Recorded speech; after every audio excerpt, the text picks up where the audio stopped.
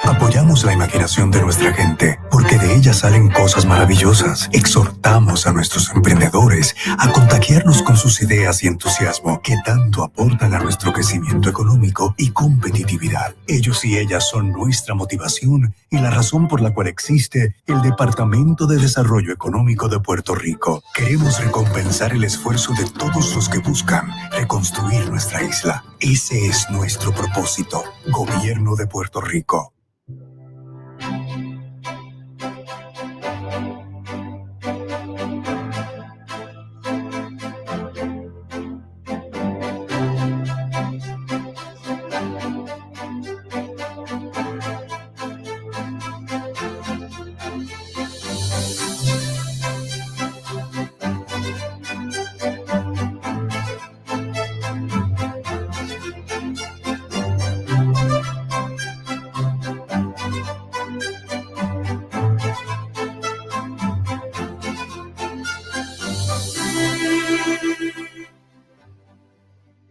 Apoyamos la imaginación de nuestra gente, porque de ella salen cosas maravillosas. Exhortamos a nuestros emprendedores a contagiarnos con sus ideas y entusiasmo que tanto aportan a nuestro crecimiento económico y competitividad. Ellos y ellas son nuestra motivación y la razón por la cual existe el Departamento de Desarrollo Económico de Puerto Rico. Queremos recompensar el esfuerzo de todos los que buscan reconstruir nuestra isla. Ese es nuestro propósito. Gobierno de Puerto Rico.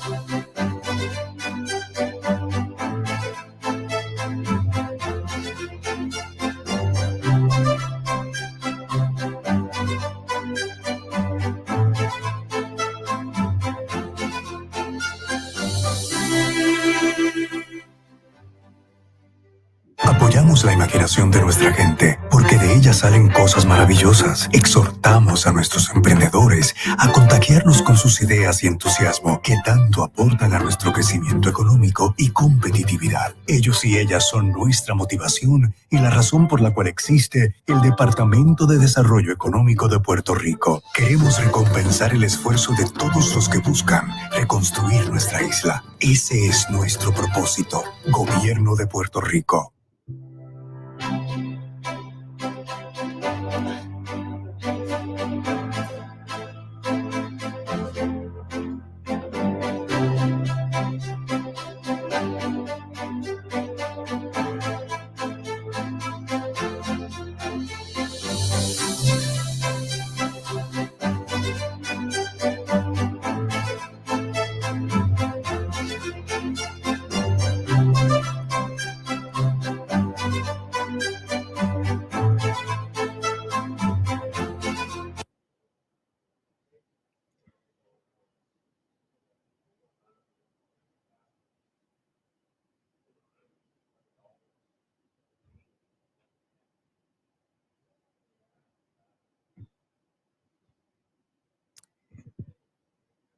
Bienvenidos a nuestro segundo día de la Convención de Negocios, the Global Trade Awards and Convention.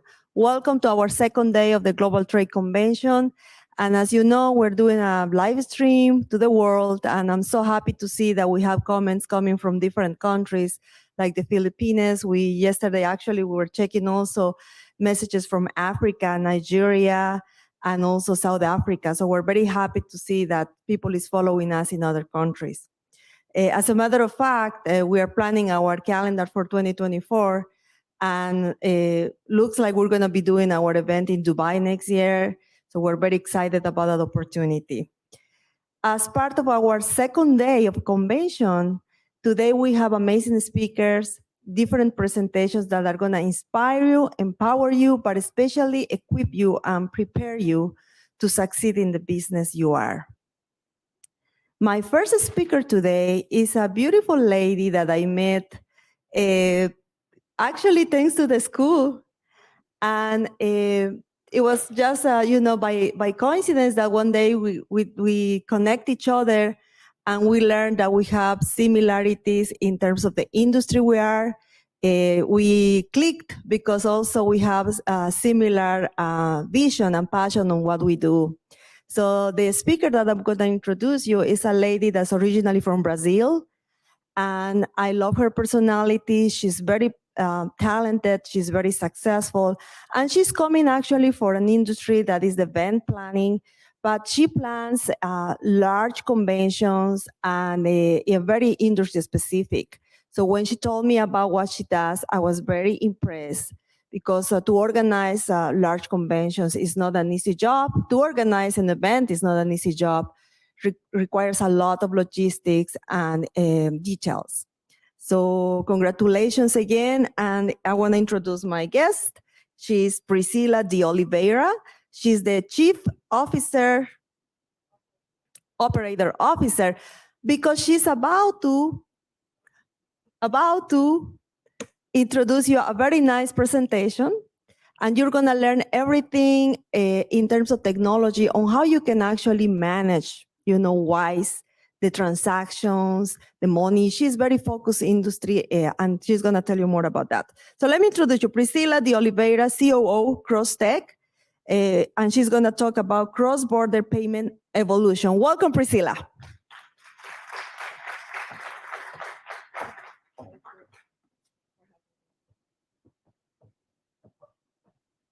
Hello, hello. I like to walk when I present, so if you don't mind, I'll be around here. So first of all, I'm Priscilla de Oliveira. I'm Brazilian, originally from Manaus. So if you don't know Manaus, I'll tell you a little bit. It's the capital of the Amazon, and it's in between Colombia, Venezuela, and we also have a little bit of Ecuador. And my journey in the United States started when I was 16, that I moved from Brazil to Orlando in Florida. And at that moment, I didn't know of the US, Hispanic community. I'm a Brazilian from Manaus, which is a very small city, about 2 million people. And when I landed to Florida, I learned a lot of Puerto Ricans, a lot of Colombians, Venezuelans, all speaking Spanish. And everybody says, oh, Portuguese and Spanish are very similar. And I didn't understand anything. So I spent my entire life thinking I'm gonna arrive to the United States to speak English, and I land there with an amazing Hispanic community. So that's when aprendí a hablar español y empecé mi nueva vida como una latina en Estados Unidos. Y dentro de esta vida voy a cambiar a español porque sé que la mayoría de acá hablan español, pero mis slides están en inglés. Solo un momentico. Y en ese momento yo dije, soy una brasilera que llegué en Estados Unidos y tengo que hacer parte de esa comunidad. Y en ese momento entré a aprender sobre la cultura de inmigrantes, la cultura latinoamericana y la cultura del idioma de español. Y a través de mi carrera empecé en American Express, después de American Express fui a Laureate y siempre tratando de ayudar y conectar con los inmigrantes. And then today, here I am by invitation of Maria in the Global Trade Convention, representing a company that does international payments. And one of the social reasons why, my founder and CEO, I'll explain you our journey, started this was to help the immigrant communities. How do we leverage technology? How do we leverage money transfer companies to really enable a tool to be able to send money to our family and friends that are around the world? Not only you're helping your community, but you're also helping economies that didn't have access to funds. So that's what we do at CrossTech. We started this journey. Hold on, I'm just gonna move the slide.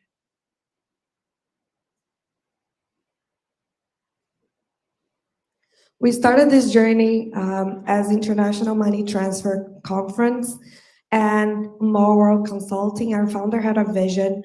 How do we set up conventions around the world to really be able to connect technology, connect regulation, and connect tools to be able to make this successful? This is Hugo Cuevas. He's my founder and CEO. He started this many years ago, about 22 years. And we started doing conventions like Maria says, and also conferences around the world and consulting. So a lot of customers of ours, which is big money transmitters in the industry, they're looking to expand their services into other countries. So we help them set up licensing, set up operations, so that way they can make that successful. Then think about this. 2019 happened and impacted all of us here. We are a conference business. We live off people networking and meeting each other. And then a global pandemic happened. At that moment, COVID hit. We had to shut down all of our conventions. We had to reevaluate our business model and really understand, what are we gonna do next? How can we help our customers connect, understand what other markets need without being an in-person convention? Then we started working on remote consulting, remote events, live streaming, so that way we will be able to provide information to our customers. At that moment, we also identify that a lot of our traditional customers are the traditional remittances. So think about this. You are in Puerto Rico, you're gonna send money to your family. 2-3 years ago, what do? You go to the supermarket, right? And then you say, quiero mandar una remesa. ¿Para dónde vas a mandar? Para Estados Unidos, para Europa. Y tú compras ahí tu remesa y ellos te dan un recibo. Today, we don't do that anymore. So after the pandemic, a lot of the companies that were traditional agency models, they had to adapt by force into having digital app. So today I went to buy a coffee right here in Ana Jimenez. And then she said, aceptamos ATH mobile. So now a lot of the new companies and the new money transfer, not only for international payments, but even domestic, you have access to instant real-time payment. So COVID-19 really transformed the way payment companies do business because they were forced to digitalize. And that provided a new business opportunity. So at that moment, we said, you know what? We're gonna change. We have been over the years, 5 different companies doing different things through awards, through consulting. We had 5 different logos. We are gonna change with the industry. So we rebranded our company from IMTC, which was International Money Transfer Company, to CrossTech, providing technology to cross-border payment, because the pandemic really made that happen. So at that moment, Hugo and I met. He was looking for transforming the company. We set up a new brand, we set up a new team, and we put together a new vision to move forward in 2021. And at that moment, we were still in the society, in a very unsure moment into, do we go back to seeing people? Do we wear a mask? Do we shake hands? How do we do a networking event with so much instability? And we did it anyways. November 2021, we hosted our first convention, of course, with all the COVID-19 precautions, wearing a mask, social distancing, and we had 500 people. And at that moment, we saw that there was a big opportunity for people to connect again, for people to go back to conventions, and we were one of the first ones in the industry to set that up. So at that moment, we said, now it's our time to recover. COVID is starting to move away. We are gonna adapt into a new way of living. So we launched new products and services. We held 2 conferences, one in Brazil, one in Miami, and we launched our first magazine product. And at that moment, we launched our magazine product to be virtual every month. And every time we had a convention, we had our in-person magazine. So that way you can take home and really go through all of our articles. And then also, I don't know if you know this, but the payment industry for cross-border is 95% male dominant. So here I come, the COO, coming from Manaus, learning Spanish, and I'm in front of this new industry where not only I'm helping reshape, but also I'm helping position women in the industry. So at that moment, 2022, we started our women community where we have in every convention one panel for all women in the payment industry, and we also have one edition of our magazine that is focused on women. So at that moment, not only we were able to transform our company, but we were also able to position, women in the industry to have a place where they belong. Then other things happened. The industry changed, not only to digitalize agency to become more digital, but we saw new companies coming with different products. So this is a picture of our last conference in Miami. We do at the Seminole Hard Rock. And at that moment, we saw a lot of the companies that were traditional P2P, we call peer-to-peer payments. So let's say Priscilla sending a payment to Danielle, Danielle sending a payment to Priscilla. And we said, globalization is happening. I know you're here with the global trade commerce. Now you can hire a vendor anywhere. So think about it. If you are a technology company, most of your developers are going to be in El Salvador, Guatemala, Japan, China, India. And how do you pay those vendors? You don't want to pay through ACH transactions and SWIFT. Your wire transfer is so high and it takes you 3 to 5 days, right? So that developed an opportunity. And at that opportunity, a lot of the traditional peer-to-peer companies started evaluating a new segment, which is called business payments. And then they started transforming their technology to be able to provide that service to companies, to hire vendors international, and to be able to pay them instantly. So we discovered a new tendency of the industry. At that moment, what we said is, we have to take advantage of that. How do we do that? So we started, I think my slides is like not cooperating, so I apologize for that. But at that moment we said, how do we do that? So we decided to create a new segment in our conferences to really focus on business payment as a new conference. So in this year, 2023, we launched our business payment conference where we focus on companies that are delivering business payment solutions. So if you are a company in Puerto Rico that are looking to pay a vendor outside of the US, you are really able to do that through these companies that are around the world. So now you think about, okay, Priscilla, you told me the pandemic changed you rebranded, you're now CrossTech, you're now able to, really transform businesses to be able to do international payments. You launch a new magazine. What does the future look like? So what we have seen is we are launching new products and services.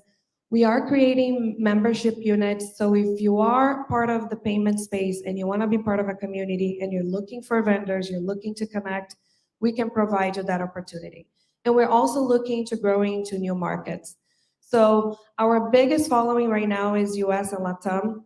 I love what Maria said in the beginning. We're starting to see a trend of immigrants going to Africa, also the Philippines. So we're seeing a lot of movement in remittances in those markets. So we have been able to analyze a big opportunity in that market. And then I put together for you 10 trends that I have seen in the region as a cross-border payment. So let me see if I can go to the slides. So this is, as I'm going to conferences around the world, I'm meeting different people, I'm understanding what they're looking for. I said, this is a photo, I love this. This is our first panel with women. So 95% of the community is male. So this we were able to gather, take a look. People from Africa, from US, from LATAM, from Brazil, from Puerto Rico. We have a following Puerto Rico as well. And we were able to talk about how women are making the difference in the cross-border payments. This is our RenTech Awards. So we were recognized as pioneer in the industry. We have a partnership with the GRIFT and also the UN, where we award companies in making a difference around the world. So part of my job is to scout new technology and new innovations in the market. So we were able to go to Nairobi in Africa and really show the market what are the technologies available for them to do payments, what are the compliance structures available for them, and we gave them an award. I know Maria also works on awarding people. So this has been a wonderful opportunity for us to find things that are unique.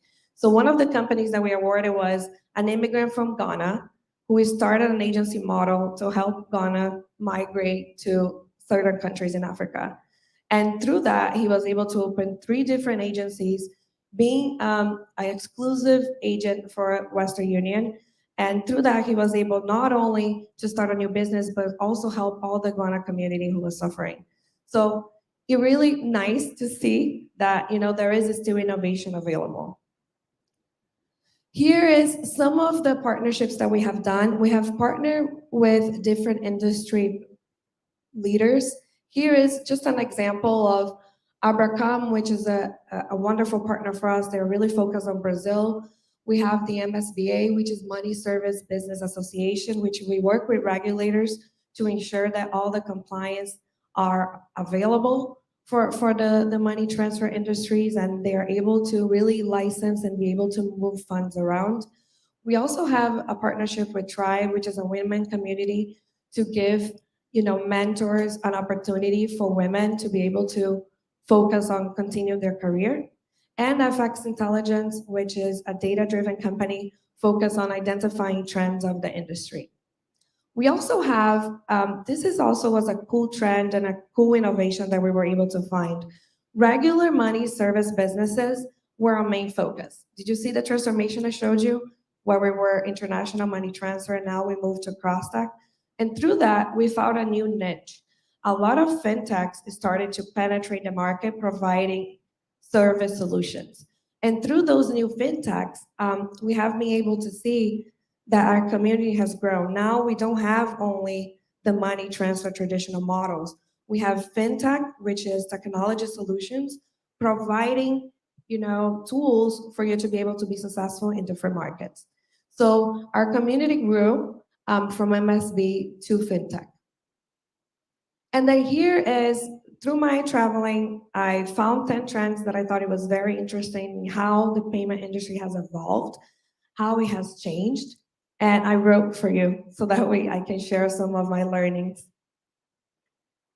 So the number one trend that we've seen is, and I think this is not only applicable to my industry, it also applies to any of you guys that are here, is people don't want to build if they don't have to. Why are you going to build something if you can buy? So what we have seen is there's a lot of mergers and acquisition happening in the industry. Instead of you spending 10 years or 3 years or 5 years to build something, you search for something that is available, that the cost is right, you buy it, you implement it in your company, and you save time to market.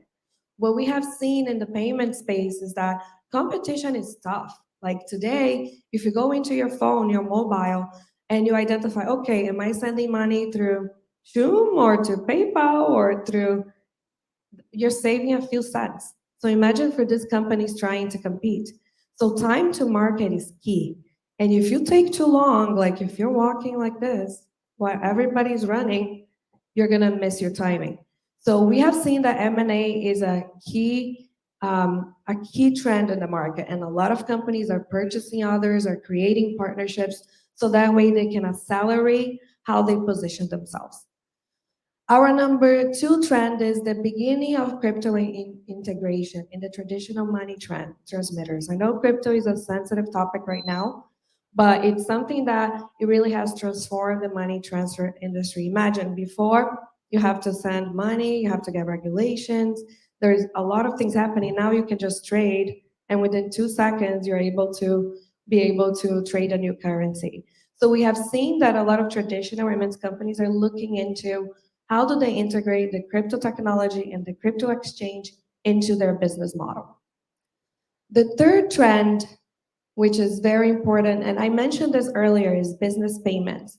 We have seen that not only P2P companies are focusing on growth, but they're extending their service to be able to provide other services with more volume, more scale, and solve a problem that is happening in the industry. Because right now, if you want to pay an international vendor, like I mentioned, you don't want to go through a regular payment method. Number 4 is Africa. Africa is on top of the iceberg, is a new corridor for LATAM, and there is a lot of immigration happening. And we have seen is that the volume of remittance in and out of Africa is amazing, and there is a big opportunity for a lot of money transmitter to be in that market.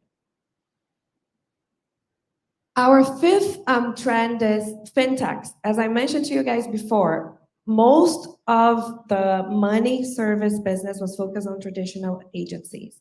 Now we have seen that technology is here, so everybody wants to be part of the opportunity, and a lot of companies call themselves fintechs, and they provide technology solutions. Through providing those technology solutions, we have seen there is an overpopulation of that. So now everybody is a fintech, everybody can provide you a solution. So you, when you're sourcing those solutions, how do we identify which one is for you? Because what we have seen, especially through our consulting division, when I source those companies, we have seen what's really behind that. So you have a lot of integrations, you provide a lot of services, but how do you understand that you already have the volume that is enough and the experience to be able to prove that valuation? So that's something for you to think about as you're navigating through your industry.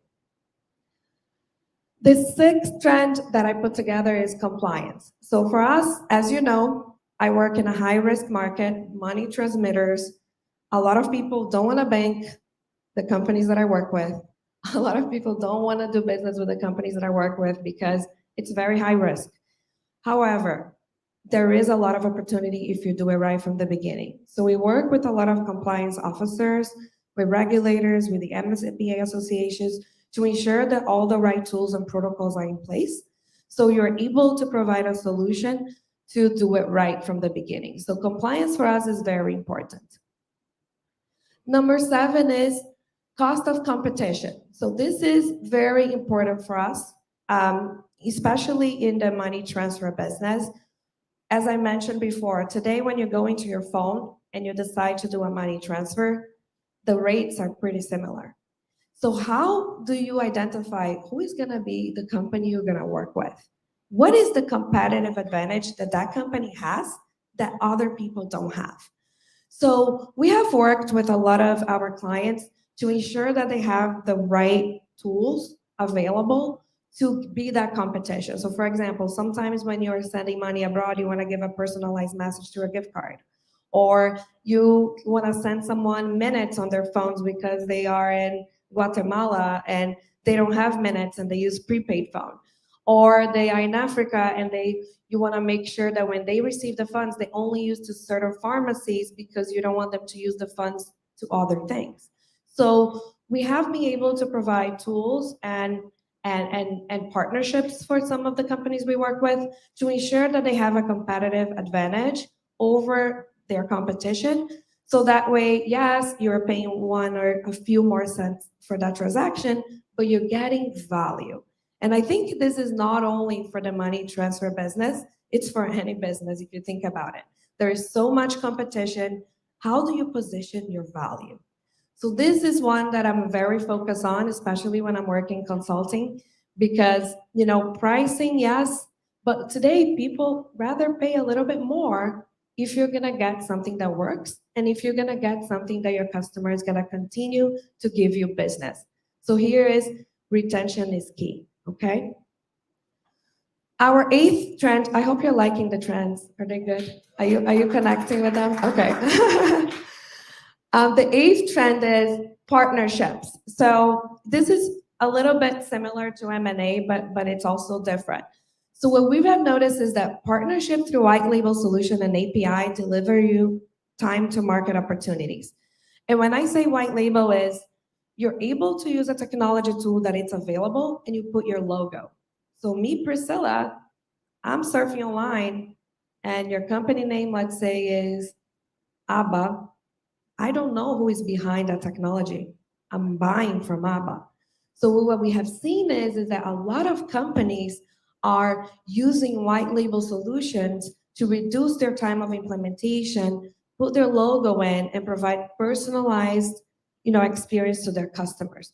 So that's a trend that has been huge. And in our industry, we call them payment aggregators. And they have grown not only in the US, but in other markets in Latin America. So that has been a really big trend that we have noticed. Real-time payments. So real-time payments across the globe is something that it's here to stay. I'm from Brazil, so Pix was a huge deal that happened in Brazil, and a few years ago, now they're looking even into Pix International, and that's where you're able to do instant payment through your mobile immediately. Not only as a person, but also if you are a small business company. So I'll give you a funny example so that way you can connect. When I went to Brazil to see my family, you go to the beach and the guy selling you coconut, they say, you know what, you don't have to pay me cash. You can give me a Pix. So even the small business owners, they're able to have a method to receive payment and grow their business that they didn't have before. That also helped the economy and the regulation because all those payments that go through Pix, since it's regulated, they're also able to ensure that everything is going through regulation, that everything is compliant, and that the economy are really putting in the books everything that they're selling. And in the US, I don't know if you're familiar with this, they're a little bit delayed. I actually raised my hand in one of the regulators meeting and I said, how come we're still delayed? FedNow is not here yet. Pix has launched 2 years ago. So where have we been? So in the US, the regulation is a little bit different because each regulator manages each state. So it takes a little longer to be able to implement. But the good news is that this year in July, FedNow now is live. They have 140 companies that are already enrolled, and they are looking to continue to grow that. So instant payment is here to stay. And I think the beginning is domestic and the future is international. So not only you're gonna be able to do that regular money transfer from me to Maria in Miami, but in the future, you're gonna be able to do that for me to Danielle in Puerto Rico. So we see that as a solid trend that is gonna stay. And then my last trend is traditional banking partnerships with fintechs is riding a new trend. So since we are a very regulated industry, we have specific banks that we can work with to be able to do those transactions. And what we have seen is now, due to the volume, due to the opportunity, a lot of new banks are joining, preparing themselves to really be able to service this market. Not only to be able to be part of the opportunity, but also to be able to provide a globalization in payments. So that way you're able to do that across the globe.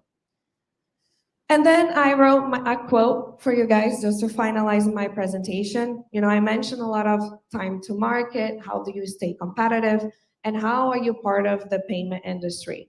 And what I leave you today is the future of payments is now. So if you're still thinking, don't think, implement, because if not, your time to market is too short. And if you're gonna build, think about your opportunity of building versus buy.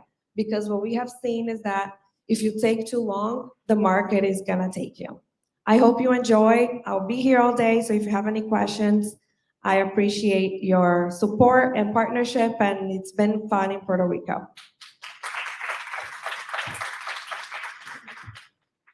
Thank you. Don't go. Okay. Please, big hand to Priscilla. When you look at amazing women around the globe and you see their history and the great things they're achieving worldwide, you're one of my favorite. She came from Brazil. Am I interrupting you?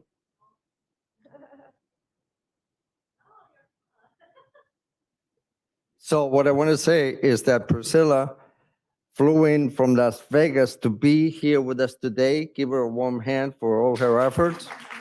Had a big event in Las Vegas, and she has to go back for her daughter's birthday party tomorrow. Talk about commitment. So as a woman leader and incredible entrepreneur, you have to read her story. We're going to post it in the magazine, many places. We have selected Miss Priscilla to be our International Businesswoman of the Year. So I want you to give her a big hand. International Businesswoman of the Year. She's changing the world. in your industry. So we honor you and we appreciate you. Thank you. On behalf of the Global Trade Chamber.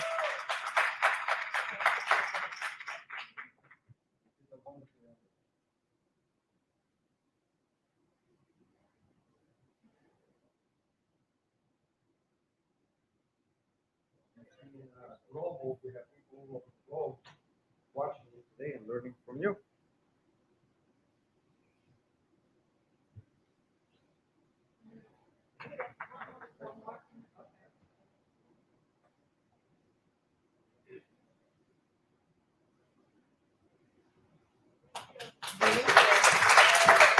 We appreciate it. I appreciate it. Thank you.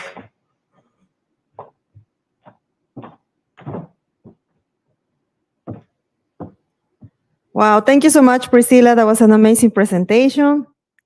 What is my background? There you go. Thank you, guys. You're the best. Okay, so talking about successful women, right? And the way I see my next speaker is about you have to be successful, but for you to be successful, you need to be healthy inside and outside. You cannot just, work all day and don't take care of yourself, because everything starts actually from the inside, how you feel, how is your health. So you're gonna have all the energy to achieve your goals. And I really learned a lot in one of the seminars that we had with our next speaker, because she teaches us everything about, not just organic, but I think it's the lifestyle. So I wanna introduce you, Rezia. She's the president and founder of the Dynamic Growth and Wellness LLC. She's gonna talk about meaningful success, mental health, which is super important, eating, and business. Let's welcome our guest, Rezia. And unfortunately, she had an accident, so she cannot walk and she cannot stand up too long. So she's gonna be sitting today with us. But she's here. She made it. I'm gonna need a microphone. Thank you. Hello, everybody. How's everybody today? All right. I'm gonna put the seat over here.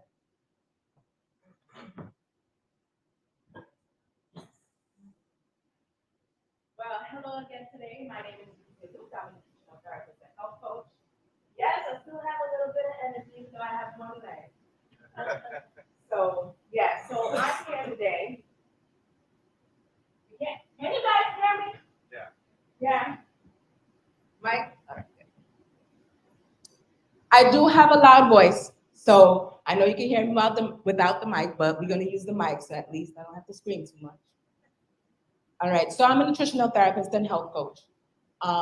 So my name is Rezia again, and the main reason I got into this space because I also was going through something really, really big, right?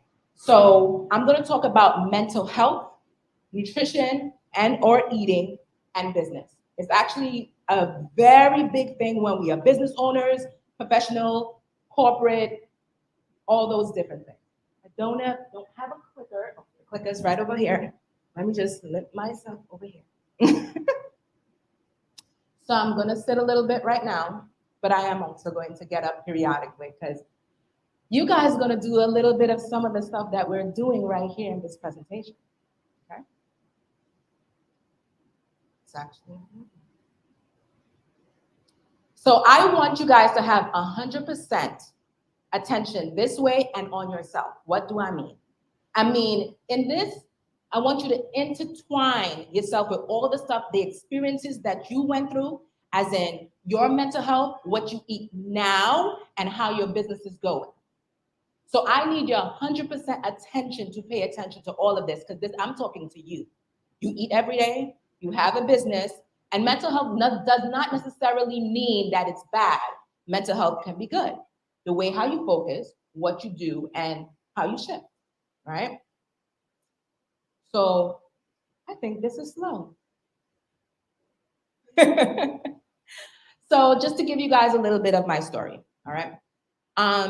So I came from Trinidad and Tobago. I am a West Indian girl. And I had a lot of trauma and a lot of stuff going on in my life, even when I was young.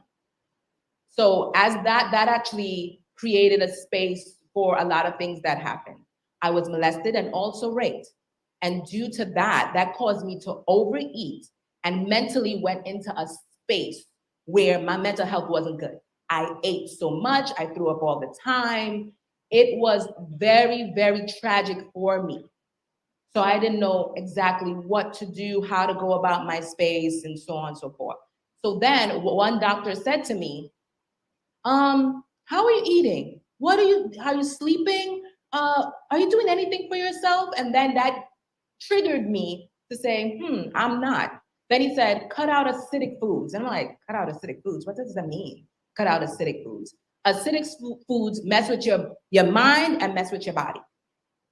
So I'm like, okay.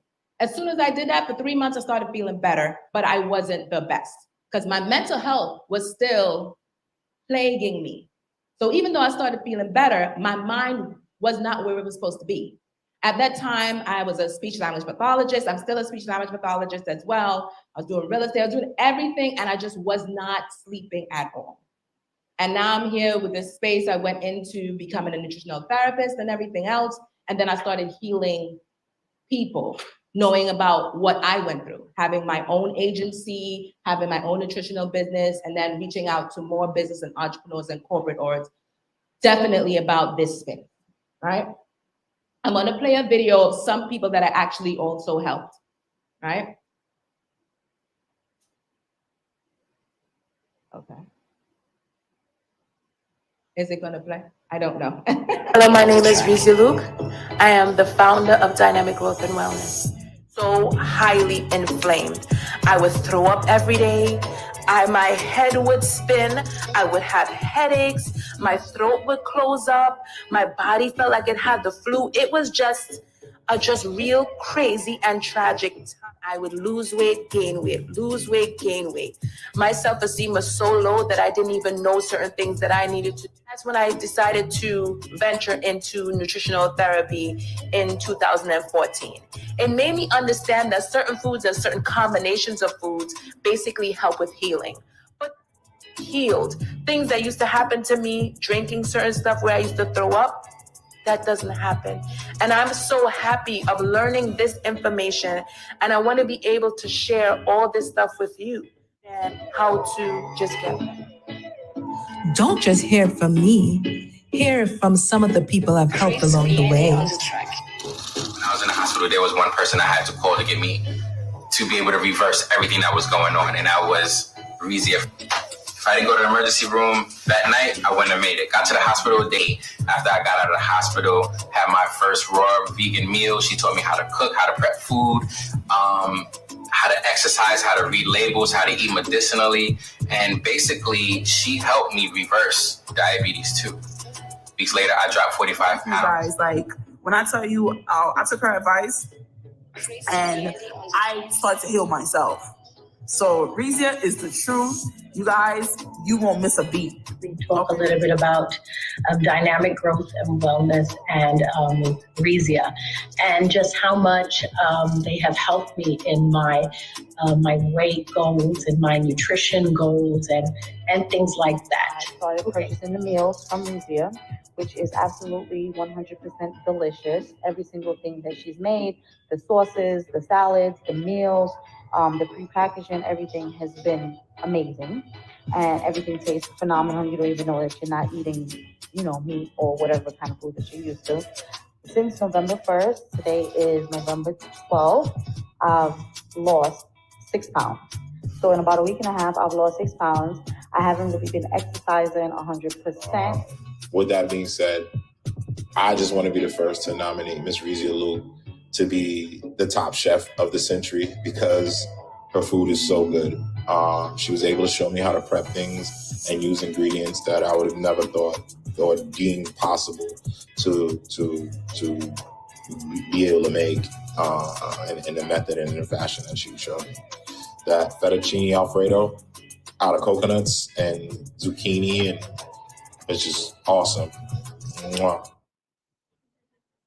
So the first person that was there was a music producer, business, working on his own. The second person that was she was a dancer. She had her own dancing company.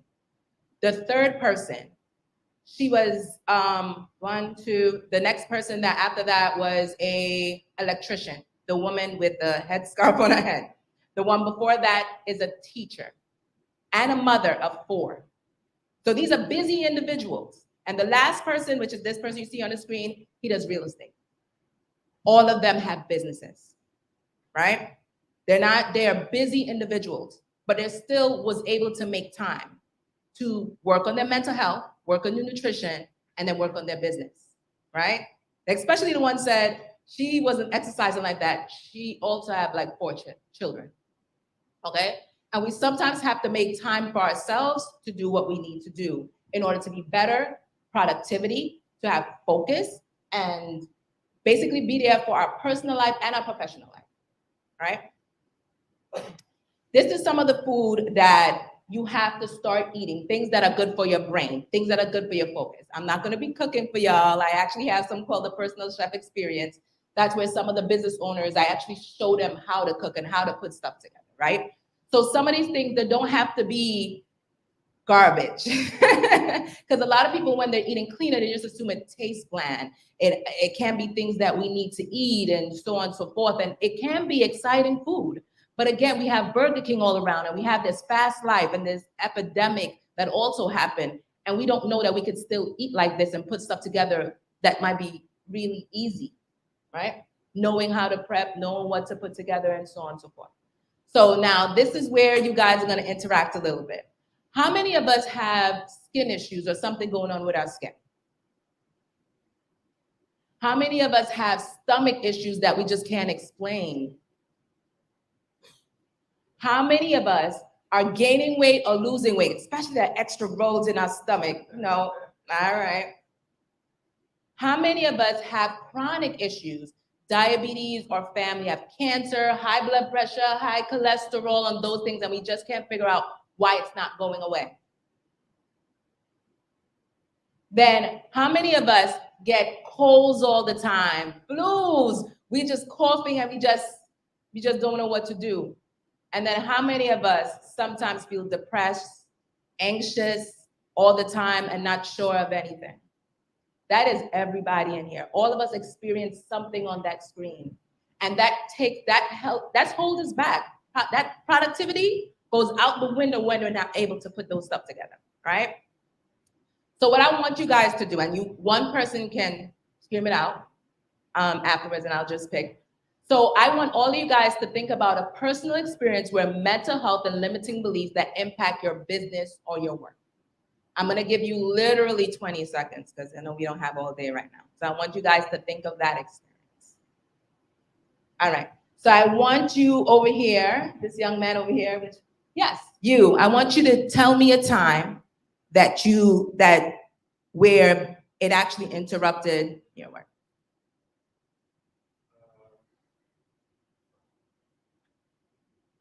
Well, yeah.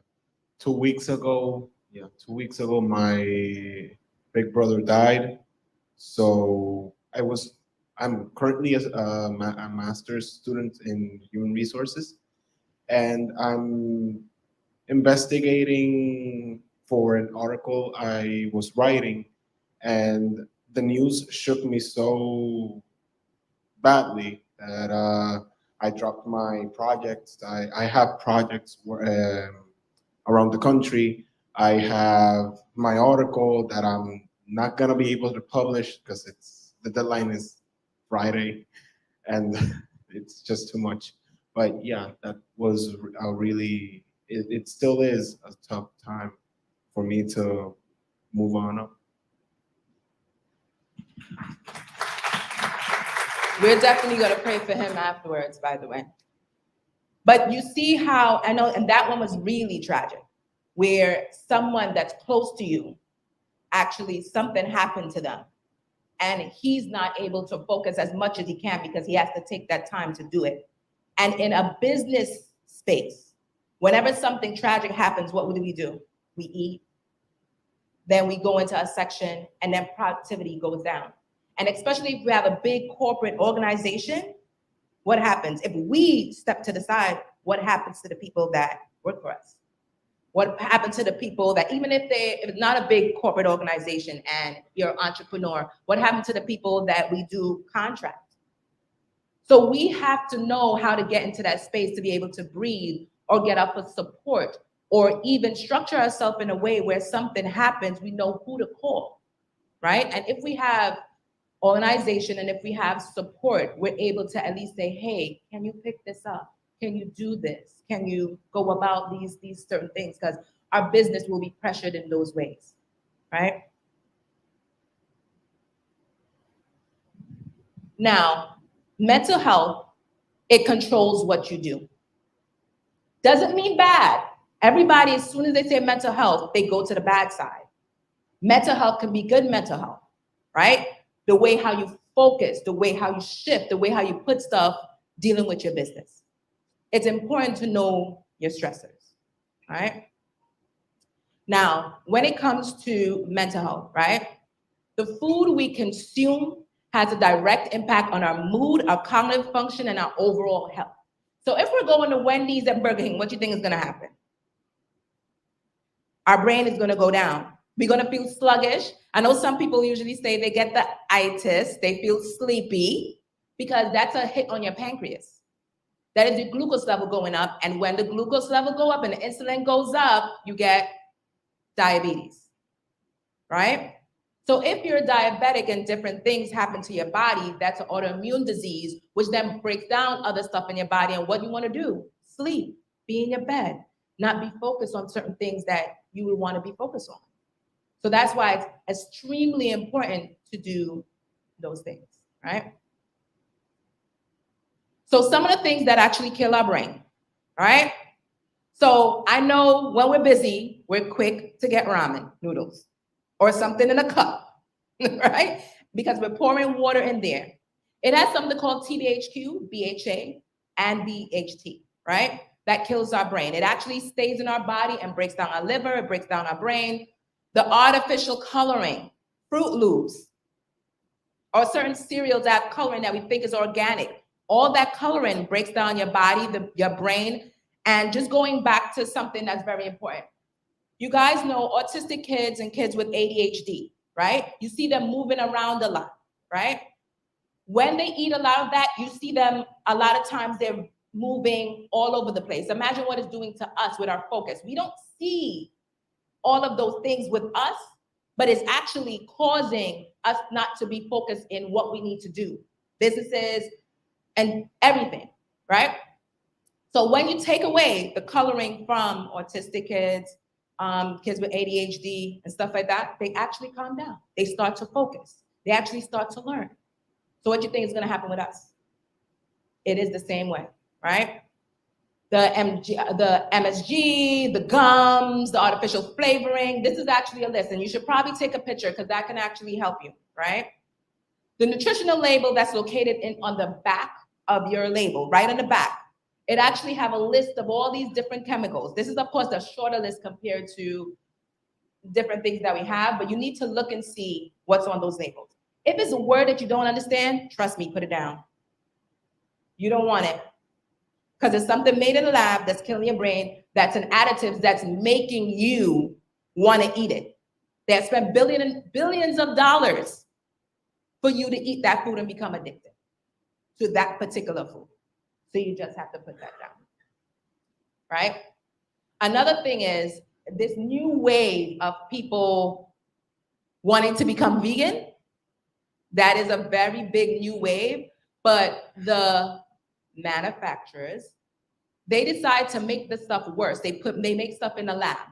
A lot of the tofus and Beyond Burgers and Beyond Meat, they actually are starting to get sued for the amount of pesticides, herbicides, and chemicals that they put into their food. So you still have to go back to eating whole foods, real things, pears, things that we know, coconut water. Those things help your brain, okay? You don't have to process it in any way. Just pick it up and eat it. Even if you make a cookie, make it out of something that you know. A myth. Everybody assume wheat stuff is good. That's a myth. Because gluten actually messes with your brain and your gut. Too much gluten. So it's a lot of stuff that we assume that's healthy, that's not healthy for us in excess, right? Another thing, everything in cans. Those things in cans, there's a lot of stuff leaking from the can itself. Again, the process and chemicals and stuff for it to be preserved for the longer time is also messing with your brain. We already know Burger King and even those things that you could find in a freezer, you have to actually look and see if they have any preservatives in it. Sodium benzoate and all these different things, which also is killing your brain, right? So time to heal, right? We have to heal our brains and heal our bodies in order to be focused when it comes to business, right? This, take a picture of. This is very important of how to buy stuff. It's actually simple, but just take a picture of it. Having stuff that keeping your meal simple. Again, you don't have to create a whole exquisite 4-course meal. You can be really simple with it, all right? I personally, when I got here, I went to Costco, I went to Walmart, and I picked some stuff up that I needed to have. I didn't go somewhere else to try to find it or find local fruits, right? Organic, natural, raw, cold pressed. Get stuff in the most natural form that you could get it. Buy stuff that is seeded, things with seed in it. Most of the time when it don't have seed, it's modified, right? Know your own eating habits. Everybody don't work the same way. There's some people that work late, there's some people that work in the morning.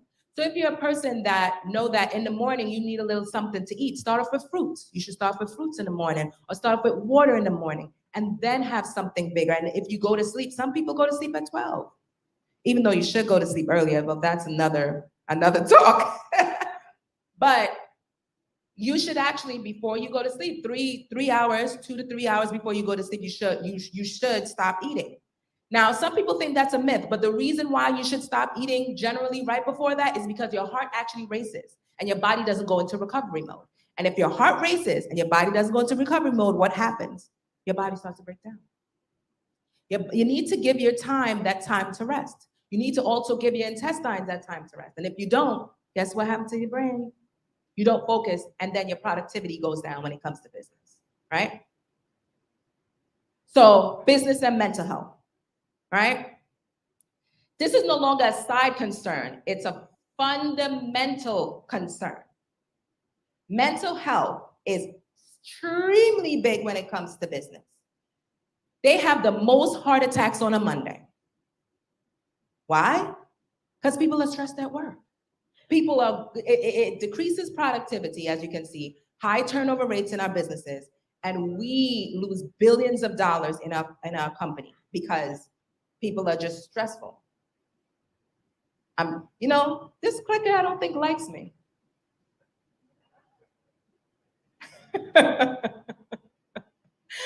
55% of Americans are stressed during the whole day of work. That's a lot. That is a ridiculous amount. 94% of workers and business owners report feeling stressed at work consistently. 94. Only the 6% is chilling. 63% of US workers report that they are ready to quit their job due to stress. 33% of people report feeling extremely stressed that they'll want to commit suicide. This is a problem. We sometimes need to take 1 minute to breathe. How about, you know what? Let's do it right now. Take all that positive energy you have. Close your eyes right now. Take 1 quick breath in and then slowly let it out.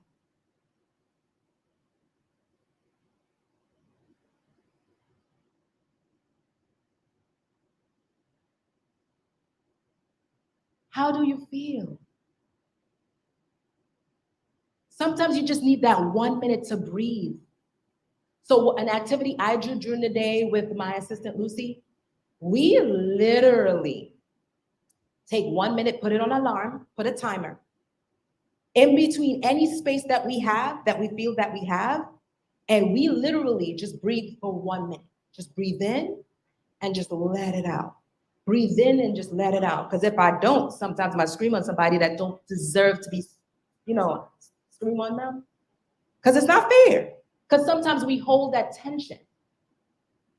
If I scream on somebody, I expect for them to scream on me back, just personally. But we don't even want them to contemplate suicide, anybody that we're dealing with. So even if we do it in our workspace, it's really good, right? So here, if you guys see here, I'm gonna move a little bit so you guys can see this. But this is more statistical information. Cause of workplace stress, the workload. Sometimes we give people too much and don't notice that we need to delegate certain tasks different places.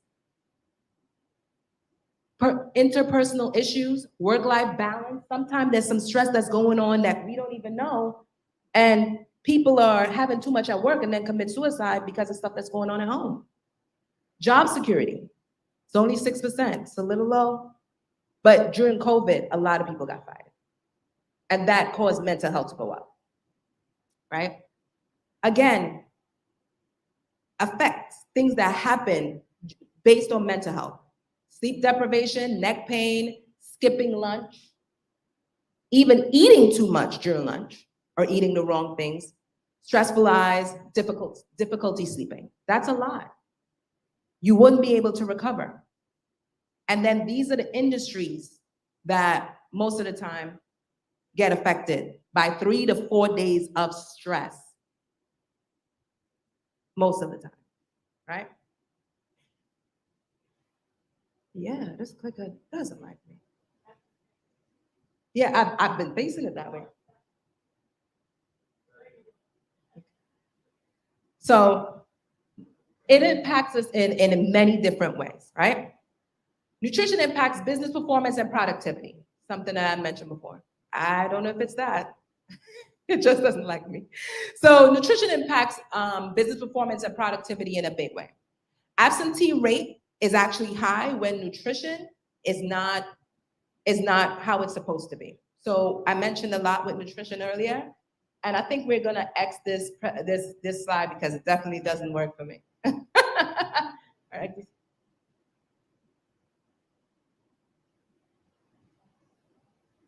No, it's not working. Now it works. Okay. So when it comes to nutrition, once nutrition gets better, all the other stuff get better as well. Your knee pain, asthma, heart attack, depression, diabetes, high cholesterol, obesity, it actually gets better when it comes to mental health, nutrition, and business, right? So these are a couple of activities that you guys can actually implement in an everyday basis, all right? So this is also something that I will suggest for you guys to take a picture of, right? So here, a lot of us don't have the time in the morning, right, to exercise. At least we say we don't have the time in the morning to exercise, right? So something that I do sometimes is I would be at my work desk or I'll be wherever I'm at and I'll do the exercises while I'm seated, right? So sometimes you can do stuff with your abs, right? You could do arm rotations. You put a timer on for 1 minute. You could even do squats, right? Imagine doing that for 1 minute, at least 5 times a day. All those stubborn stuff, and at least some of you guys don't like how your body composition is, or even that part needs to strengthen up, or even you just need activity. That helps, all right? So physical activity actually helps your mental health.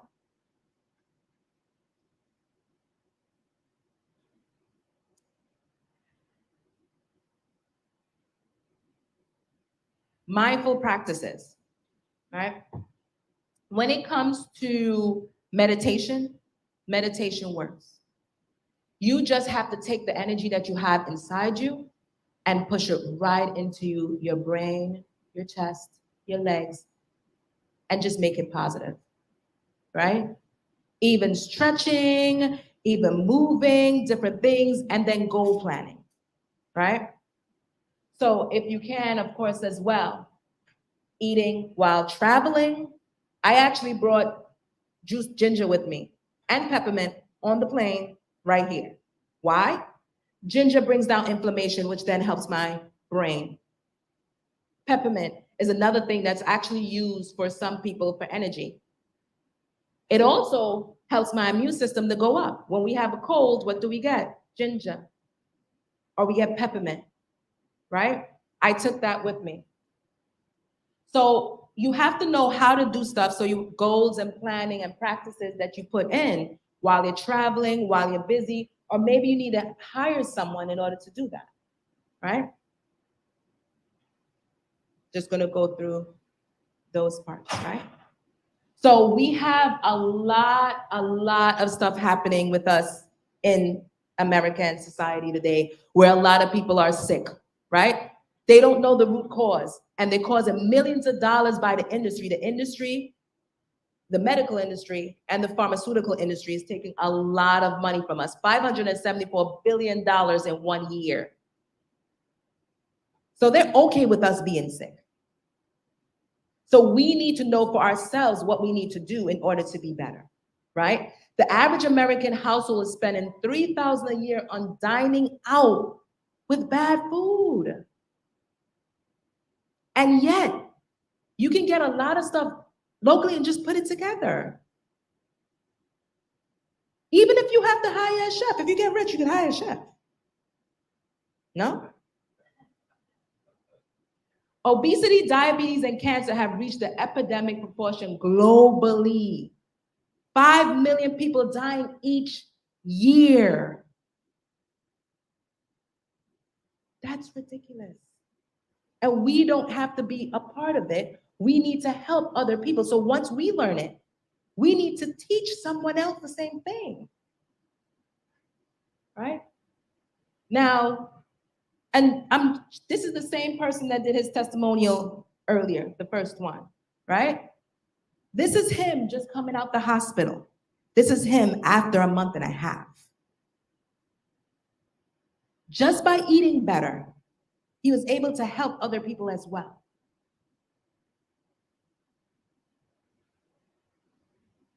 Now, what Dynamic Growth and Wellness does for businesses, we have a mentorship. We actually go into workplaces, we help individuals dealing with that want to work better, that want to have wellness programs, because wellness program actually helps corporate businesses and just help focus, productivity, gains, and different things.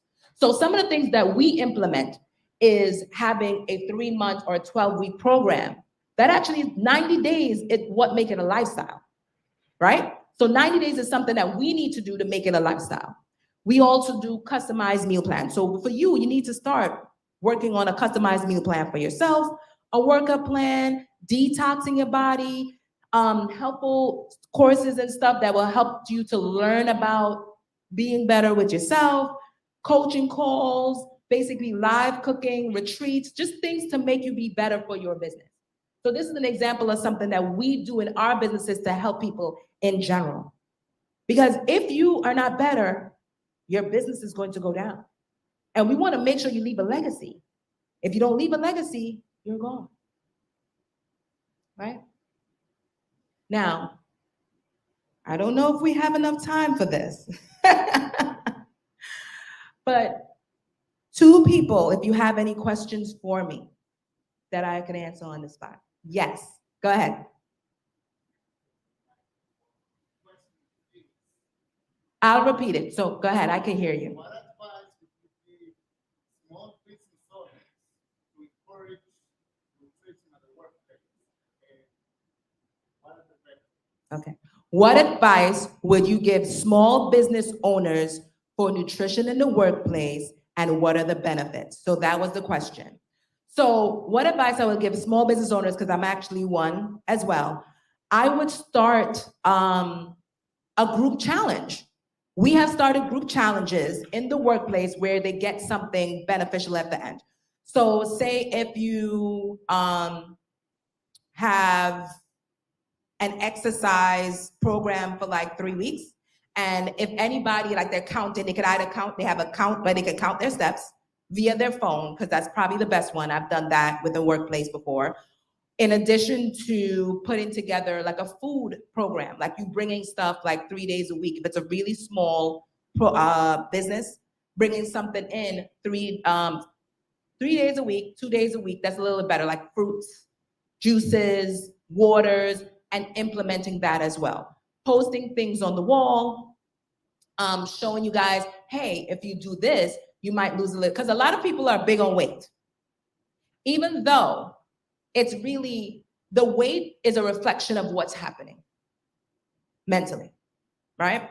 So since a lot of people want to lose weight, if you actually put up something, hey, if you guys do this pertaining to weight, it actually will help them focus as well.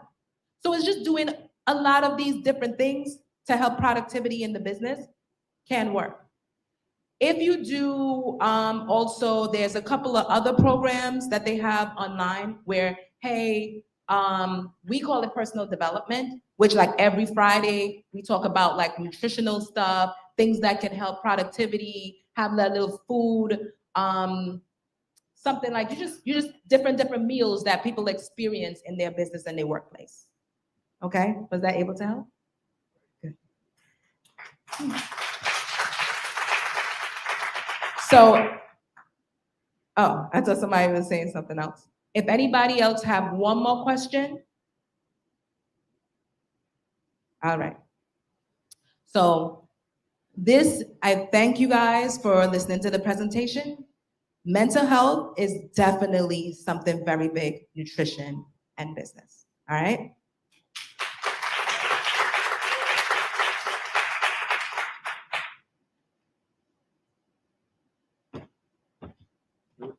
Dynamite. Give her a hand. She is a life changer. This is the things that we take for granted that you brought them right in front of our face. So we think about it. Once you start becoming aware of things, then you take action. So you are invaluable. We appreciate you so much. Thank you so much. Great lady.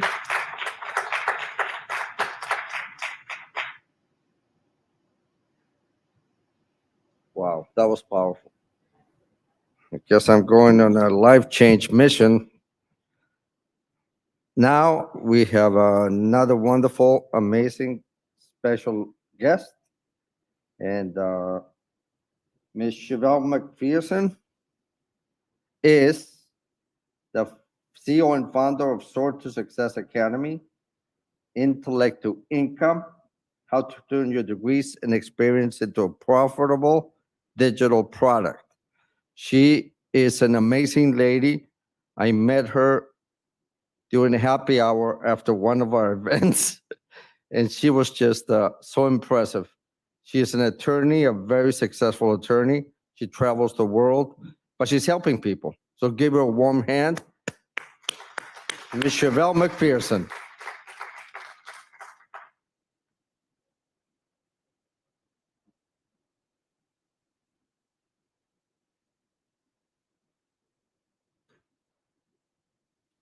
You're getting your presentation ready.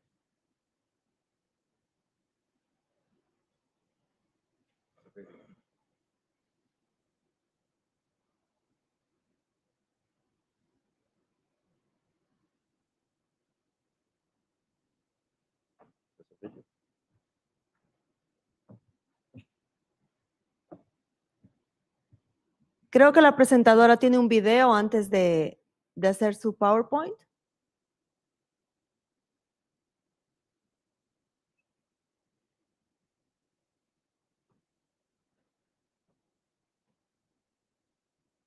Ahí está.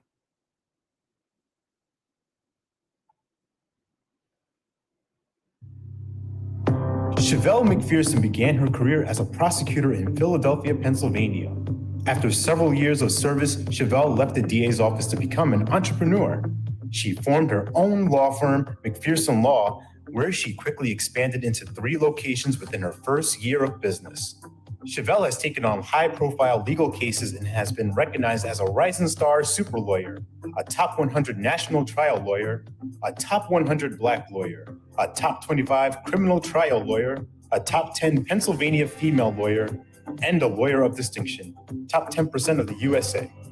Shevelle is the #1 best-selling author of the book Soar Beyond the Heels of Adversity.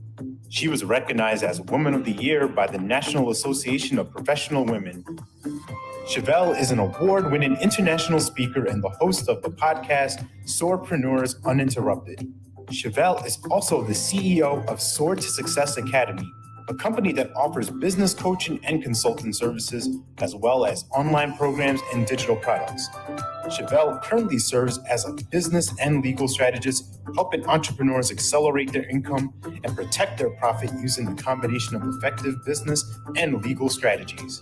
Ladies and gentlemen, Shevelle McPherson. Okay. Hello, can y'all hear me? All right, so welcome, Puerto Rico. Who's excited to be here? I am super excited to be here. And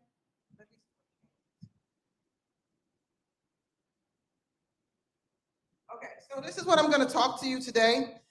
It's about turning your intellect into income. Who would want to take all the knowledge out of their head and just trade it in for cash? Who? Perfect, my people. Okay, so what I'm going to talk about is many of us in here, we have skills, we have degrees, we have education, we have businesses, or we're in school, we're learning. I always say that a fourth grader is a hero to a third grader. So a lot of times you think that you have to be so far ahead, but most of us have something in our head that other people want to know. And I've been sitting here listening to a lot of you speakers, and every one of you in here has a course inside of you that you may want to bring out and birth to the world. So let's get into it. A digital course. I'm talking about taking the knowledge and information out of your head and productizing it, because you make more money in the teaching as opposed to the doing. You can make more money standing in front of a group of people or having a digital course and teaching a lot as opposed to having a one-on-one client or running around from place to place. And I'm going to tell you that if you're a coach or consultant, this is for you. If you are an expert, and an expert, again, I said, remember, a fourth grader is a hero to a third grader, so you don't have to be so far above. If you're an author, you already have a book, because your book most likely tells someone how to get something done. The 5 steps to this, the 3 steps to that. That's a course. You already have it. You can just get it transcribed, send it to an editor. You have a course. You can just take it and digitize it. Service provider. Anybody in here showing people how to invest in real estate or do other things or get sponsorships or anything of that nature? You have a course. Linda has a course, everybody. If you have a passion, I always say a passion backed by some training or experience, you have a digital course inside of you. I believe that having a leveraged lifestyle business with passive income is the key to TLC. And that doesn't mean tender love and care. It means time, location, and cash freedom, okay? That's my kind of TLC. Anybody else want a little time, location, and cash freedom? Okay, this is the new world of TLC. All right, so you might be saying, okay, Shevelle, how do you know all of this? Okay, so let me tell you how you start. You saw my video, but I did start my career off as a prosecutor. So this, was me working really hard. And so I said the grind was real. And what that means is I was literally working. How many of you are working really hard in your business, or you had a job and it was just when does it end? So that was me. Then I said, okay, I'm gonna leave. Anybody leave a job to go start a business because you thought you were gonna have more time and more fun? Not, right? So that was me. I became an entrepreneur, started my own firm, taking on high profile cases, got all the accolades you saw, expanded my law firm to 3 locations. And this was me. I was like, yay, I'm on top of the world. And then I was like, well, maybe not, because I'm tired. I'm running around. I'm burnt out, right? So it's like a seesaw puzzle. You feel like you're on top of the world, but at the same time, your body feels it's at the bottom of the world. Anybody can relate to that? Okay, so this is me thinking life is great. And I'm like, it's really not. Now, instead of being a prosecutor sitting inside of one courtroom, you know, taking on all these cases. Now I have private clients. So I'm running around from courthouse to courthouse, jail to jail, hospital to hospital. I'm literally like all over the place. So I said to myself, you know what, Shevelle? The grind, it just got realer. It didn't stop. It just got realer. Like it got worse for me. So I said, okay, so something has to change. So this is me. Anybody ever feel like this in your business? You just feel like it seems great. And the money might even be great, but you don't feel so great because you're just burning out. It's like you're burning the candle at both ends. So this was me. I said, something has to change. So what did I do? I decided to write a book. I wrote this book. I told my story, my obstacle to opportunity story. I basically had a kid. We're all family here now. We've been here for 2 days, so I'll share with you. I had a kid when I was 15. And I'm not even gonna go through that whole story, but basically, I used to go speak at different like shelters and used to go to different communities and talk to different like teenage girls and women in shelters. So I wrote this book, but that was like my escape. But I also was giving back. But then what happened was I started being asked to speak on stages. And as I was speaking on stages, I started traveling the world, became an international speaker, award-winning. And then, clicker. This is what happened. So women entrepreneurs started asking me lots of questions. So I thought I was like escaping the law, but they're like, Shevelle, how do you protect your intellectual property? Shevelle, how do you start an LLC? What's the difference between this? So I started this coaching and consulting business on the side. In the first year as a side hustle, took that business to 6 figures, right? So I'm like, okay, this is great. And so this is what happened. This is where life changed for me. So pay close attention. I got asked to speak at an event. November 18th, 2020, my life changed. I got asked to speak at an event, but for the first time, I was asked to speak and was told that at the end, I could sell something. So I said, oh, okay. I'm speaking to this audience of entrepreneurs. I'm coaching business women on how to grow and scale their business. I'm teaching them about all the IP and all this stuff. So I created a digital course. I was gonna speak to like 300 people and I said, okay, I'll just sell this course and let's see what happens. You wanna know what happened? I made 6 figures in 60 minutes. How does that sound? Anybody wanna do that? Right? So, but that was an aha moment for me because I said, wait a minute, you just saw my story. I'm like, I was a prosecutor, I'm running around, I'm going from courthouse to courthouse, I'm chasing clients, I'm doing all the things. And now I stand on this stage and I speak and I offer people something they need, right? And everybody like checks out. They take my call to action, which is to get my course called Legally Bossed Up Bootcamp, which is where now you learn all the things you need to learn to have a successful business. It's your legal foundation. So that's what you have something in your head that you can package, and literally everyone in here, especially those who are speaking, what are you offering on at the end of your talk if you're allowed to sell? And even if you're not allowed to sell or you don't want to sell, you can bring people into your world, they'll learn more things about you, and you'll always have a digital course in your pocket. So I said, so here's what else happened to me. Let's see. Well, basically, I said that the leverage life is the way, but I'm like the last person. So here's another thing. So December 8th, 2020, I'm gonna skip kind of past this a little bit. I had a 30-year marriage that ended. This is like a month after I just had this figure payday. So you know how life is like, oh, something great, oh, something bad. Anybody been there? So yeah, it's like, I just made all this money, now I'm gonna be single. Okay, so this was me, right? So this is me. So I'm like, okay, so here's what happened though. I have good girlfriends. My girlfriend, she said, Shevelle, why don't you just come to Bali? Like, you're single now, you just made a lot of money. There's no reason why you can't. So just, come to Bali. So I was like, can I really go to Bali? So yeah, I did. I went to Bali, and I got to tell you what happened in Bali. This is where the digital course life really took off, because I'm in Bali. I stayed in Bali for 3 months. I'm like living my best life. I have a pool right outside of my bedroom. I have someone like making me breakfast. And I mean, life is really good, right? And so I'm not working too much, and I don't have to because I have a digital course and people are buying the digital course. So money is still coming in. It's passive income. I wake up, I have extra money. Life is great. So here's what happens, right? I'm like hashtag work from wherever, because that's what I'm known for. But I got to tell you what else happened in Bali. I got a telephone call. Someone asked me to come speak, and they said I could sell at the end. What do you guys think I did? Sitting at my pool right here in Bali. So I got my computer, I went and sat at the pool, I turned my computer on, I talked like I'm talking to you, and at the end, I said, and guess what? You need to get legally bossed up. You need to have a foundation in your business. And they're like, yeah, yeah, yeah. And I said, so click the link and get my course. And here's what happened, right? Let's see what happened. Oh, wait, I'm going the wrong way. Well, I'll just tell you what happened. $50,000 in 50 minutes sitting by the pool in Bali. Okay? All right? Is anybody interested in a digital course right now? Like, is anybody interested? Do you see how this could like work in your life? Okay, so this is it. The life of the grind is over. I'm done. No more hustling hard for me because I'm just, it's like, why? I mean, I tested it, it works, right? Okay, so this is life now. This is what life looks like.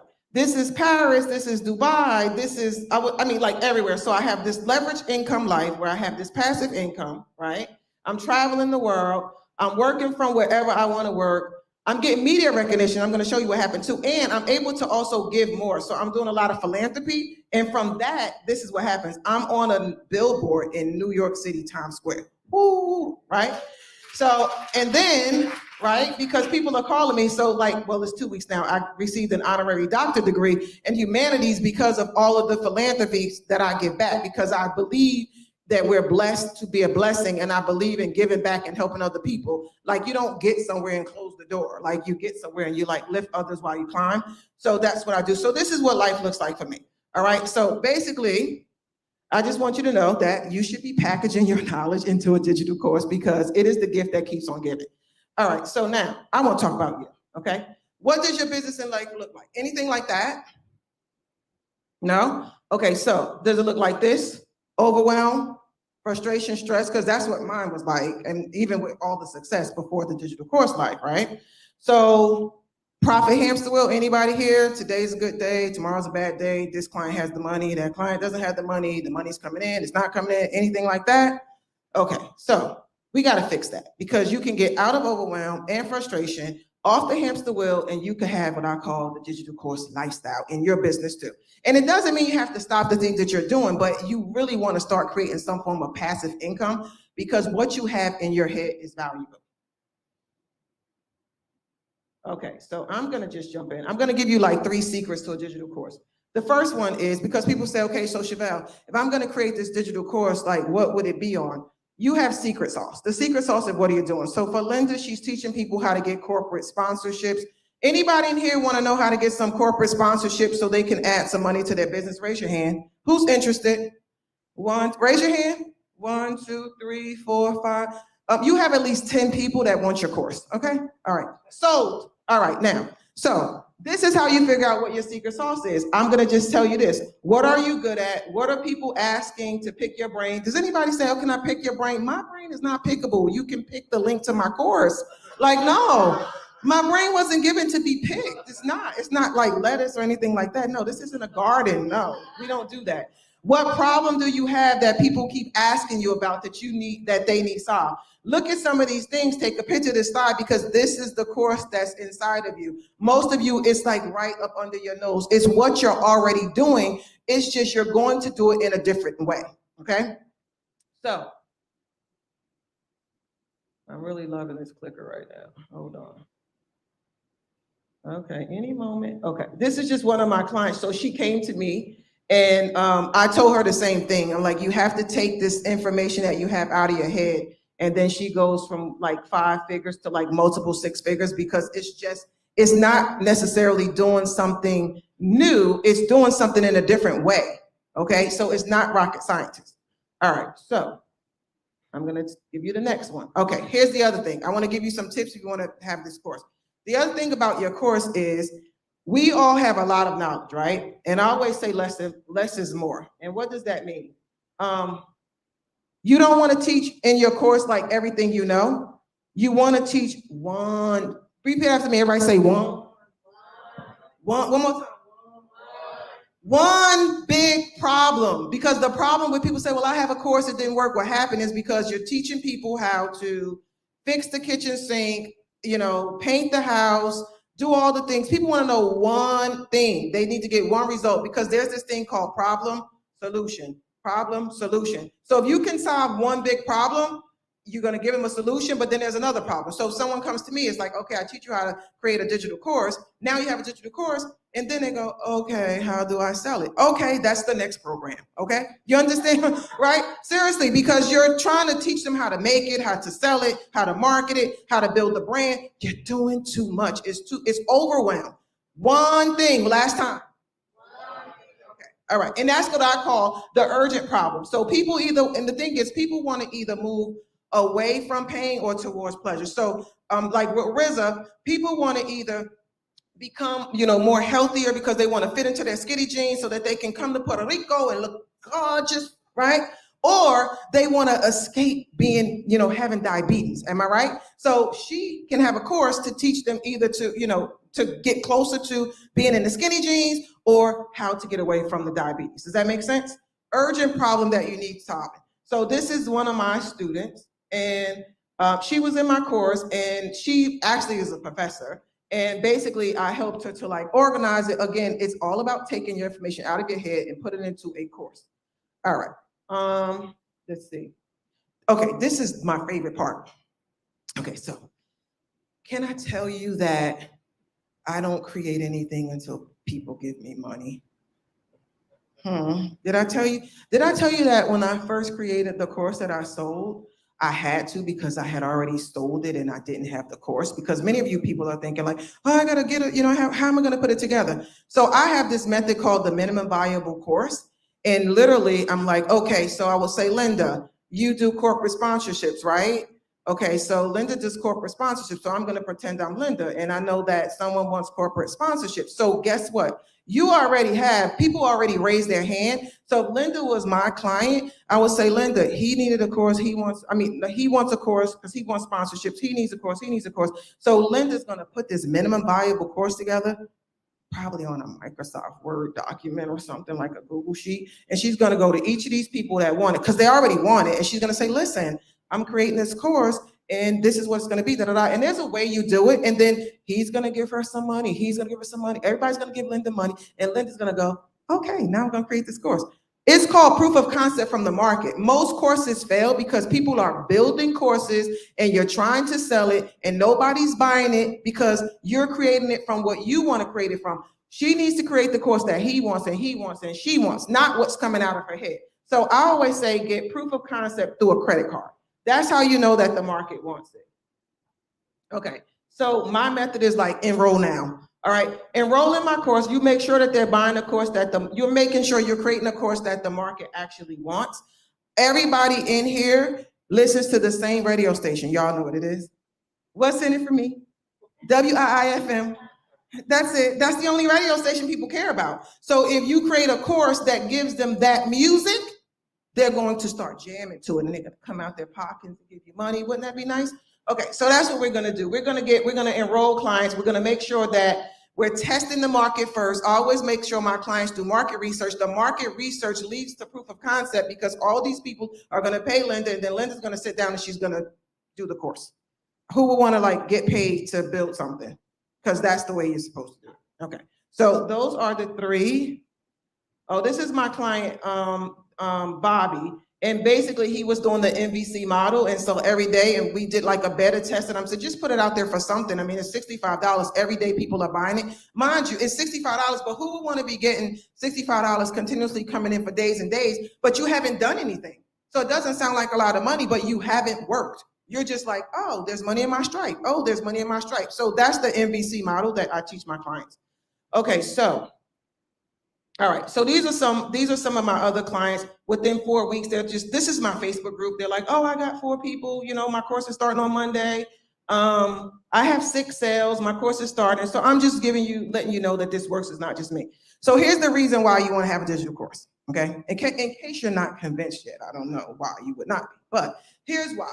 Because it can sell 24/7 without you. Anyone want your business to keep running and you don't even have to be there. Like you're sitting here in Puerto Rico and your business is running. Okay, that's one of the reasons why you want to have a course. Got I gotta point this way. Let me just stand this way because I gotta point this way. Okay, so here are the reasons. It's not gonna call you to complain. Anybody have the clients that call and like, oh, you didn't do this, or why did you do this, or I want a refund? They don't call to complain. It's digital. All right. It doesn't drop out of your program. Anybody here do coaching and consulting? I'm not getting the results. Rizzo, you said I wasn't going to get sick. I'm sick because I still ate the potato chips with all the sugar in it. And yeah, I went by McDonald's, but I want a refund, right? No, that's not going to happen because it's a digital course, right? It doesn't require any work. Who wants to work one time and then sit down and just watch the money come into their account? That's called the digital course, okay? So you can work from wherever because it doesn't require you to be there. That's the beauty of a digital course. And it works for any type of business. Like I said, corporate sponsorship, if you're an author, you're a real estate investor, I know you're doing health and fitness, any business, it works for you, okay? Leverage and passive income is the key. All right, so this was Legally Bossed Up was my first course because I said, go to your secret sauce. So go to the thing that you most are known for in your experience, the things that you can do like with your eyes closed. So my first digital course, this is the course that I sold 6 figures in 60 minutes and also 5 figures in 50 minutes because it was the first course based on my secret sauce. And it started as a beta, but this now is the course. This is what life looks like now. And I'm selling this course and I'm like in Valley at the beach, like life is great. Okay, so TLC, remember what that stands for? Time, location, and cash freedom. Everybody wants a little bit of that, right? Okay, so I just want you to know this too. It's not just me. Every wealthy influencer in this industry has a digital course. Like Russell Brunson, he does the funnels. The Budgetnisha, she helps you with your finances. Grant Cardone teaches you how to 10X. Lisa Sasevich teaches you how to speak. Speak and sell. Lisa Nichols teaches you how to speak. The list is exhaustive, but I checked. Your name's not on the list. Why isn't your name on the list? We need to get your name on the list. Okay. And it works for every type of business, whether it's a coaching business, whether you're an author, whether you're a photographer, whether you are a makeup artist, whether you do lash extensions. We could go on and on and on. You're an event planner, you're helping people with events, you're a musician. I know someone making millions with a course teaching people how to teaching people piano lessons. If you're fitness, if you're in health, filmmaker, it doesn't matter. Attorneys, I started off as an attorney. I just told you that. An accountant, right? So the list is exhaustive.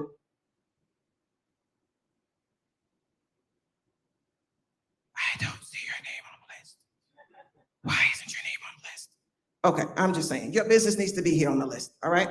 All right, so anybody have, I actually have a question.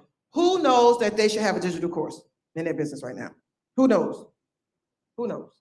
Okay, everybody knows that they should have a digital course. All right, so here we go. I have a gift for you.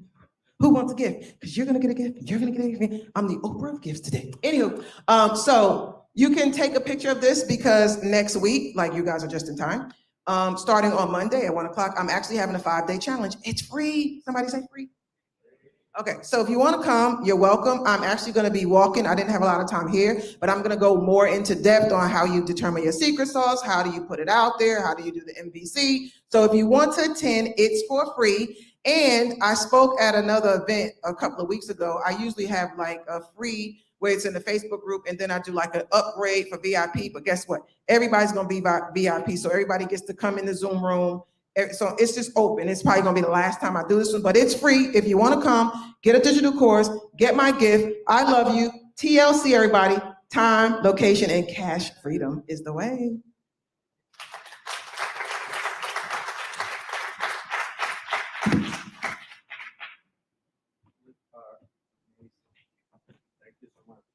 One more ad.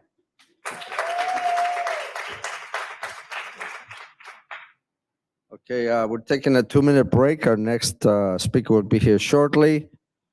In a correction here, I did not meet her at a happy hour. I met her because she was a speaker at one of our events, so corrected by Maria, because not that I go to a lot of happy hours. It was a happy hour after the event, so not that I go to a lot of happy hours. Don't get me wrong. All right. We are very excited about everything that's happening in here in Puerto Rico. We do not want to minimize the incredible support and encouragement and help to put this together by Ana Jimenez University and the Vice President Chancellor, Ms. Cynthia Nazario. Please give her a hand. Because without local support, we cannot make things happen. So we're trying all the time to open new markets, create opportunities, and one day at a time. But like you said, we don't quit, we don't give up. Does that make sense? Who quits here? Who gives up? So we keep going. I have a very special lady, a great friend of the Global Trade Chamber and the 100 Successful Women. She is a regular speaker at our conferences for women around the United States, and she's here with us. I think you've done a lot of them, right? All over the United States. She follows us with some of our other speakers in our roadshow this year. So the last place we went was Dallas, her home state. So I want to give a very warm welcome and thank you for your support for at least a year. And she's the sweetest person, and she's teaching me how to speak Hindu. Is that right? And she's learning Spanish.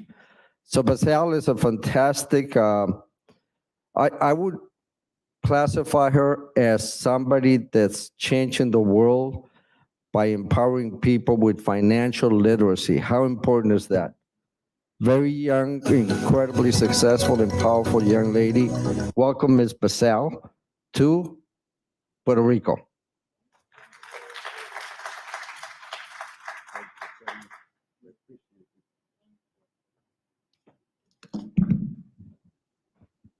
Working? Can you guys hear me? Yeah, good? Okay. I'm gonna walk around a little bit just because standing still is a little tough and I'm too short for this. My name is Bazal Morani. I want to introduce myself a little bit so that you get to know me. I have my master's in business finance, so I have my MBA, and then I have my master's in curriculum and instruction. So while I'm a teacher, I'm a financial planner, and my dad is a CPA, so we kind of work together. We have two firms. One is my AM CPA firm, which it belongs to my dad, that I'm slowly taking over eventually, whether he knows it or not. And one is my financial planning firm, which is Empire Central Financial. The two are a little different in the sense that a CPA firm does the accounting work, the tax planning. My Empire Central Financial is more on the financial planning side, so we do the income protection, the estate planning, the retirement planning.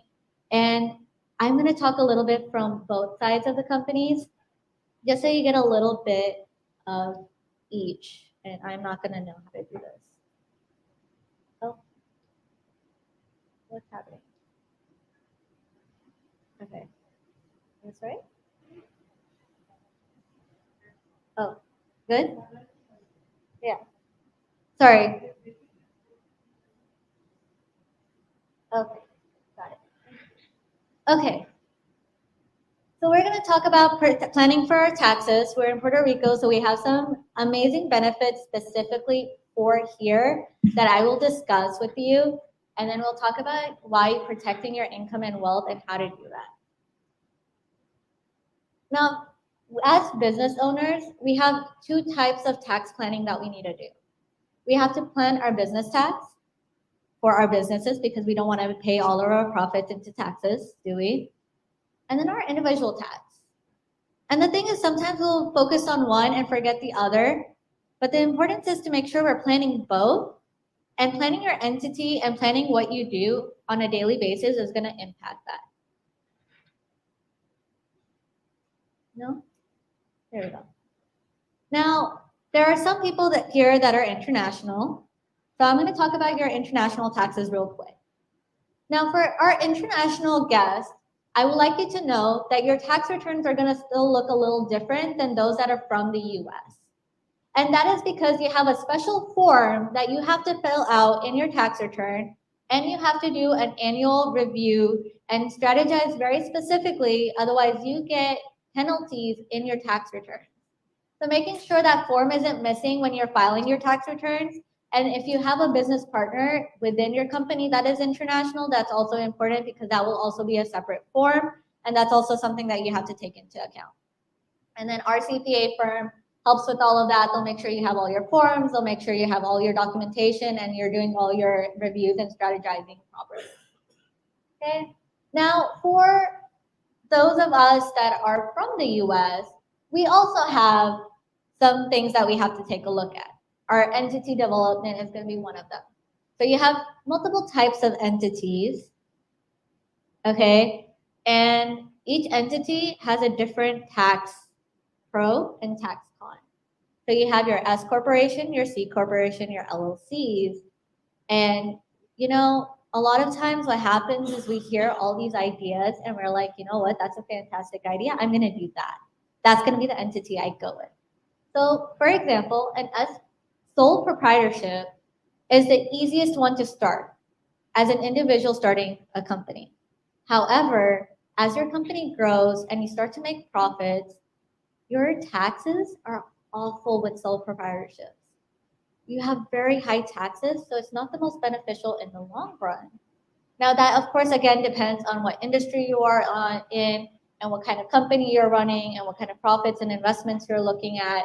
So it'll be different for everyone, and we kind of review all of that and go through that information for you and then tell you what entity works best for you.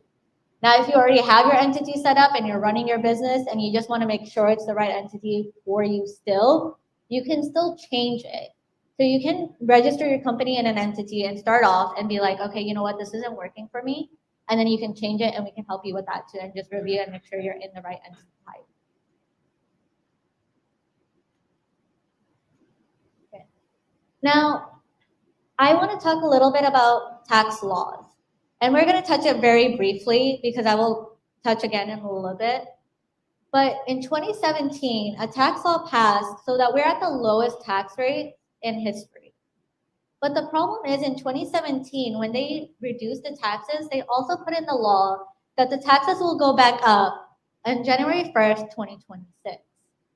So while we have 2024 and 2025 to enjoy all the low tax rates, those are also the years you have to be prepared for 2026 when it all goes up, and you should be ready on what you're going to do and how are you going to handle your tax strategies to make sure you're not suffering in 2026 when it all goes up. Because we're now expecting the government and to fix that before that law comes into effect. And how many times has the government ever been on our side?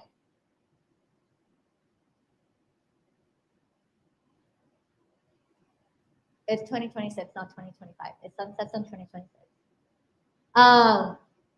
Now, there are different taxes in Puerto Rico. You have your business income tax, your capital gains tax, and your federal personal income tax. These are all important to know because your different taxes mean different costs and different strategies, and each of them have different requirements for you. And our CPA firm helps with all of those, and they will help you guide you to reduce your taxes as much as possible. Okay. Now, Puerto Rico has the lowest tax rates, just so that you're aware. And it's amazing because while they have those advantages, IRS is actually stopping a lot of the benefits and trying to check people out now and make sure that they're not taking advantage when they're not following the rules. So making sure that you are following all the regulations to be able to benefit from those Puerto Rican tax benefits is important, and we help you make sure that you're not breaking any of the regulations and not having IRS at your door. Now, while AMCPA handles all of that, this is mine, and this is what I love to talk about, and it's protecting your income and your savings. And I think this is so important because we work so hard to earn our money. How many of you guys would like to throw away the money that you worked so hard to earn? Yeah, I wouldn't either. So this is how you make sure that you're not. And the thing is, you want to make sure you have an income coming in even when you're injured and you're ill. You work so hard in your businesses and in your companies, and you have to be there. But what happens when you're sick and you can't go into your business? Do your employees work as hard as you do? You aren't getting the money coming into your home. How are you paying for your groceries? How are you paying for your utilities? How are you paying for your bills? Disability income protects your income in the case that you get sick or ill, or if you get injured. And it will protect you. Now there is, I want to put a disclaimer, it doesn't immediately start paying out. You have an elimination period, and you can put a no elimination period as a choice, but most choices are 30, 60, or 90 days, and that does come out of your emergency savings. However, to prevent yourself from running out of emergency savings, disability income is really important. And I'll tell you a story. I have this client, and I love this client. He's a great guy, and he's super sweet. He has his own jewelry store. And he is the sole owner of that jewelry store, and he has one employee that comes part-time, only on weekends. I told him about disability income last year. And I was like, hey, listen, like, I love that you work so hard. It's awesome. But I really think you need this. This is so important. And he was like, we're fine. I'm young. I'm strong. Like, I got this. And I was like, yeah, me too. But still, I really think you need this. Last month, and it was actually right before we went to one of the Women's Expos events. So right before I was presenting, actually, he got sick. He ended up in the hospital. He no longer qualified to get disability insurance. He was lucky that he was only out for a week, but unfortunately, that illness got him so sick that he will never be able to work at his full potential ever again. And so now his business suffers, his personal life suffers, and he doesn't have the protection to protect him and cover that cost. And now, because it's like a bank loan and you have to prove you don't need it to get it, the underwriters won't take him. And I can't help him. Now, as a business owner, there are two parts to protecting your income. There's your personal income, that was disability insurance. Then you have your business expense insurance.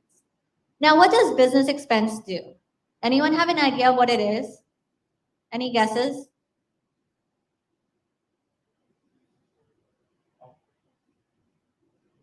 Great, yeah, exactly. So it's your operating income.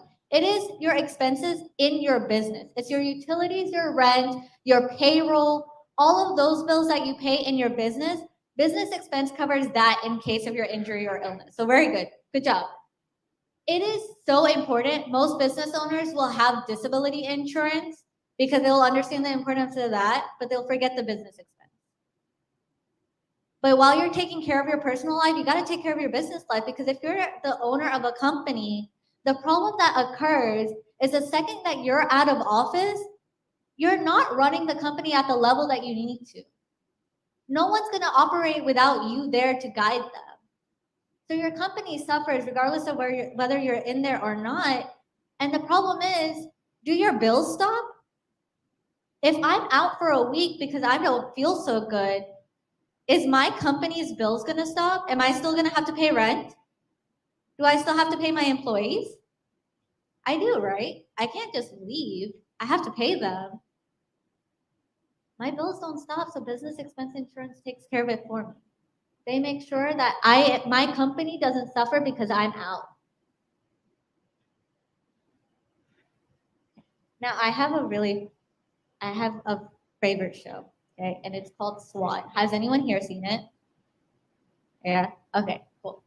It's my favorite show. And now, as a financial planner, I will connect this to what I like to do. When I saw this episode and I watched this little clip, this little scene, I thought about insurance, and I was like, this is so key to understanding why protecting your income is so darn important. Okay? And I will show this clip to you, and let's see if you guys can grab what I grab. If I can figure out how to play it.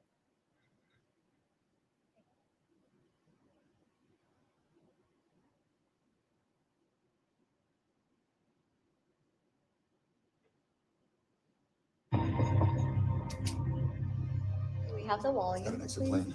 You found a set of windows on the other side of the floor. No, wait. We'll be sitting ducks out there. We're better off here. Listen to me, all of you.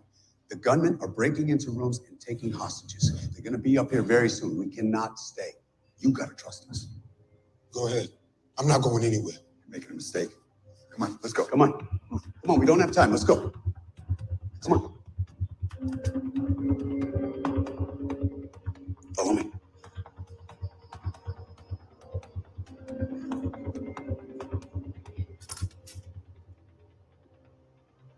Keep it up as fast as you can move. Let's go. Wait. Shh.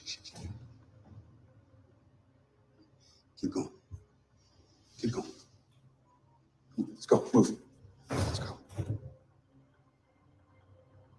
right, let's go. Move. 4. It's locked. Take it down.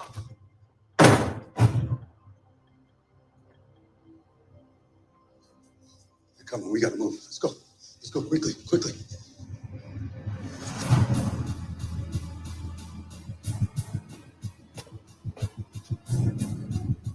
There's Hondo. Get ready. There's gonna be 6 of them.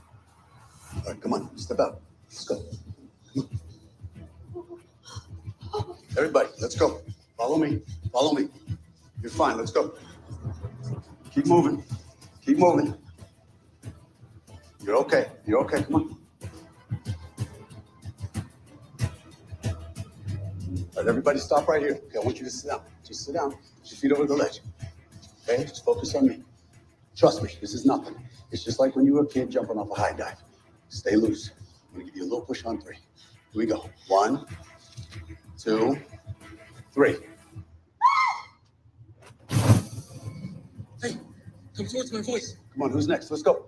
Come on, we don't have time. Yeah, we got you. Come on. You all right?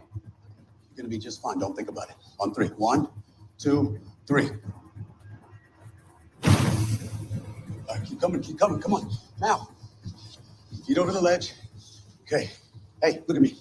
You got this. Don't worry about it. On 3. 1, 2, 3. Over here. All right, Judge. Come on, Judge. It's okay. Feet over the ledge. Just look at me. My team's got you. Here we go. On 3. 1, 2, 3. We're close, man. What do you think?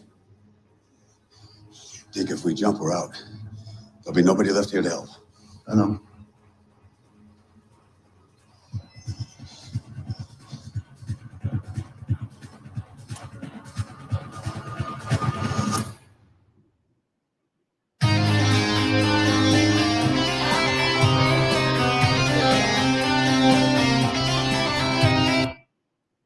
So what do you guys think my connection was?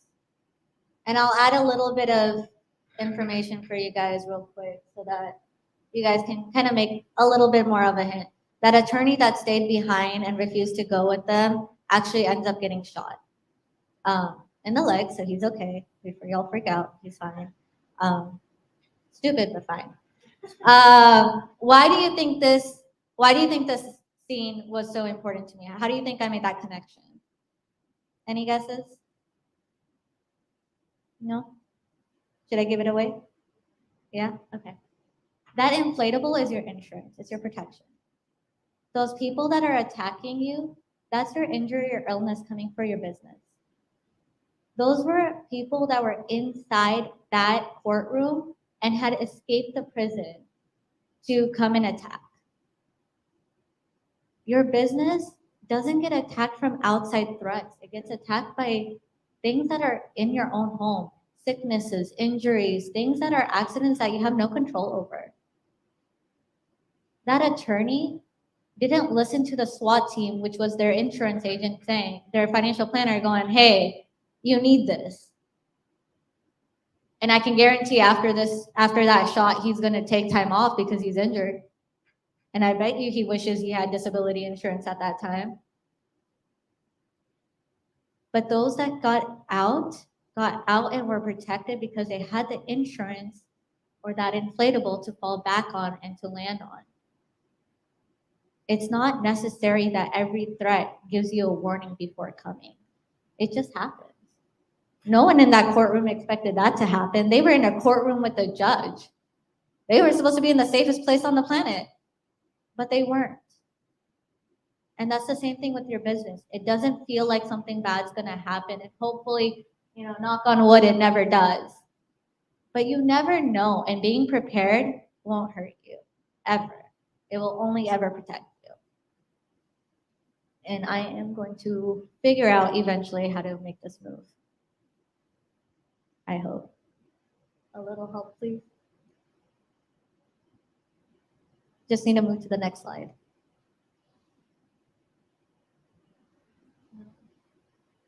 Okay. Well, while that happens, anyone have so far any questions? I know I gave a lot of information so far. No? Good so far? Still with me? Still awake? Okay. I mean, if you guys are falling asleep, we can do a quick dance party too. That's fine. I don't mind. Now, I'm going to give you guys one other thing that I would like to talk about. Actually, there's going to be 2, 3, but this is going to be one other thing that I'm going to talk about in your business side of things. A buy-sell agreement. Does anybody know what a buy-sell agreement is?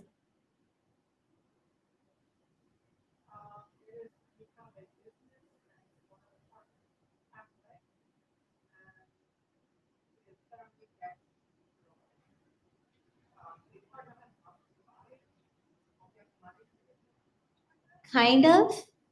That's part of it, yes. It is one of the perks of it, but I'm going to tell you what the importance of it is. So if you have a partner, first of all, doing business with a partner is fantastic because wherever your weakness is, that person's your strength, right? It always helps. 2 in 1. My partner is my dad. I'm the crazy one. He's the sensible one. But here's the fun thing about buy-sell agreements. When you have a partner, they can either be your biggest strength or your biggest weakness. This is your partnership agreement. So yes, while it also includes the part where in case your partner dies, the family can buy off the share, or you can buy it off the family so that your business is still running, it actually does a full protection of your business altogether. So if your partner wants to retire, if they want out, if they don't want to do anything anymore, they want to sell the share, it tells you exactly how you're going to evaluate your company. What is the value of your company? So how much are you paying for it? Okay, so how are we doing that? 2, it tells you exactly what the roles of the partners are during the business and after one of them leaves. Who gets the share of which partner and what does that look like and what does that transfer look like? It also includes any kind of issues that you might come across. So if you have a partner that's a silent partner, they just invest and they're not actually involved, it also clarifies that. It clarifies if you're paying them back or if they're getting a payroll or what that looks like. Now, I will tell you the importance of this with another story of one of my clients. We had a client, 3 business partners, best friends since forever. And if you told them that their partnership would end, they would laugh in your face. We told them, hey, cool, you guys are best friends, fantastic. Get a buy-sell agreement. Business and friendship don't mix. Just get a buy-sell agreement. Do business together, awesome. I mean, I'm doing business with my family. But it's so important to have that agreement. They're like, no, we've never had a fight in our lives. We've been together for over 20 years. We got this, okay? Last year, they got into a huge argument because they didn't have a buy-sell agreement and they didn't clarify the roles. And so one of the partners said, you guys are making decisions without my permission. And he got upset. They went into court because they didn't have an agreement to clarify things. So they had to settle it in court. They paid thousands of dollars in court fees and attorney fees. And do you think they came up with a resolution? They had to settle out of court because they ran out of money. Imagine doing so well in your business. Imagine killing it, and then every single penny you made out of that business, you go throw it away in the court fees and attorney fees. How pissed would you be? I'd be fuming. I worked hard for that money. I'm not throwing it away over a disagreement. Now, I mentioned this a little bit earlier with the strong tax planning strategies. So our CPA firm does the detailed work, and Empire Central Financial, we do more of the holistic view of things. And now the reason why I put these two separately instead of together is because Empire Central Financial likes to focus on women-owned businesses, and we do focus a little bit more on that because we do feel like that is an industry where people just don't actually pay attention to all the benefits and the perks that come with being women-owned. However, we do work with everyone, and we do work worldwide with both CPA and Empire Central Financial. So just disclaimer. Now, the thing about the strong tax planning strategies, as I mentioned before, involves your entity, it involves your personal taxes, and it also involves knowing the tax laws, right? Knowing that 2017 we were low taxes, knowing that in 2026 that's over, knowing all of this is basically what's important. That's the tax right here, is the taxes my dad used to pay when he first moved to the US. We're right here. So just get an idea. We're at the lowest tax rates right now, and Puerto Rico even better. But know that in 2026, once again, everything sunsets. It's over. So if you're not planned, if you don't know what you're doing, if you haven't thought about it, now would be a good time. Okay. I'm telling you, this pointer hates me. Let me talk about like individual income taxes. You're seeing the rates right now. This is what our tax table looks like. And then once again, like I mentioned earlier, that's changing. You gotta prepare today. I can't emphasize that enough. Start today. I know we go home, we think about it, we fall asleep, we're like, it's tomorrow's problem. Tomorrow comes, 2026 will be here in a blink of an eye. I mean, 2023 is over. We're almost at 2024 already. It's crazy how fast time flies, and the amount of strategizing and planning that you need to do to make sure you're ready is insane. And we can't count on Congress. We already know how well that works out for us. Sorry if anyone from the government's watching. I didn't mean it. Now I'm going to talk about protecting your wealth by structuring your business. I realize I'm on live and I'm going to get in trouble, so I apologize in advance. Structuring your business is important, and as I mentioned with the entity, knowing which entity, and look, I get it. I'm on all social media sites. I'm on TikTok, I'm on Facebook, I'm on LinkedIn, I'm on YouTube, I'm everywhere. I get it, okay? And you get that advice, right? You get that video. Hey guys, I know what to do for your business. This is the best entity ever. You should make sure when you start the business, do that. You see those videos and you go, hey, yeah, you know what? They know what they're talking about. And you start. But then they didn't talk to you. They don't know what your business is. They don't know what state you're in. They don't know what taxes you're going to have to pay for your specific business, for your specific entity. They also don't know what benefits you could get for being women or veteran-owned. That's so important to know all these little details before they give you any advice, which is why it's so important before you listen to TikTok or your best friend or your family member who knows everything, and I bet you they do. It's important to talk to an expert that knows exactly what questions to ask and knows exactly what is best for you, and we do that. Now, retirement, guys. Who's ready to retire? I'm done too. Same. Did you know that the people retiring today don't have the money to do so? They don't have the money to do so. They had it all. They had the pensions, the Social Security. They were like, we got this. We did the investments. We did it all right. They got it all wrong. They don't know what to do. They don't have the money to retire.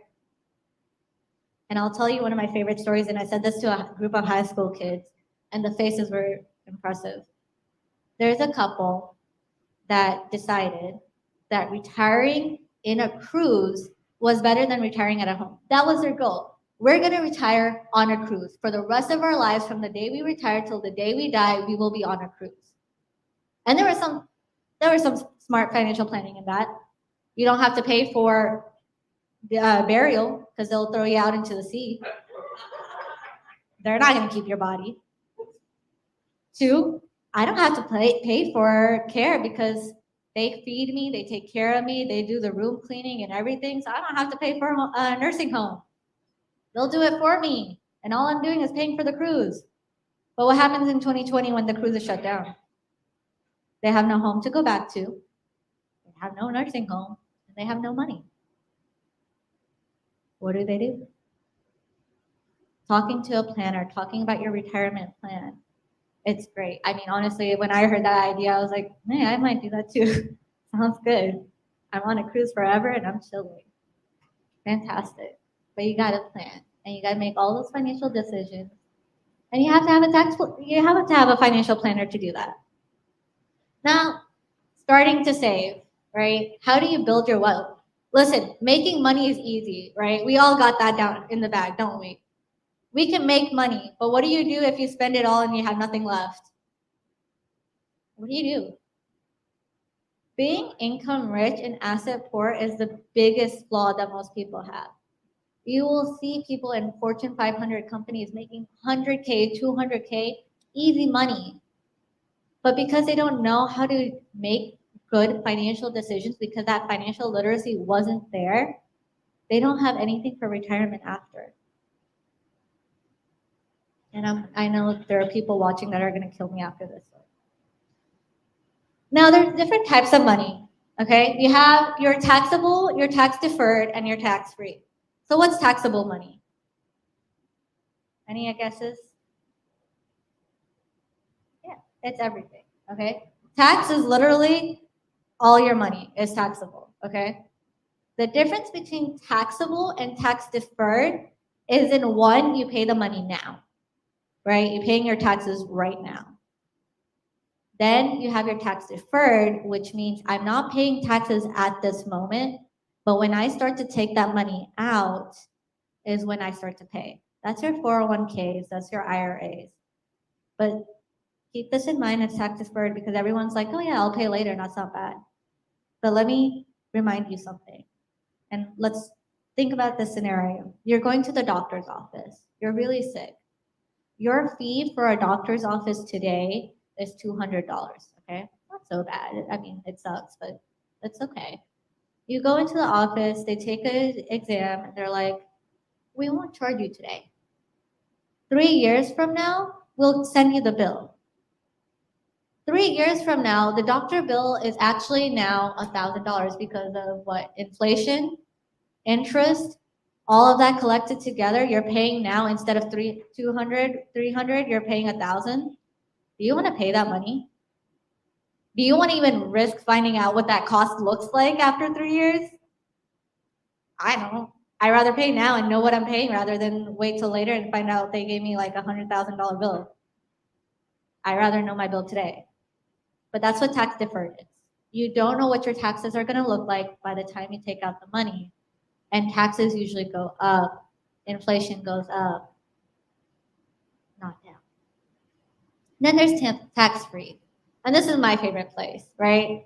Anything that's free is good. IRAs, Roth IRAs and IRAs are different. Municipal bonds and life insurance. Those are the places where you put money.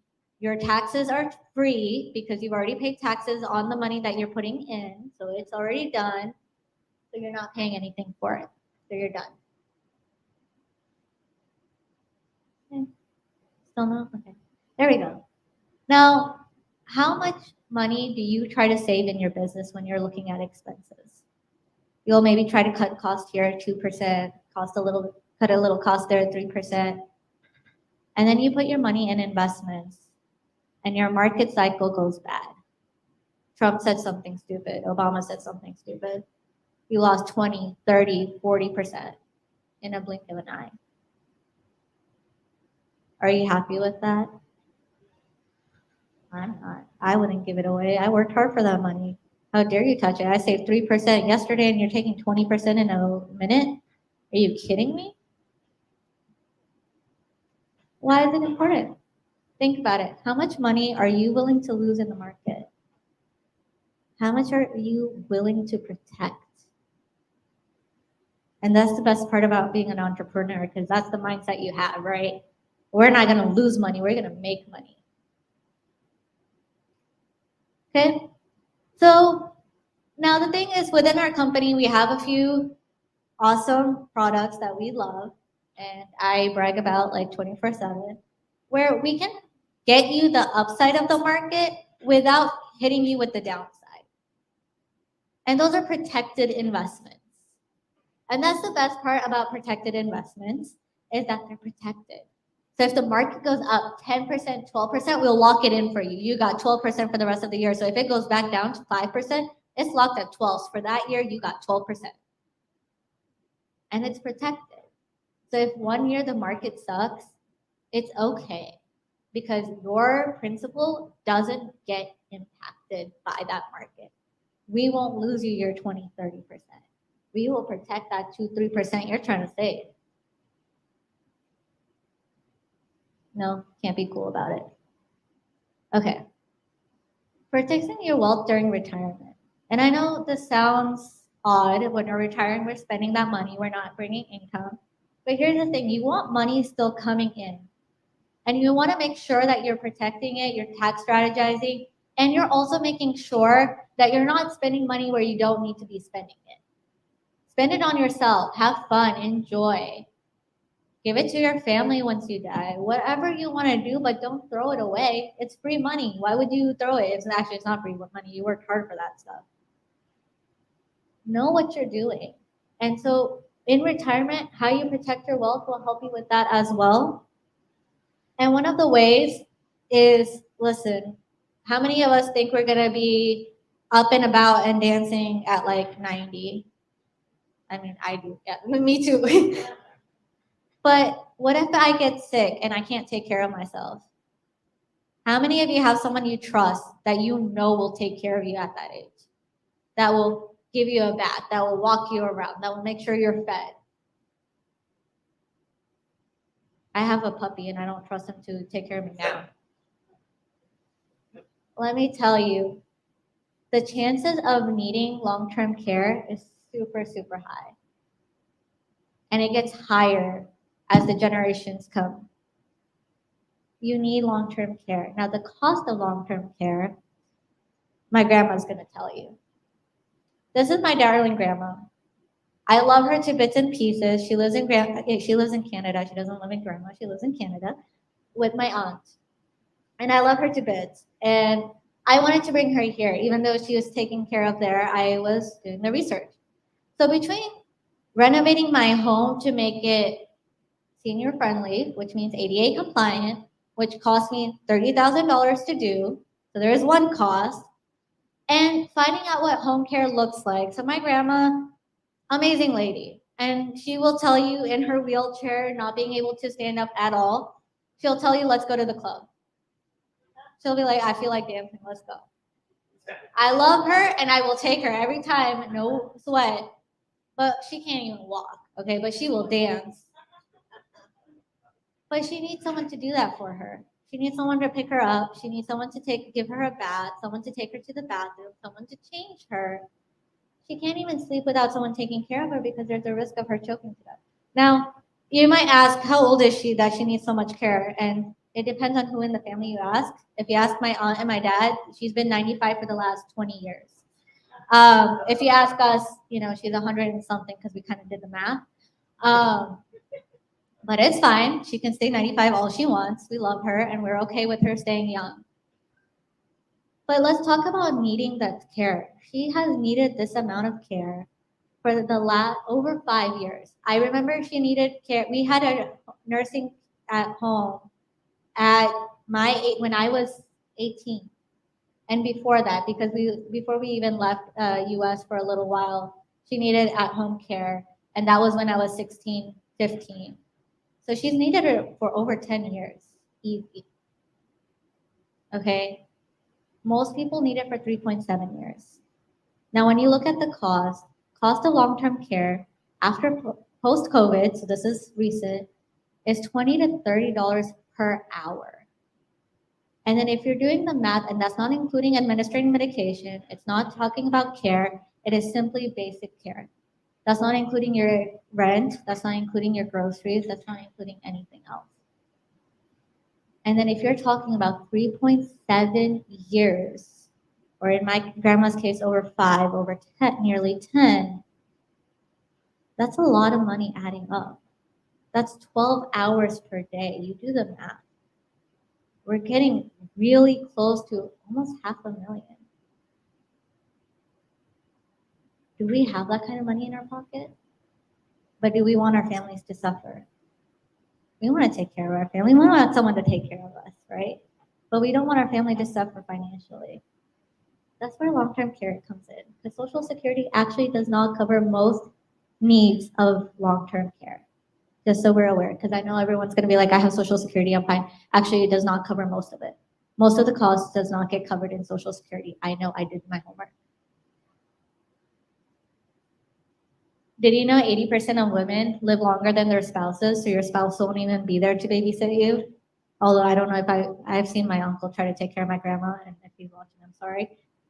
But they're not great at it. I wouldn't trust the guy to take care of me either. Okay? I love them, but yeah. We gotta take care of ourselves. We gotta figure out our own thing. We need a professional. And you're outliving them by 14 years. You're gonna be bored. Okay? Now, you have to do proper legacy planning, and that's super important. Does anyone know what the difference between estate planning and legacy planning is? Because I know there's 2 different terms, and that might be a little confusing. Anyone know? No? Okay. Estate planning takes care of your estate. So it's your assets and just your assets. Legacy planning plans your whole thing. Everything you're leaving behind, your business, your finances, your houses, your cars, anything. You can even tell your kids, hey, this is how I want to be buried and this is how we're going to go. And if you want to have a weird song playing at your funeral, you can do that too. That's how you leave it. Now, here's the thing. A lot of people will tell you that life insurance is for after you die. Is that true? No. It's actually for both retirement and after death. And here's why. Because if you get a good life policy, it pays you up all through your retirement, and then whatever is left in your death benefit goes to your family. That's nice, right? Pays for both. Now we have one product, and I love this, and not everyone qualifies, so we would have to talk to you about whether you do or not. It has a bank loan that pays for your premium. So instead of paying a smaller premium and getting a smaller retirement and death benefit, you actually get 10 times that retirement income and death benefit because the bank is paying for it. And no, you don't pay back the loan out of pocket. It pays out of your cash value and your policy. So you pay nothing and you still have all the money that you made out of that investment. And the bank pays for it. They're always taking our money. We could take a few, right? Here's an example of what that difference looks like. This is you paying by yourself. This is your bank loan. And yes, the insurance bank loans do have lower interest rates, and we do have banks that work with us to help you with that. And we can help you figure out what you qualify for and whether you qualify for this product or not. Okay. Now, this is, okay. We're gonna talk a little bit about estate planning and retirement planning. So this is my legacy plan right here, okay? And I love this because how many of you guys have gotten your estate plan done by an attorney? How much did you guys pay? If you don't mind me asking. Couple thousand? Around the same? A little more? Yeah, a couple thousand. How long did you have to wait till it was done? A week? Okay, that's actually nice. Couple of days, wow. Okay, that's awesome, actually. That's fantastic. So we do the same thing at a lower price. And usually our stories are a little different. We have to wait months. It might be a Texas thing. It might be some states are different.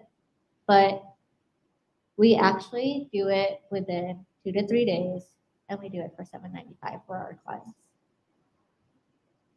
So you're not paying $2,000 to chase an attorney and be like, hey, I'm waiting.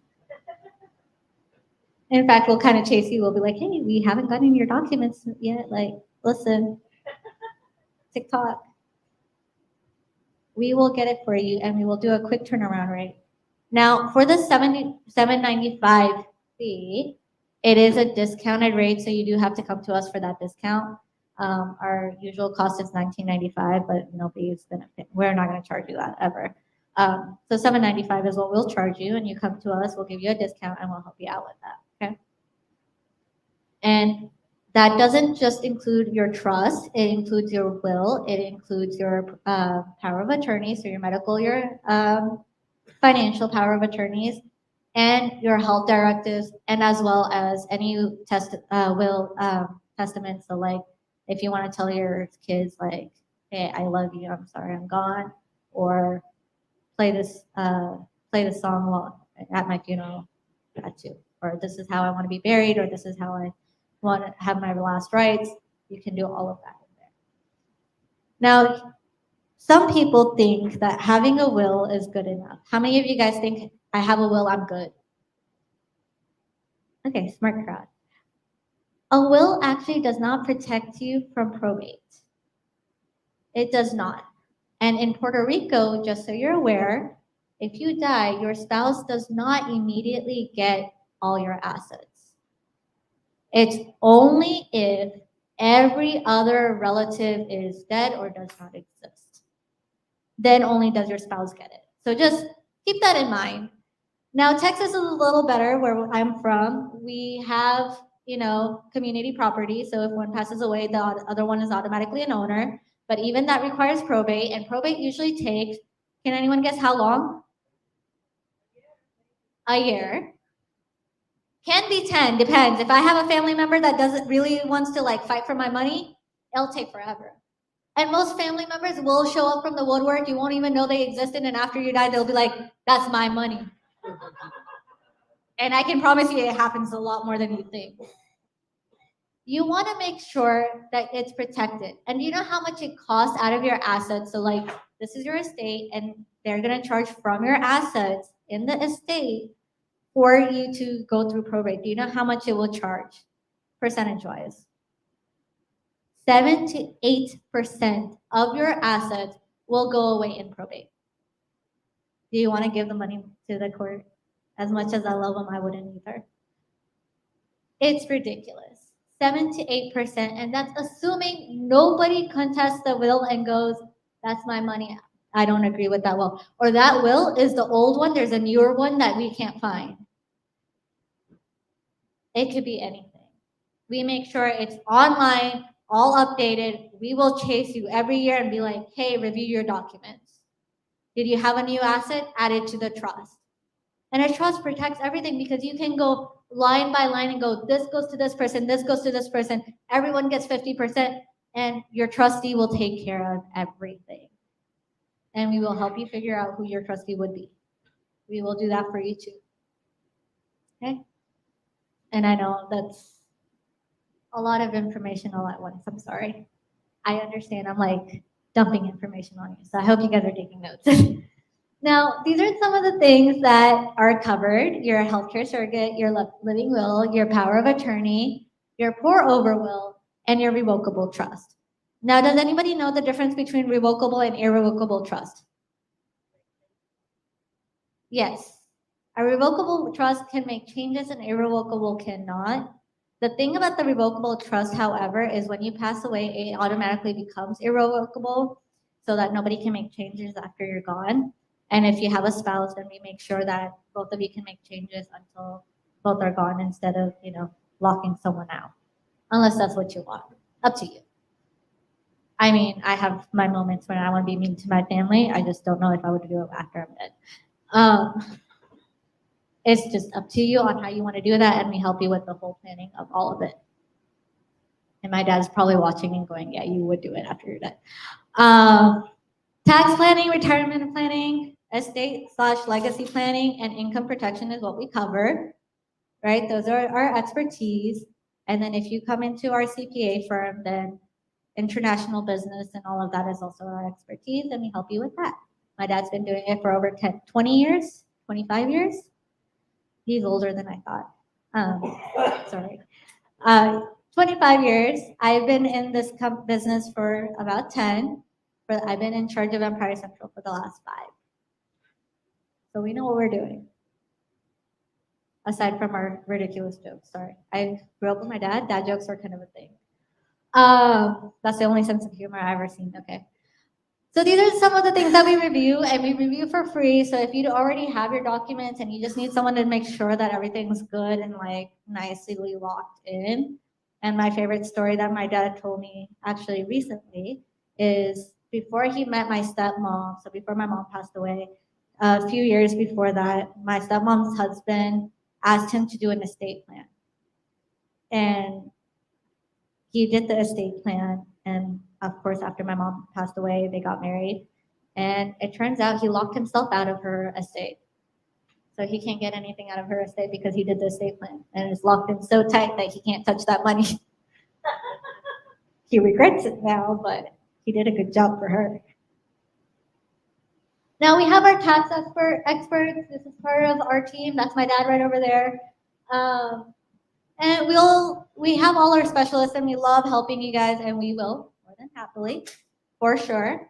And we have one of my team members here, Gia. She's the one person I drag around everywhere with me because I don't know what I'd do without her. And I don't do social media, so as much as you guys have been seeing me on camera, that's things to do for me.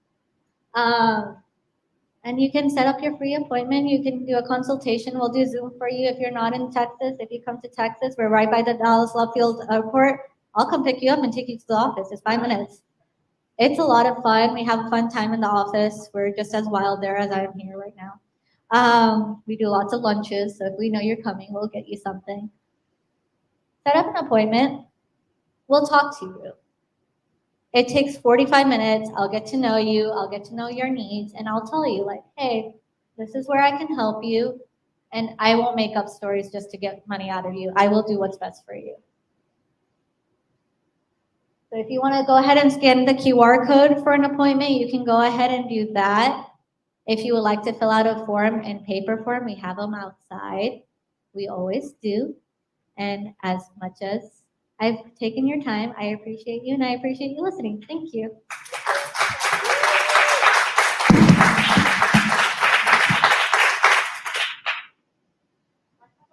Yes.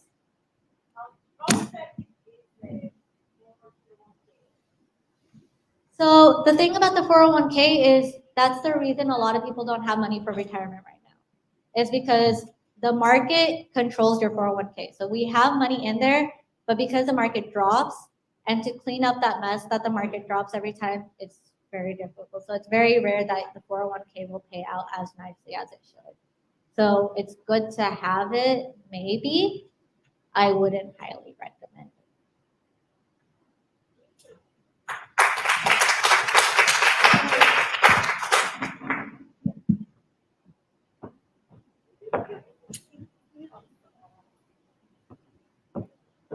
Wow, that was an incredible presentation. Thank you so much, Bazal. And I believe that this convention is one of the first conventions that I'm actually listening almost all the presentations, because usually I'm, usually I'm handling the logistics, but I'm so impressed with all the content and information that I'm absorbing and I'm learning today. And one of the things that I was thinking while Bazal was doing the presentation is about the reality and the facts. And when you think about retirement plan or life insurance or what you're going to be doing when you're retiring and all of that, when you are young, you don't think about that. Really, it's like, oh yeah, another presentation, yeah.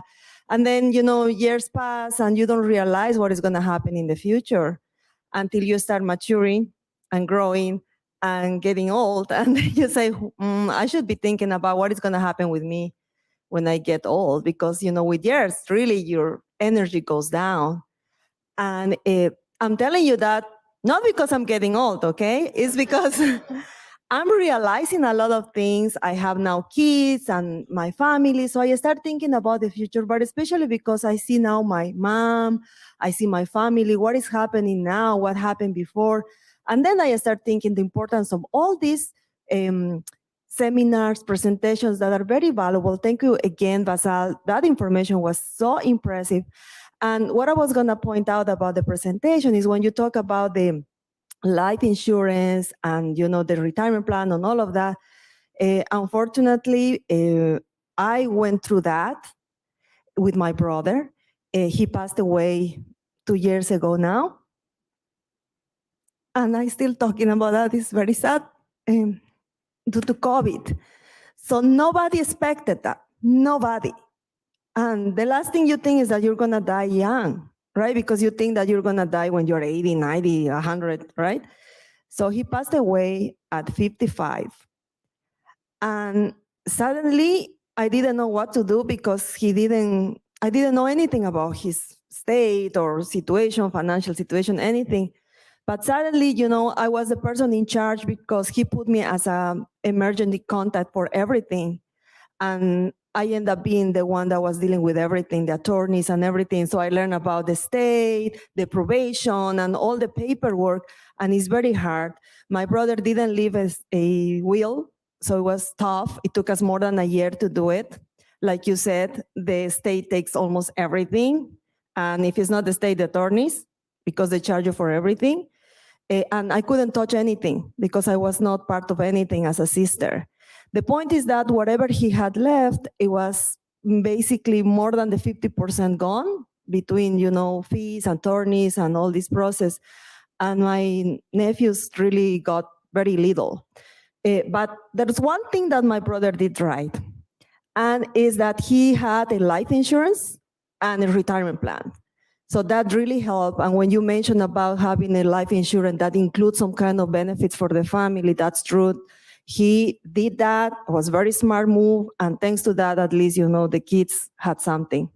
So this is my real testimony. And I'm telling you that things that you believe or sometimes you take for granted, don't.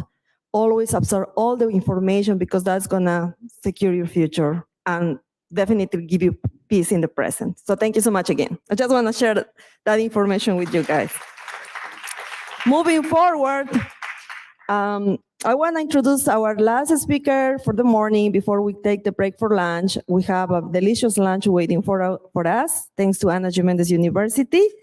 And one of the things that yesterday I want to mention about lunch is that this lunch is special because it's made by students, future chefs, people that, you know, studying the culinary arts. So they really take a lot of effort and time to prepare the food, to think about the ingredients. So I really want you to enjoy the food, but also appreciate all the hard work that the students have been doing for these 2 days.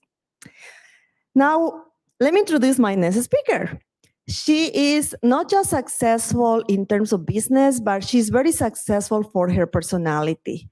When I met her, we immediately clicked because she's so sweet, she's so open-minded, she's very natural in her personality. But what impressed me the most is that she's very successful. And I can't believe all the things she accomplished so far. I'm going to read her bio tonight because she's receiving an award during our award ceremony. But just to give you a quick tip about Maricielo, she has been working with CNN and big stations, and now she's an international speaker. She travels the world, basically. And when I ask her, where do you live? She doesn't really have a house because she's traveling all the time. So she's super successful. Let me tell you about Maricielo. She's going to talk about how to create a blog that can help you generate a 6-figure passive income while increasing your sales. So this is very important. You don't want to miss this presentation. And Maricielo Solis is the CEO and founder of BLENDtw. So let's welcome Maricielo. By the way, she's originally from Peru.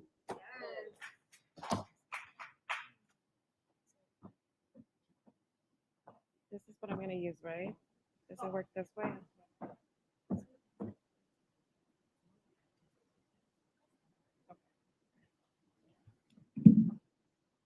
Oh, and how do you go back with this one, I guess, right? Okay, awesome. Hello, Puerto Rico. Oh my God. Are you guys awake? Because if you're sleeping, I'm gonna Okay, exit the door and leave. Away? Okay, awesome. I just want to tell you guys before I even talk about me, let's talk about Puerto Rican hospitality. I was in an Uber right now. It was raining with this dress and the makeup. I was like, oh my God, I'm gonna be late. And then it started pouring. The Uber driver literally parked his car, took an umbrella, and he was like, I'll walk you all the way to the building. Wow. Wow. I mean, I have been this year alone 13 countries. I mean, I don't even know sometimes in what city I'm in, but I have never seen that kind of hospitality. So that just tells you a lot about the warmth of Puerto Rican people and why you should come and invest here. Side note, right? Okay, guys, my name is Maricielo. It's too long. And when I used to work at CNN, no one could pronounce my name because I worked for the CNN International channel and CNN America. And it took my executive producers 3 years to get my name right. And even then he would call me Marciano. I'm like, what? I'm not, am I an UFO? What is this? An alien, right? Because it sounds like okay. So in Peru, you say Marciano to like an alien. So I was like, that's not my name. So finally I settled for Cielo and it seems to be simpler and I love it because it's very unique. So yeah, my friends call me Cielo. I am a former TV journalist turned entrepreneur. I'm gonna tell you guys a little bit about my background, but the main topic today is we're gonna talk about organic marketing. Everyone has a book, everyone wants to launch any television show. You have all these big dreams, right? But if you don't have an audience, then how are you gonna be able to scale your business and reach and be able to really take your message beyond the confines of your community? That's what we're gonna talk about today. So I graduated in 2014, I'm 31, time flies. And when I graduated, I just wanted to take over the world. Since I was really young, I am Peruvian, originally from Peru. I grew up in Peru until I was 13 years old. I had a dream, I remember watching Christiana Mampour. I don't know if you guys are familiar with her. She is the chief international correspondent for CNN International. She's probably the face of CNN International. But I remember being 7 years old and little Maricielo was watching her all the way from Croatia covering the war. And I was like, wow, I want to be like her when I grow up. Such a badass, right? Traveling around the world and covering wars. I thought that she was one of these people and just amazing human beings that were transforming the world. When I graduated college, I majored in international relations. I actually speak Mandarin. That's my third language. Studied for 7 years that language. Studied in China for 2 years. I thought I was gonna end up working for a State Department. But something in me, I was like, I wanna work in media. That had always been my dream, but I was so scared to dream big. Well, I took a leap of faith. I applied to one of the most competitive programs in the US, the NBC Page program. Apparently, and I didn't know back then, that was a good thing I didn't know, they only accept about 1% of people that apply into this program. Harder to get it than Harvard. Somehow, after 4 rounds of interviews, and then I had to fly to New York, I got into the program. And my life completely changed. I started my career as a production assistant for the Today Show. I don't know if you guys are familiar with the Today Show. It's one of the most famous morning television shows in America. And I started working with this guy. I don't know if do you guys know this guy? Lester Hall? Yes? No? Does anyone watch news? One of the nicest guys in the business. I learned so much from him. My biggest lesson from this guy, you always stay humble. It doesn't matter who you are, how much money you have. Your character is defined how you treat people. That's what I learned from this guy. And he opened so many doors for me. I got to produce for MSNBC. I got to travel around the world with Brian Williams. He was still anchoring nightly news, the Today Show, you name it. After 2 years of being at NBC, I got my dream job. I got into CNN. They had opened a position, 1,000 applicants. I literally applied on Indeed.com. Somehow they found me. I went for an interview. I had the job the next day. Talk about, right, when something is meant to be for you, it's going to happen and no one's going to take that away from you. I started working for the morning television show for CNN America. At the same time, elections were happening. I got to cover elections, became a digital journalist. I got to interview President of Ecuador. I mean, just meet people that I would have never thought in my life. And through it all, I really enjoyed my job. I got to work with Anderson Cooper. You guys know that guy, right? Right there, Luis Fonsi. Very sweet guy. And you know, I have a funny story about him. I was an intern while I was in college at Univision 23, Univision 23 in Miami. And he was just starting his career. So they had announced some guy, Luis Fonsi, is gonna come sing to us. And he had like 10 people, and I was one of those people cheering on him when he was no one. And he remembered. That is the worst. When I met him at CNN, he's like, your face looks so familiar. And I was like, of course. I was one of those 10 girls cheering on you. You see? And I've met Daddy Yankee too. Love him. I got to interview him.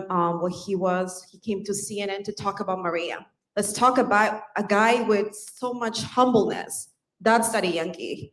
He would not come for any just interview. When it came to Maria, he will come, talk about it, raise money. That's what he really cared. So, okay. I was living this wonderful, wonderful life, traveling around the world. It was incredible. But at the same time, something was happening. I was not taking care of myself. Because when you're in your 20s, you feel like you have all the energy in the world. You can do whatever you want. And yeah, whatever, I'll sleep tomorrow. You know, you live the YOLO life. YOLO? You only live once? Yeah, that was my, I live by that, right? Well, in 2017, one day I woke up, I collapsed, and I ended up in the ER. It was so scary because I was in New York City, my whole family's in Miami. I was alone. Apparently, a friend had found me in my apartment and took me to the ER. And then I was so scared. I didn't know what I had. I was like, am I gonna die? And the doctor's like, no, you're not gonna die, but you have anemia. You're not taking care of yourself.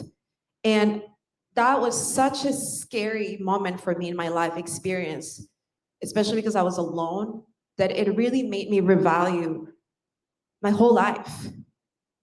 Up to this point, you know, working at CNN, I would barely see my parents because people think that working in television is all glamorous. And yeah, I mean, there are so many aspects of working in television that it's incredible. You get to meet people that you've never thought. And I have so many stories to tell. One day I'm gonna write a book about it. It's gonna be a bestseller. But it's hard, very hard. I knew when I was gonna go to work, but I didn't know where I was gonna return home. My mom will call me, it's like, when am I gonna see you? I haven't seen you in 7 months, mija. Are you gonna come to Miami? And I'm like, no, mom, I'm on assignment somewhere around the world. I couldn't even tell you. So it was really hard. At the same time, I've started having panic attacks. Here I was, Maria said it, I don't have this bubbly personality. I tend to be positive. I don't like to be negative or toxic or surround myself with toxic people, right? Because life is one and you just gotta live it up. But I started having panic attacks every day and I didn't know why. And then I started getting really depressed. I didn't wanna wake up. I didn't wanna go to work. And then through therapy, I realized that I was extremely depressed. Why? Because covering Vegas shooting or being there in Paris when Charlie Hebdo happens and meeting people at their worst. What do you tell a mother or a father that just lost a daughter? There are no words to express that. So what happened to me? That I had just ignored that, right? And just kept going. I'm like, I can do this, right? Like, it's all working, but my man was collapsing and my mental health really took a toll. So that is why I decided that I had to do a major life change.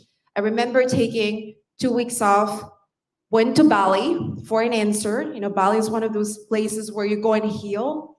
And that made me realize that I wanted to have a different life. And that's how I decided to quit my job. And I ended up in that sofa. After I was about to get promoted to senior producer at CNN. My executive producer thought I was crazy. Who does that, right? You work so hard and you're about to quit and just throw all of that into the trash. And I was like, yeah, and I'll be fine. My dad didn't speak to me for 3 weeks, but I was committed. Before I had quit this job, how do I go back now? Sorry. It's not working. We're having some technical issues, but it should appear the logo of my company, just so you guys know. Before I quit my job, I had launched a small publication. It was called BLENDtw. At this point, I was basically, that year alone, I was mentoring students at Columbia University. Columbia University in the city of New York has one of the best journalism programs. I knew the dean of admissions. She was like, why don't you come to talk to students every Thursday, right? They're about to graduate, they want to work at CNN, that's their dream job, and you have so much experience, you're so young. So I did it. Every Thursday we'll go and talk to them. And through the conversations that I had with them, I realized really quickly that Gen Z don't consume media the way millennials do. They follow YouTubers, TikTokers, right? Conventional media, CNN, they knew nothing. And there was a lot of mistrust. This was 2017. Trump was about to get elected. Ferguson was happening. There was so much animosity about so many different issues, immigration, guns in America. So I decided, with the help of a donor at Columbia University, to start this project. And at its grassroots, it was just a platform that we would provide to college students across America, an opportunity to tell the stories from their own perspective on issues ranging from immigration, mental health. It was very successful, never intended to make $1. Remember, I was still working at CNN. But one day in 2017, one of our stories went viral. And we made $500 from ads. And I was like, what? You can actually make money through this? Is that even a thing? So this was happening. My mental health was pretty bad. And then I went to Bali. So I decided to quit my job and just focus on this. I was like, I'm gonna make this into a business. I'm gonna figure it out. How do I make this publication grow and make money? Because if I was able to make 500, I can make 10,000. Now, I recently got into Forbes. Okay, let me just say one thing. This has been 5 years of work.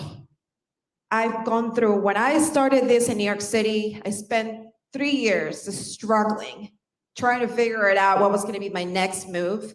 And once I realized how everything worked and created a roadmap, which I'm gonna share with you guys today, this is what happened. I took my publication from 10,000 readers per month to 10,000 readers per day. We reached about 500,000 readers per month. This publication alone is a 7-figure business, and we're becoming one of the largest publications among Gen Z in America.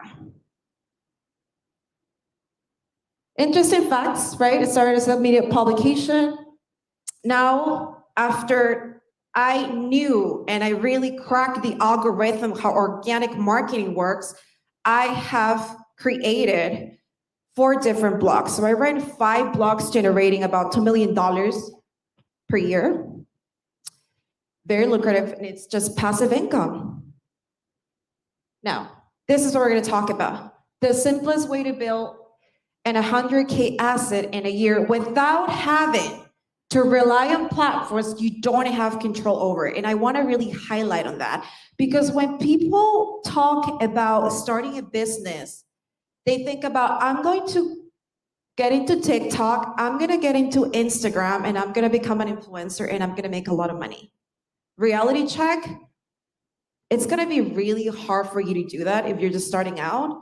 And even if you do it, just know that you're gonna have to invest a lot of time and resources. It just doesn't happen overnight.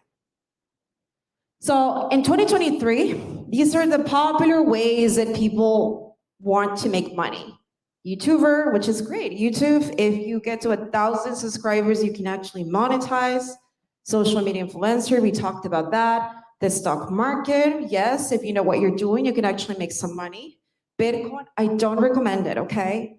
A lot of people made money from Bitcoin, but more people have lost money.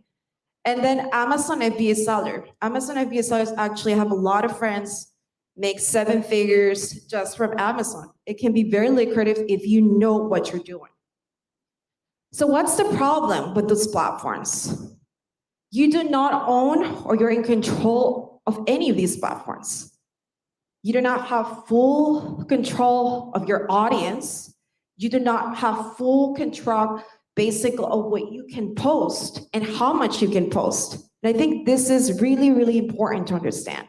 Because when you work so hard in a platform and you invest so much money and you don't really have a big return of investment, you quit.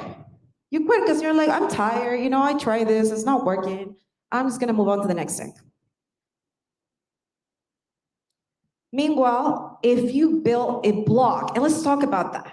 What is a blog? People tell me, why do I even need to build a blog? Why do people care? A blog, guys, is just a hub of information. That's it. I'm sure all of you guys have questions and you go to Google and you type, and then depending on the algorithm, you get search results, and then you click on that website, and all you want is to get your answer from that website. And if they do a good job, you stay on that page. That's really it. That website is basically providing the answer to your concern, to your whatever topic that you want to learn about. So one great thing about blog is that you have absolute control over the platform because it is your own asset. You have control of your audience. You have control what you can post and how much you can post. You can use social media. And yes, social media is part of my strategy too, but I want you guys to understand one thing. Social media is an amplifier.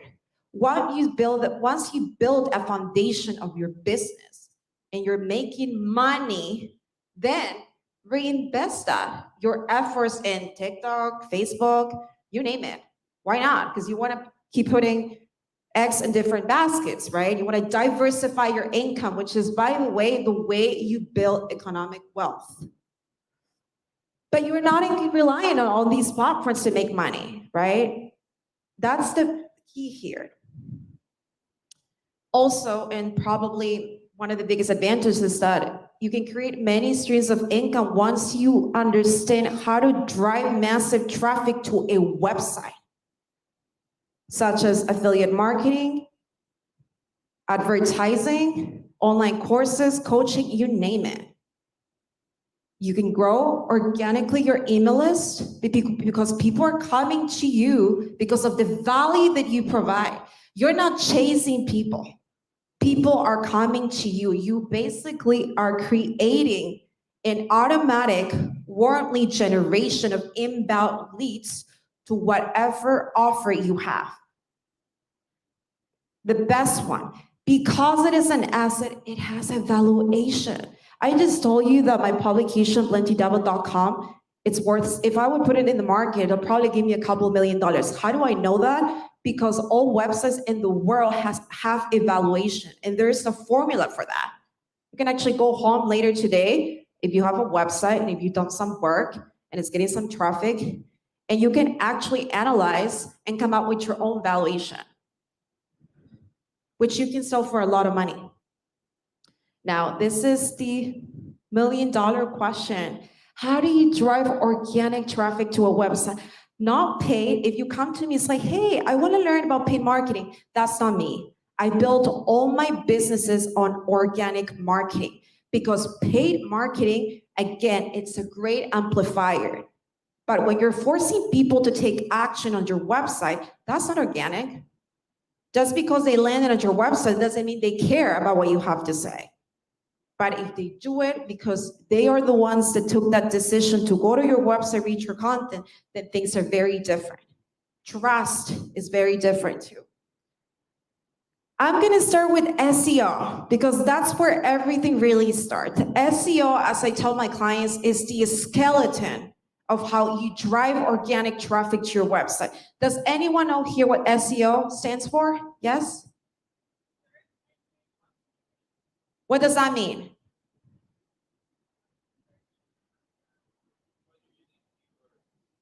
Wait. Do you guys mind someone that is the ones to take the mic and actually answer the question? Is there a mic here? Yeah, anyone? Yeah, you want to answer the question? Okay.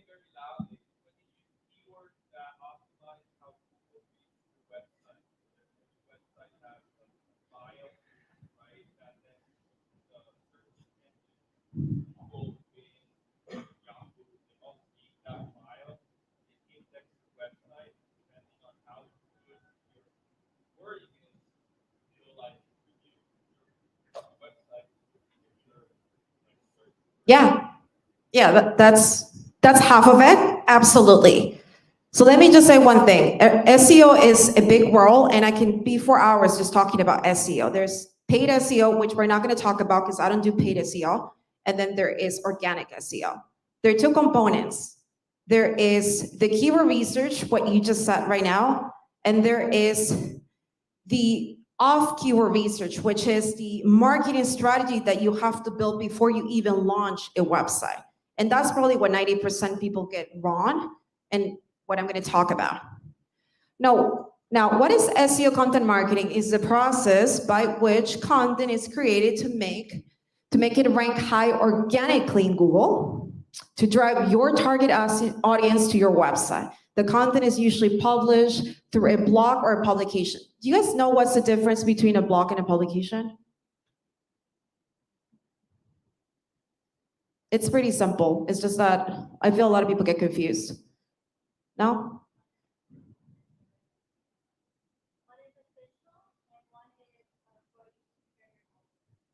Yeah, so a blog is just basically run by 1 or 2 people, and then New York Times is a publication, CNN.com is a publication. A publication is an entity, right? Associated Press is a publication. Well, they're also a global entity, so it's definitely bigger. Okay, if there's one slide that you basically take a screenshot today, it's had to be this one, okay? This will save you a lot of headaches. How do you go and build a 6-figure blog? You talked about keyword research. What's your name, by the way? Osvaldo. And that's amazing, because that means you're ahead of the curve. You know how SEO works. But before we even do keyword research, you need to know if you can actually compete in your space. You have no idea how many times people book a strategy call with me. They tell me, oh my God, I have a great website. You know, I used to have this SEO guy. He's done wonders. I literally takes me 5 seconds to look at the traffic and I'm like, you only have 150 people into your website every month. I mean, how long have you been doing this? Oh, he's been working on this for 3 years. Well, if your SEO guy has been doing that for 3 years and you have 150 people on your website, please fire him, because he's doing something really terribly, okay? The first step is you have to choose a niche that you know you're gonna be able to compete for. Think about any business, right? If you're going to open a law firm in Puerto Rico, or if you're gonna open, I don't know, like a tax accounting company, you need to know who your competitors are. You need to know how they're monetizing. You need to know how they're making money. You need to know if you're gonna be able to compete with them. And that is what people completely dismisses when it comes to creating websites. Just because you have an idea and you think you're good at writing, that doesn't mean you're gonna be able to make that into a 6-figure business.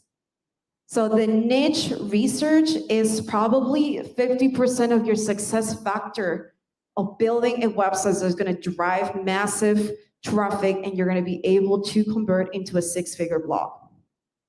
Now, I can get so technical because each of these steps is like a 40-minute conversation, but one of the biggest things when it comes to niche research is understanding the domain authority and also the expertise that you have. Domain authority is basically a score that Google provides to every website in the world from 1 to 100. The higher the domain authority is, the harder it is to compete. The lower it is, the lower it is to compete, and you actually have chances to rank. For when we do niche research, we never, okay, every time we launch a new website, We never want to compete with a website that has a domain authority higher than 40 because it's going to be impossible. Think about it. If you launch a new website, are you going to be able to compete with the New York Times? No. They're super established and their domain authority is over 98. So understanding that, it's key. The second part, once you know who your competitors are, how they're monetizing, you know that you can compete in this space. The second thing is you go and create your content calendar. How do you do that? Think about it. You know that you have a competitor, these guys are making $500,000 to this website, they're getting massive traffic, you do back-end research and start looking, what is driving so much traffic to this website and how can I make it 3 times better? That's how I've been able to dominate the college space. One of my bigger competitors is called hercampus.com. This is a website started by 2 girls at Harvard University. They raised $10 million for this website. Ironically, I haven't raised $1 and my website gets more traffic than their website. So that just tells you that just because you get money from investors, if you don't know where to invest those resources to make a website grow, you're wasting your time. So once you've done that, you do back-end research, you create your content calendar, and that's how you're going to start producing content for your niche. 3, 4, and 5, it's more technical. I'm not gonna get into technicals because I can talk for hours, but the technical part of SEO, it's really, really important. If you have a website with 500,000 people every month and you don't have the right hosting, you don't have the right theme, your website will break. And trust me, when you're making $10,000 to $20,000 monthly from your website, you wish that you've listened. So that's why the technical aspect of SEO, core web vitals, it's really, really important. Beyond SEO, because again, SEO is just a skeleton. The way you build organic traffic is by diversifying. You don't want to rely just on Google because Google changes its algorithm all the time. So you might be ranked tomorrow for a keyword and get 10,000 people onto your website, but that doesn't mean it's going to be like that for 2 years. The algorithm is completely changing. The way you build a website and you make it into a sustainable business is diversifying. Now, repurposing your content is key to grow and be big on your space. It's not going to be on Instagram. It's not going to be on TikTok. Why? Because those platforms make money from advertisers. They want to keep you in the platform. That's how they make money. So why would they ever let someone go to a website? Platforms that actually allow you to grow traffic, Pinterest. We get 20 to 30,000 people every month from Pinterest. Web stories. Is anyone familiar with web stories here? Yes? No? Web stories is the same as an Instagram story, as a Facebook story, but the difference is that it lives on the web worldwide. Anyone in the world can find your web story. So when they click, you know where they're gonna go? They're gonna go to your website. Not Instagram, not your Facebook profile, not your YouTube. That is the main difference. Web story, if you know this strategy behind web stories, huge driver of organic traffic. Flipboard. People don't have no clue about Flipboard and we get so much traffic from it. Yes, there is a magic behind Flipboard, but if you understand how that works and you crack the algorithm, you can get so much traffic. And the biggest one, and this is the one that I have really spent the last year mastering because this is what can take a website to 6 to 7-figure valuation. Syndication, repurposing your content to bigger platforms. What does that mean? These platforms, MSN, Apple News, NASDAQ, Smart News, Yahoo, AP. I have a community, and I'm going to talk about my accelerator, but my accelerator has become so big that MSN recently came knocking on my door and say, hey, do you want to get into a partnership? We will allow you to repurpose all your content in MSN, give you 60% of the profit, and you keep 40. And MSN is really hard to work on, but that's what happens when your website gets so much traffic. You start getting partnership with these giants. Associated Press, it's almost impossible to get in. They only work with CNN.com, BuzzFeed, like big publications. But if you know what exactly they're looking for, your website can go from having 100,000 page views to 1 million page views. I'm in a mastermind with the guy. Are you guys familiar with nerdwallet.com? Nerdwallet, by the way, has a story. I know the owner. He was a guy extremely passionate about the financial space. 12 years ago, he developed that website. He would have never thought that that website is worth over $50 million right now. And last time I checked, Condé Nast wants to acquire that website. He said no, he's not ready for that. But he built that on his own. He now has a team of like 50 plus. I have a team of 20 plus people working for me full time. But it's crazy what you can do when you know where to invest your money. Now, this is a case study directly from when we first started BLENDtw.com. Once we understood that SEO was the skeleton of our website, we really needed to have a robust strategy. Over a 6-month period, we published 60 articles. As you guys know, the higher content ranks on Google, the more traffic you get. This is what happened on our website. You see, March 2021, we were just pumping content. July 2021, boom, start taking off. And that's how we were able to grow with SEO. Did we stop because we were successful with SEO? Absolutely no. We started diversifying our traffic beyond SEO. But yes, I was able to take each of my blogs to a 6-figure valuation just with SEO. But then I was like, well, now it's a 6-figure. Now I want to take it to 7 figures, because why not? I'm not gonna put all my eggs in one basket, right? So this is how SEO changed my business. Again, as I said before, I went from having 10,000 readers per month to 10,000 readers per day. I started making consistently $6,000 to $10,000 monthly only through ad networks. And that's another thing that I could talk for hours about ad networks. People don't know about this. I made over $100,000 in Amazon sales. I'm a huge fan of the Amazon Associate programs. We make so much money from it just referring products because we have so much traffic. Over $50,000 through sponsorship collaboration. Yesterday, you guys were introduced to a presentation. It was incredible about corporate sponsorship. I learned a lot. Through blogging, you organically attract sponsors. I work with over 50 brands. I've never reached out to them. Why? Because they found us. We have so much traffic on a specific space that they want to work with us. Organically, that's something that will happen for you. $10,000 to $20,000 in affiliate marketing. This is Amazon, December. We made over $132,000 just from referring products on our website. That's it. So this is what a blog can do for your business. First, it will position yourself as an authority, right? Brand awareness and credibility, absolutely. It will build an organic, loyal fan base. Again, you attract, you don't chase. I'm sure all of you guys have been on Google. Whenever you, I don't know, like, let's say you want to bake a cake and you don't know how to bake. How to bake a cake. Some website pops up, you go on the website, they have a really in-depth recipe, you really like it. Oh, this is so cool. And then after a few minutes, you get a pop-up.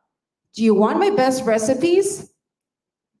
Get it here. And they want your email. I'm sure you guys have all been through that at some point.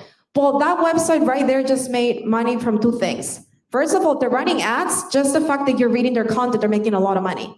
And second, they just got you in their email newsletter. And that's how you convert someone from a warm lead to a loyal fan base. Third one, and if you're an online coach or you're promoting a product, high ticket product, low ticket product, warm lead generation. I have a client right now, he has 2 7-figure business, he's building a fintech. I am helping him build a financial blog because he wants to use it as a warm lead generation magnet to his fintech. You get consistent warm leads while you sleep. I took 3 months off last year Turkey, I was in 5 different countries. I never stopped making money because this is on autopilot. Create new streams of income. I introduce you to Media Buying and RapDive. Well, they just recently changed their name. These are 2 of the premium networks in the United States. Serious people that are bloggers, very familiar to them. That's the dream goal. They want to get into these premium networks. Media Buying, you need at least 60,000 page views per month to apply. RapDive did at least 100,000 page views to apply, and once you get into these ad networks, they do the rest. They have an amazing team. They'll put the ads on your website, and you start making passive income. I use RapDive with all my websites. This is just directly from my dashboard, a month in one of my blogs. 6,392 passive income.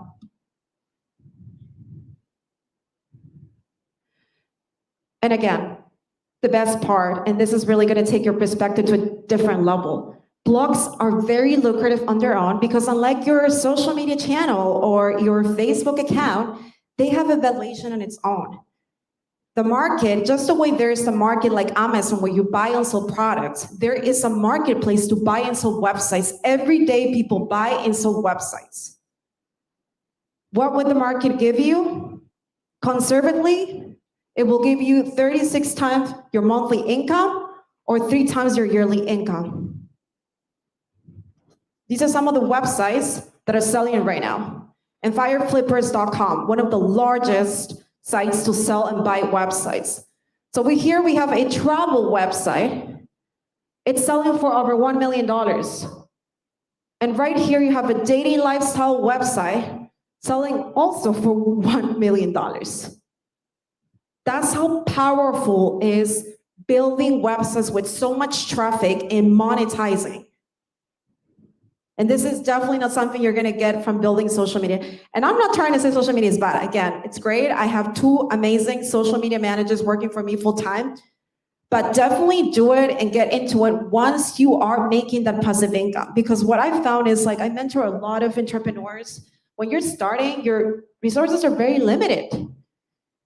And if you invest all your time in social media and you're not making any money, think about it, right? You need to create the backbone of your business, that sustainable backbone that is gonna allow you to reinvest and do different things for your business. Work smarter, not harder. So if there's one main takeaway that I hope that you guys get from today is that the key to build a website worth over $100,000 is to have a robust content marketing strategy. Without that, don't even try it. I always tell this to prospective clients. You either have a very expensive blog or website, hobby, because it's a hobby really, or you actually take it as a business and you make money. Which choice are you gonna choose? It's up to you. Before, preferably, you start and make sure you diversify the traffic. Now you have 2 choices. You can figure it out on your own, or you can work with someone that can guide you along the way. So I'm just gonna spend a couple of minutes to talk about my accelerator. I was in Vegas speaking at an event, and an entrepreneur came to me right after my presentation, and she was like, "Where have you been?" I've invested over $50,000 in SEO marketing agencies. They've said they were gonna do 1,000 things, never got traffic, never understood what they really did on my website. And I've learned so much from your presentation. And I was like, well, thank you. And that has started to be a pattern. Every city that I will go and speak. So I finally decided to launch an accelerator. People always tell me, like recently, I got an opportunity to be a consultant for Silicon Valley for a big company. And I said, no, besides my blogs, this is my baby, the accelerator. Why? Because blogging is not an isolated process. I'm so part of so many communities right now of 7-figure bloggers, and the way we thrive is collectively. So that's why I wanted to create my own community of bloggers so we can all upgrade and we can all make money. The $1 Million Webs Accelerator is an 8-month program.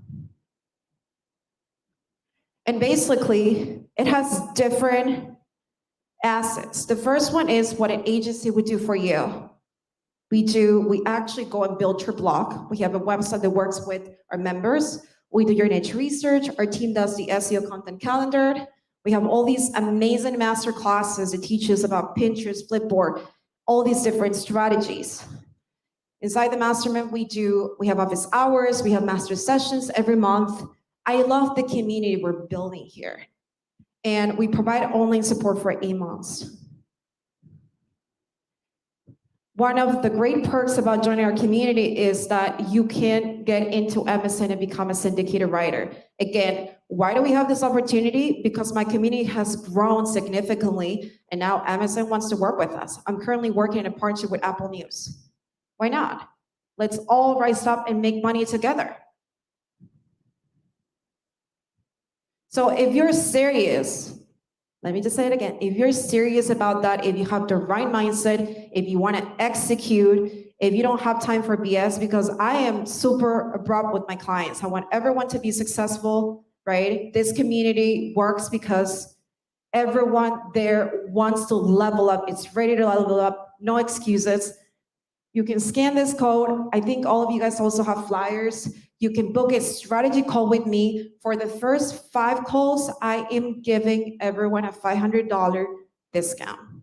Thank you so much.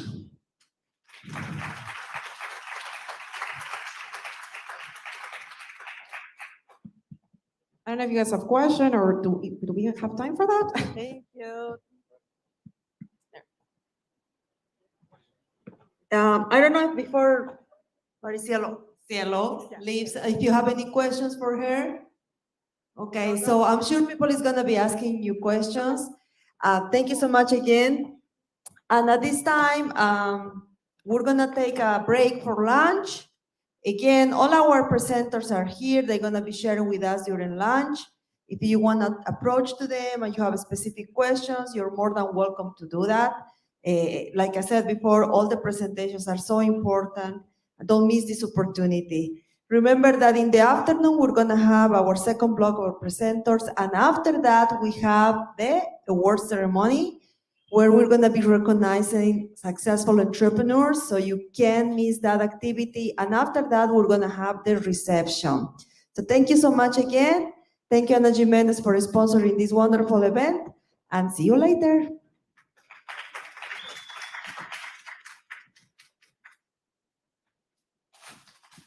By the way, for the delegation and everybody that is part of the lunch, please be aware that the lunch is gonna take place on the second building, where was yesterday, the culinary arts, right? Hospitality and culinary arts, I believe. That's the good thing, right? The good thing is that we have food. The bad thing is that it's raining hard. So I don't know if we're gonna need to wait a little bit to stop raining, because we need to walk. I don't want anybody to get wet, okay?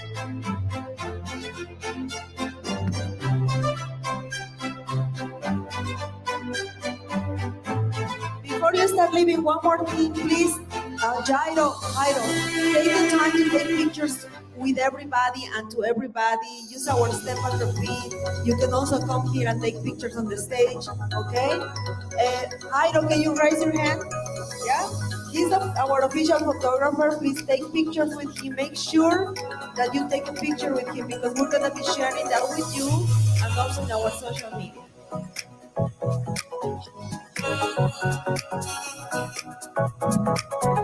I would like for all the panelists to come up on stage so we can take a group picture, please. Can somebody get Shevelle, please? And actually, all the delegates, please, everybody come to the stage for some pictures. Latina, everybody come for the B.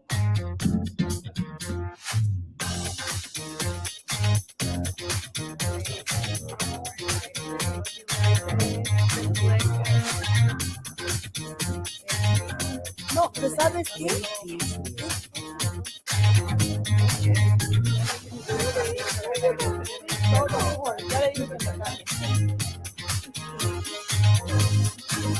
Chicos, recuerden cambiarme el clicker para la tarde para ver si este estaba mejor.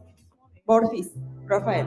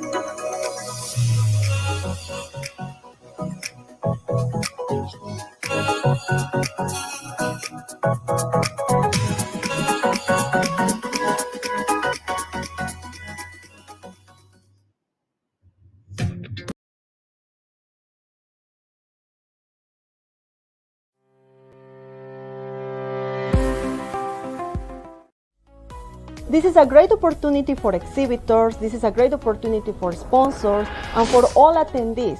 Through this event, you're going to be able to connect with other companies to build a business relationship, to expand your business, to grow your business, but especially to create a global network. We're very excited about this event. Today we have several activities scheduled. We have discussion panels, conferences, live entertainment with eccentric. The reason why we're representing our institution here is because 75% of our student body are females. Ladies that want to make sure that they're going to make it in the business world, in the workforce. We knew that we needed to be here today. Hi, this is Al Otero, the president of the Global Trade Chamber, and we're very excited to be at the 100 Successful Women in Business annual convention. So this is a unique event to have women.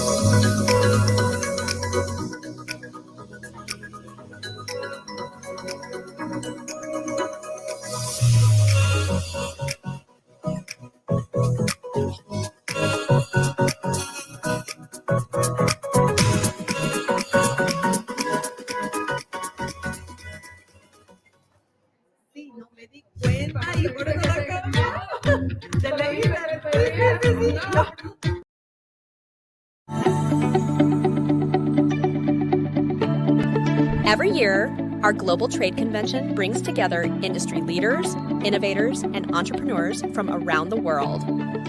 But the real magic happens when attendees share their experiences and success stories. I'm glad that I'm here because what it does is expose me to venture capital. It exposes me to other aspects that can assist my business. The partnership is great, have exposed us to so many business owners that we can help grow. We no longer do business locally. We are in a global community. People are looking to do business here. Very helpful, getting us business leads, especially internationally. We have made connections with Africa. Don't miss this powerful event. Join us at the upcoming Global Trade Convention and be a part of this incredible journey. Unleash your potential and embrace opportunities. See you at the convention.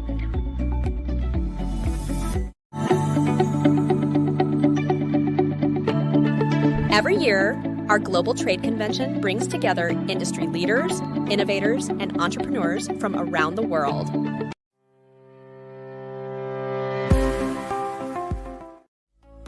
This is a great opportunity for exhibitors, this is a great opportunity for sponsors, and for all attendees. Through this event, you're going to be able to connect with other companies to build a business relationship, to expand your business, to grow your business, but especially to create a global network. We're very excited about this event. Today we have several activities scheduled. We have discussion panels, conferences, live entertainment with eccentric. The reason why we're representing our institution here is because 75% of our student body are females. Ladies that want to make sure that they're going to make it in the business world, in the workforce. We knew that we needed to be here today. Hi, this is Al Otero, the president of the Global Trade Chamber, and we're very excited to be at the 100 Successful Women in Business. Every year, our Global Trade Convention brings together industry leaders, innovators, and entrepreneurs from around the world. But the real magic happens when attendees share their experiences and success stories. I'm glad that I'm here because what it does is expose me to venture capital. It exposes me to other aspects that can assist my business. The partnership is great, have exposed us to so many business owners that we can help grow. We no longer do business locally. We are in a global community. People are looking to do business here. Very helpful, getting us business leads, especially internationally. We have made connections with Africa. Don't miss this powerful event. Join us at the upcoming Global Trade Convention and be a part of this incredible journey. Unleash your potential and embrace opportunities. See you at the convention.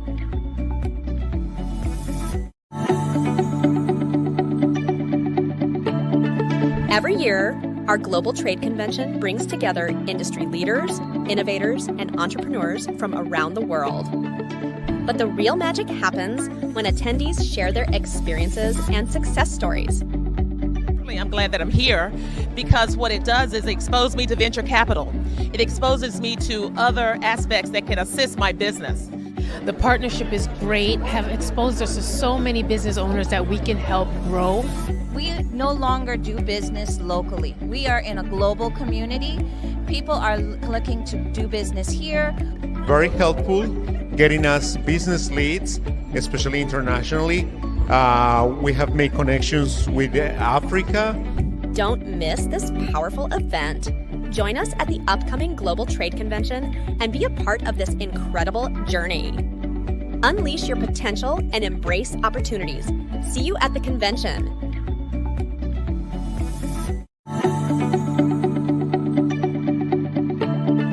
Every year, our Global Trade Convention brings together industry leaders.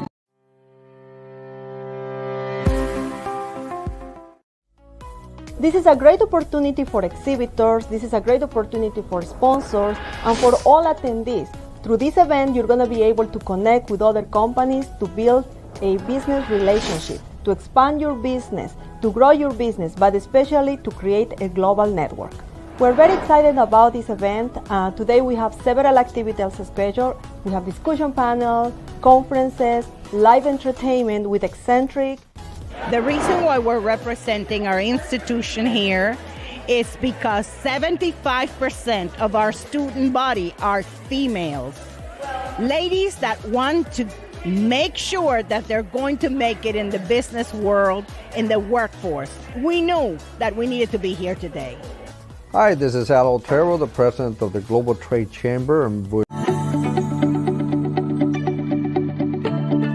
Every year, our Global Trade Convention brings together industry leaders, innovators, and entrepreneurs from around the world.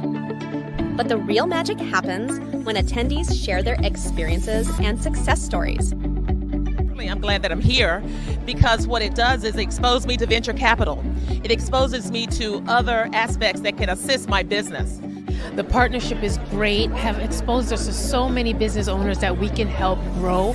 We no longer do business locally. We are in a global community. People are looking to do business here.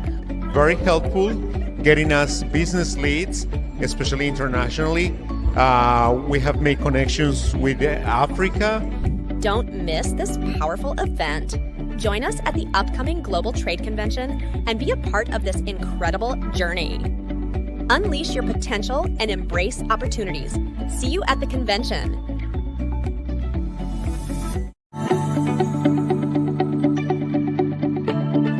Every year, our Global Trade Convention brings together industry leaders, innovators, and entrepreneurs from around the world. But the real magic happens when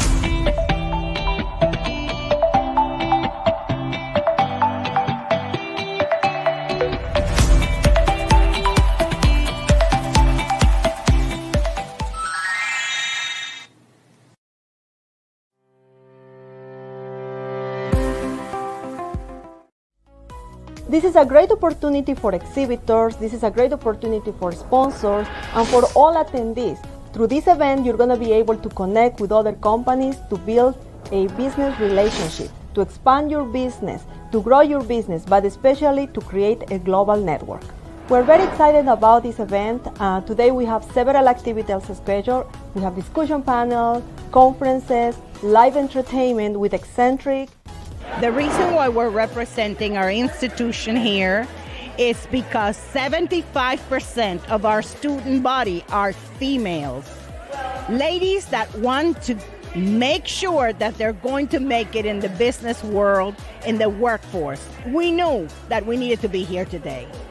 Hi, this is Al Otero, the president of the Global Trade Chamber, and we're very excited to be at the 100 Successful Women in Business Annual Convention.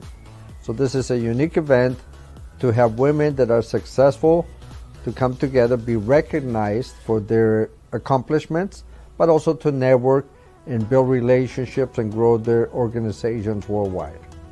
Opening doors to opportunities, opening doors to education, and meeting such an amazing group of women that are being honored today is really exciting. Thank you. I've heard a lot of personal experiences from entrepreneurs. We're seeing great fashion designers. It's a lot of fun. Through this event, you're going to be able to connect with other companies to build a business relationship, to grow your business, but especially to create a global network.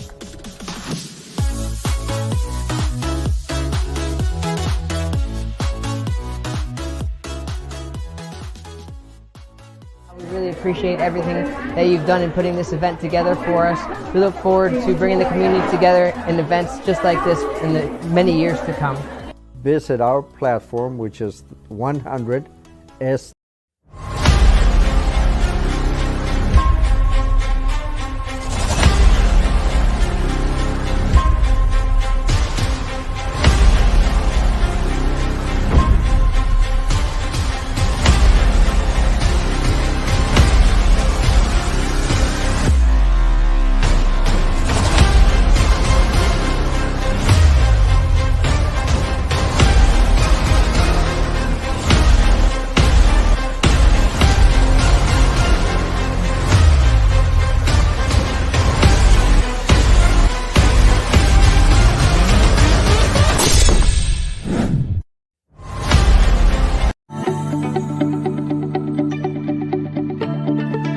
year, our global trade convention brings together industry leaders, innovators, and entrepreneurs from around the world. But the real magic happens when attendees share their experiences and success stories. I'm glad that I'm here because what it does is expose me to venture capital. It exposes me to other aspects that can assist my business. The partnership is great, have exposed us to so many business owners that we can help grow. We no longer do business locally. We are in a global community. People are looking to do business here. Very helpful, getting us business leads, especially internationally. We have made connections with Africa. Don't miss this powerful event. Join us at the upcoming Global Trade Convention and be a part of this incredible journey. Unleash your potential and embrace opportunities. See you at the convention.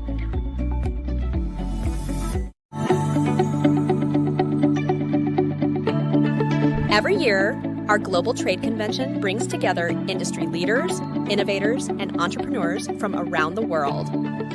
But the real magic happens when attendees share their experiences and success stories. I'm glad that I'm here because what it does is expose me to venture capital. It exposes me to other aspects that can assist my business. The partnership is great, have exposed us to so many business owners that we can help grow. We no longer do business locally. We are in a global community. People are looking to do business here. Very helpful, getting us business leads, especially internationally. We have made connections with Africa. Don't miss this powerful event. Join us at the upcoming Global Trade Convention and be a part of this incredible journey. Unleash your potential and embrace.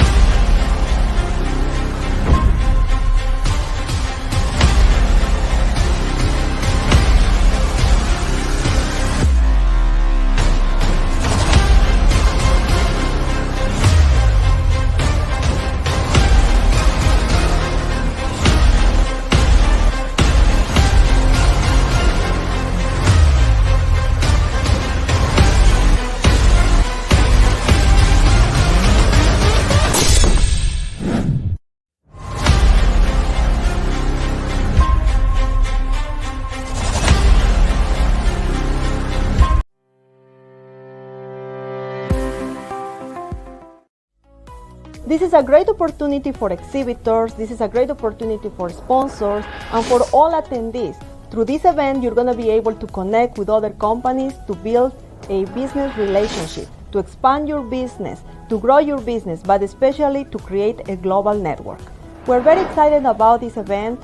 Today we have several activities scheduled. We have discussion panels, conferences, live entertainment with eccentric. The reason why we're representing our institution here is because 75% of our student body are females. Ladies that want to make sure that they're going to make it in the business world, in the workforce. We knew that we needed to be here today. Hi, this is Al Otero, the president of the Global Trade Chamber, and we're very excited to be at the 100 Successful Women in Business Annual Convention. So this is a unique event to have women that are successful to come together, be recognized for their accomplishments, but also to network and build relationships and grow their organizations worldwide. Opening opening doors to opportunities, opening doors to education, and meeting such an amazing group of women that are being honored today is really exciting. Thank you. I've heard a lot of personal experiences from entrepreneurs. We're seeing great fashion designers. It's a lot of fun. Through this event, you're going to be able to connect with other companies to build a business relationship, to grow your business, but especially to create a global network.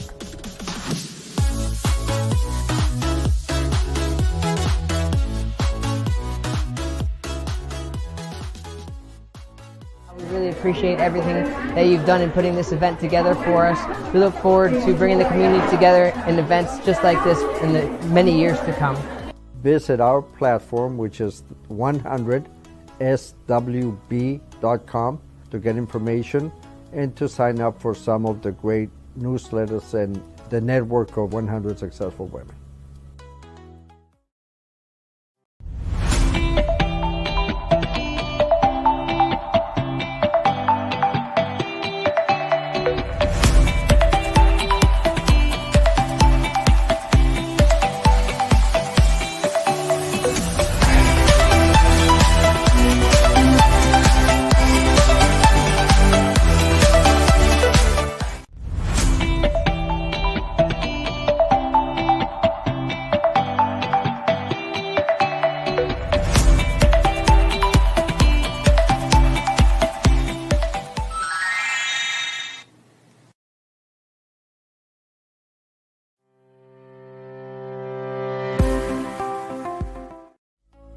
This is a great opportunity for exhibitors, this is a great opportunity for sponsors, and for all attendees.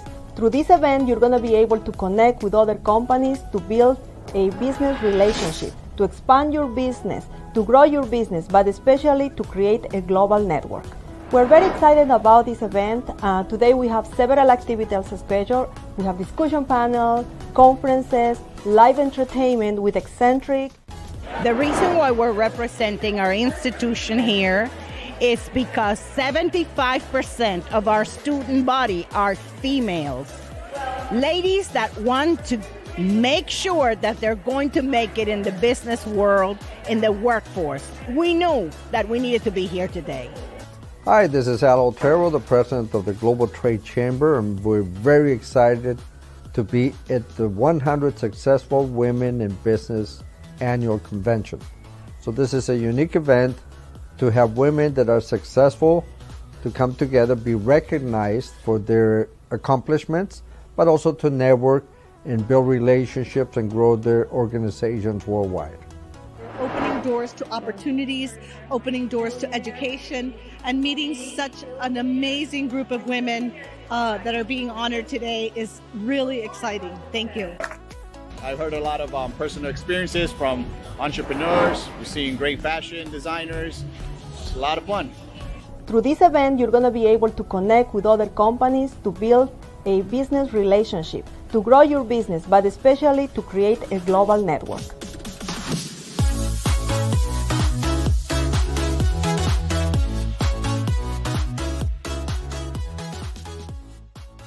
We really appreciate everything that you've done in putting this event together for us. We look forward to bringing the community together in events just like this in the many years to come. Visit our platform, which is 100.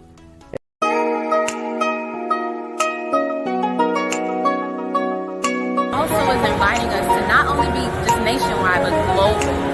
And as a woman, you should always want to be more. So definitely truly honored, and I'm very thankful for this award. And I'm an amazing woman who's helping other women meet now the 100 successful women in business. We're rocking it here. Come on, we'll help you out. See you then.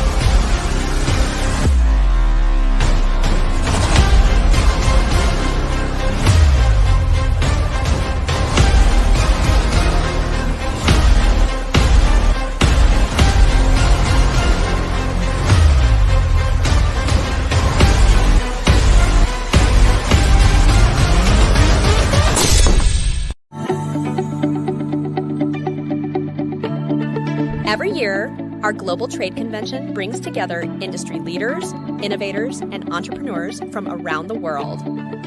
But the real magic happens when attendees share their experiences and success stories. I'm glad that I'm here because what it does is expose me to venture capital. It exposes me to other aspects that can assist my business. The partnership is great, have exposed us to so many business owners that we can help grow. We no longer do business locally. We are in a global community. People are looking to do business here. Very helpful, getting us business leads, especially internationally. We have made connections with Africa. Don't miss this powerful event. Join us at the upcoming Global Trade Convention and be a part of this incredible journey. Unleash your potential and embrace opportunities. See you at the convention.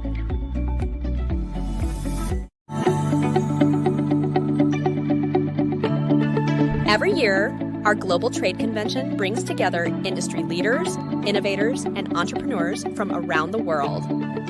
But the real magic happens when attendees share their experiences and success stories. I'm glad that I'm here because what it does is expose me to venture capital. It exposes me to other aspects that can assist my business. The partnership is great, have exposed us to so many business owners that we can help grow. We no longer do business locally. We are in a global community. People are looking to do business here. Very helpful, getting us business leads, especially internationally. We have made connections with Africa. Don't miss this powerful event. Join us at the upcoming Global Trade Convention.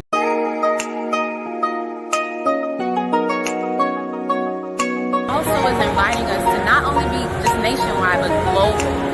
And as a woman, you should always want to be more. So definitely truly honored and I'm very thankful for this award. And I'm an amazing woman who's helping other women meet Now, the 100 successful women in business, we're rocking it here. You can do it. Come on, we'll help you out. See you then.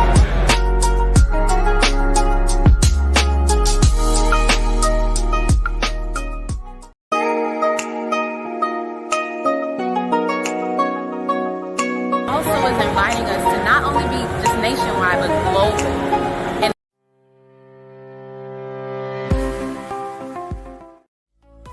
this is a great opportunity for exhibitors, this is a great opportunity for sponsors, and for all attendees.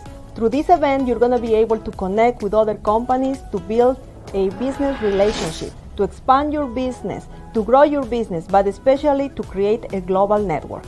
We're very excited about this event. Today we have several activities scheduled. We have discussion panels, conferences, live entertainment with eccentric. The reason why we're representing our institution here is because 75% of our student body are females. Ladies that want to make sure that they're going to make it in the business world, in the workforce. We knew that we needed to be here today. Hi, this is Al Otero, the president of the Global Trade Chamber, and we're very excited to be at the 100 Successful Women in Business Annual Convention. So this is a unique event to have women that are successful to come together, be recognized for their accomplishments, but also to network and build relationships and grow their organizations worldwide. Opening doors to opportunities, opening doors to education, and meeting such an amazing group of women that are being honored today is really exciting. Thank you. I've heard a lot of personal experiences from entrepreneurs. We're seeing great fashion designers. It's a lot of fun. Through this event, you're going to be able to connect with other companies to build a business relationship, to grow your business, but especially to create a global network.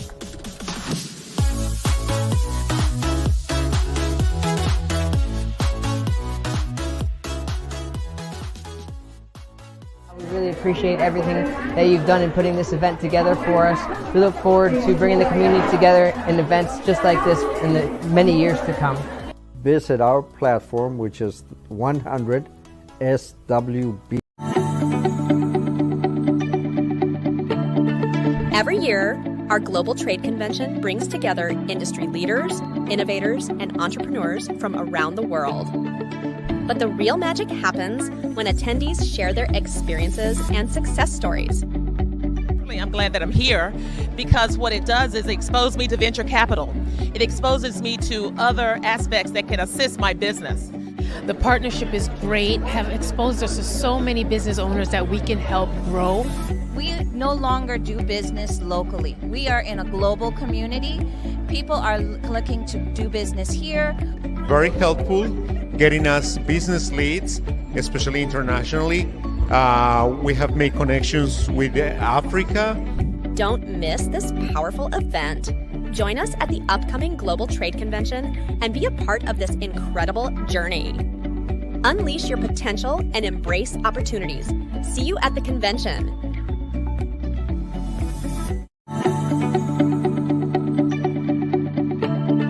Every year, our Global Trade Convention brings together industry leaders, innovators, and entrepreneurs from around the world.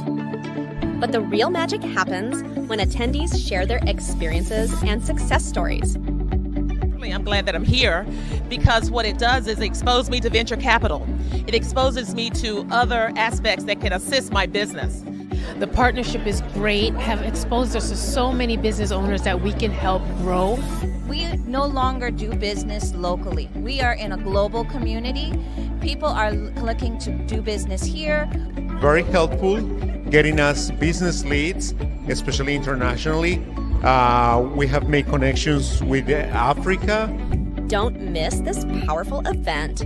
Join us at the upcoming Global Trade Convention and be a part of this incredible journey.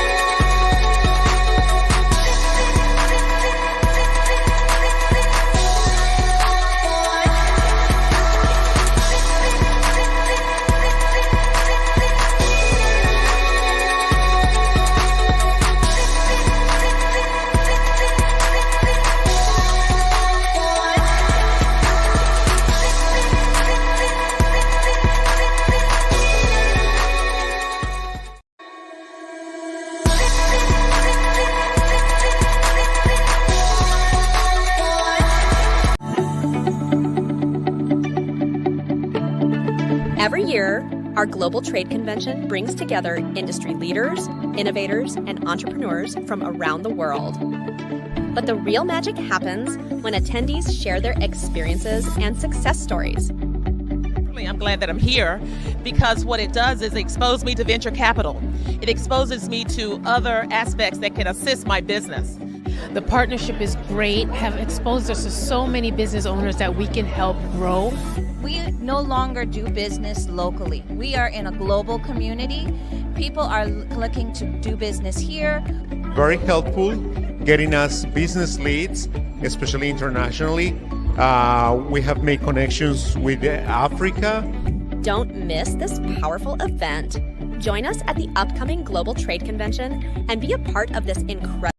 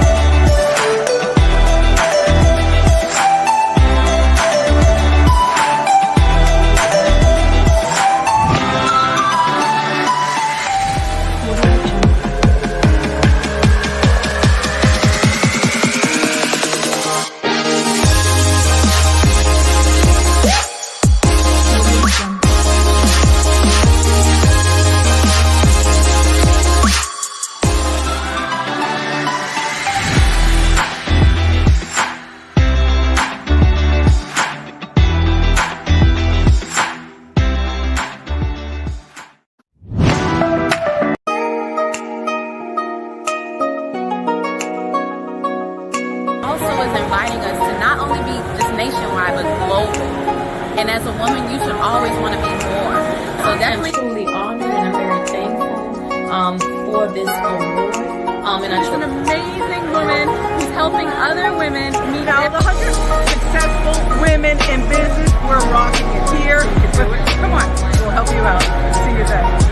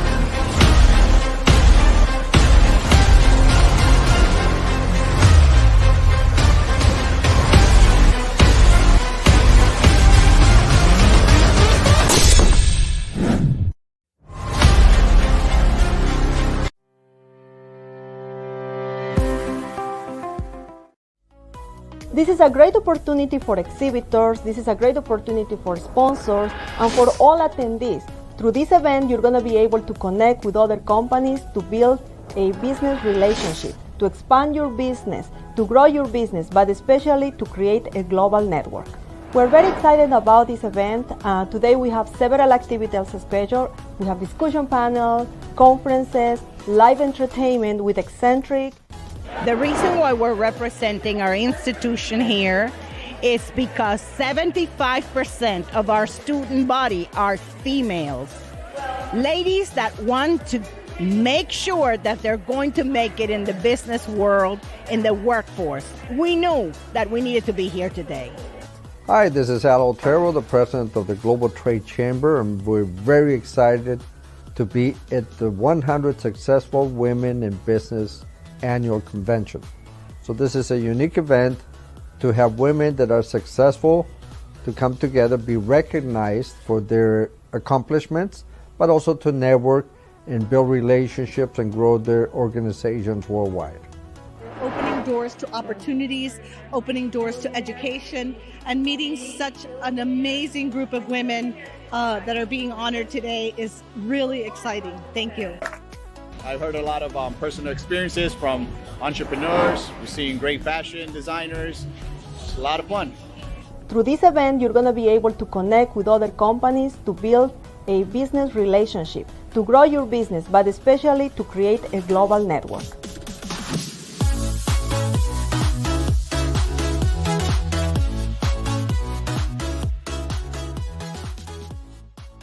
We really appreciate everything that you've done in putting this event together for us. We look forward to bringing the community together in events just like this in the many years to come. Visit our platform, which is 100swb.com, to get information and to sign up for some of the great newsletters and the network of 100 Successful Women.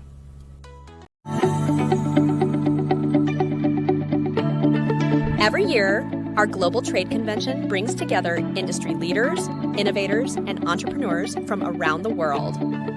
But the real magic happens when attendees share their experiences and success stories. I'm glad that I'm here because what it does is expose me to venture capital. It exposes me to other aspects that can assist my business. The partnership is great, have exposed us to so many business owners that we can help grow. We no longer do business locally. We are in a global community. People are looking to do business here. Very helpful, getting us business leads, especially internationally. We have made connections with Africa. Don't miss this powerful event. Join us at the upcoming Global Trade Convention and be a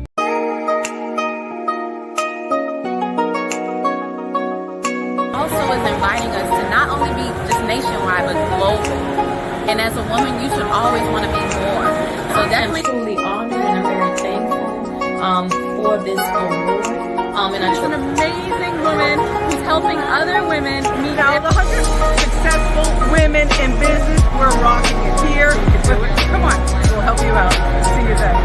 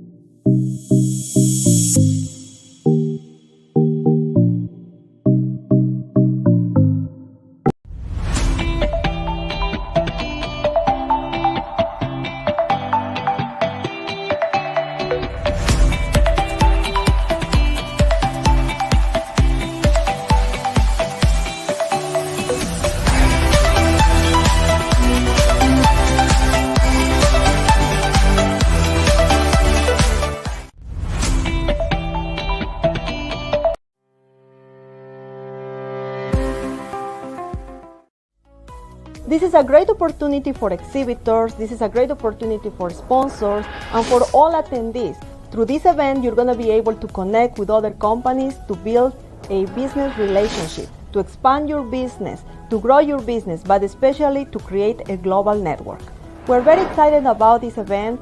Today we have several activities scheduled. We have discussion panels, conferences, live entertainment with eccentric. The reason why we're representing our institution here is because 75% of our student body are females.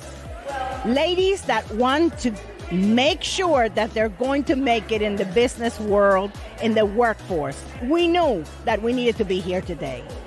Hi, this is Al Otero, the president of the Global Trade Chamber, and we're very excited to be at the 100 Successful Women in Business Annual Convention. So this is a unique event to have women that are successful to come together, be recognized for their accomplishments, but also to network and build relationships and grow their organizations worldwide. Opening doors to opportunities, opening doors to education, and meeting such an amazing group of women that are being honored today is really exciting. Thank you.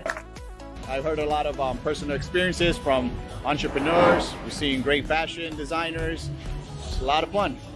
Through this event, you're going to be able to connect with other companies to build a business relationship, to grow your business, but especially to create a global network.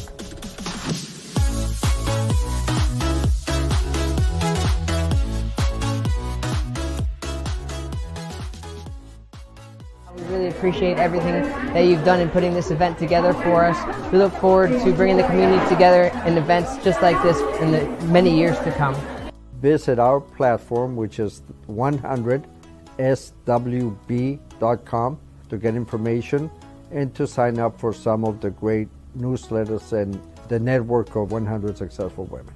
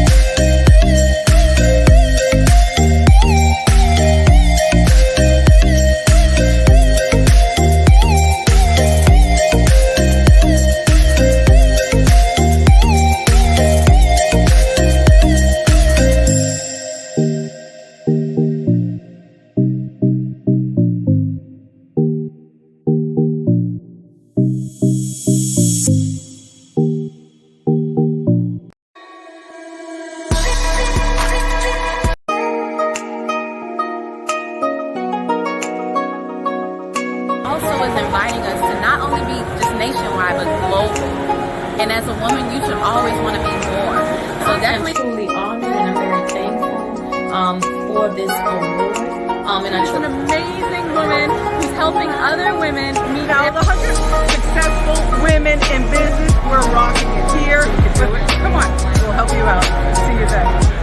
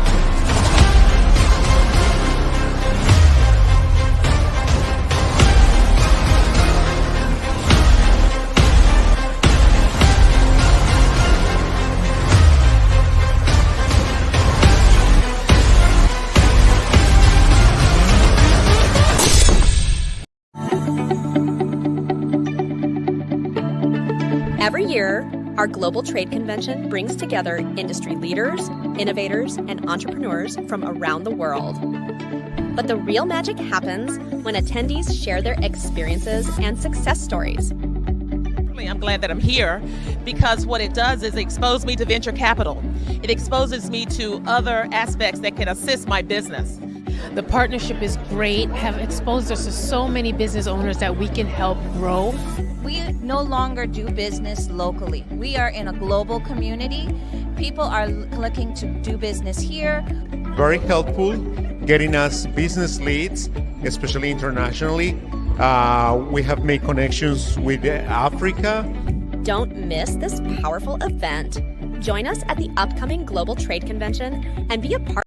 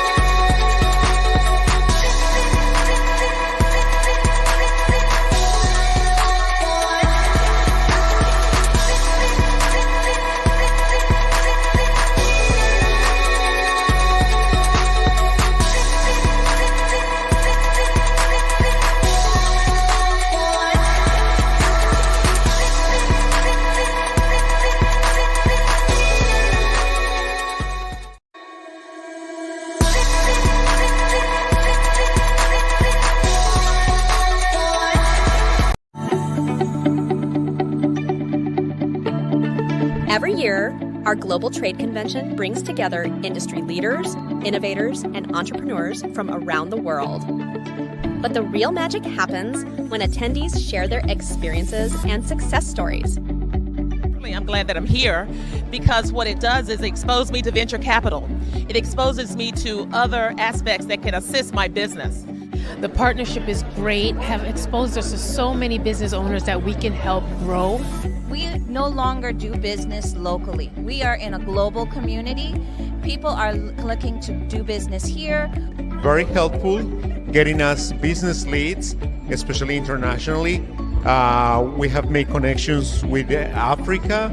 Don't miss this powerful event. Join us at the upcoming Global Trade Convention and be a part of this incredible journey. Unleash your potential and embrace opportunities.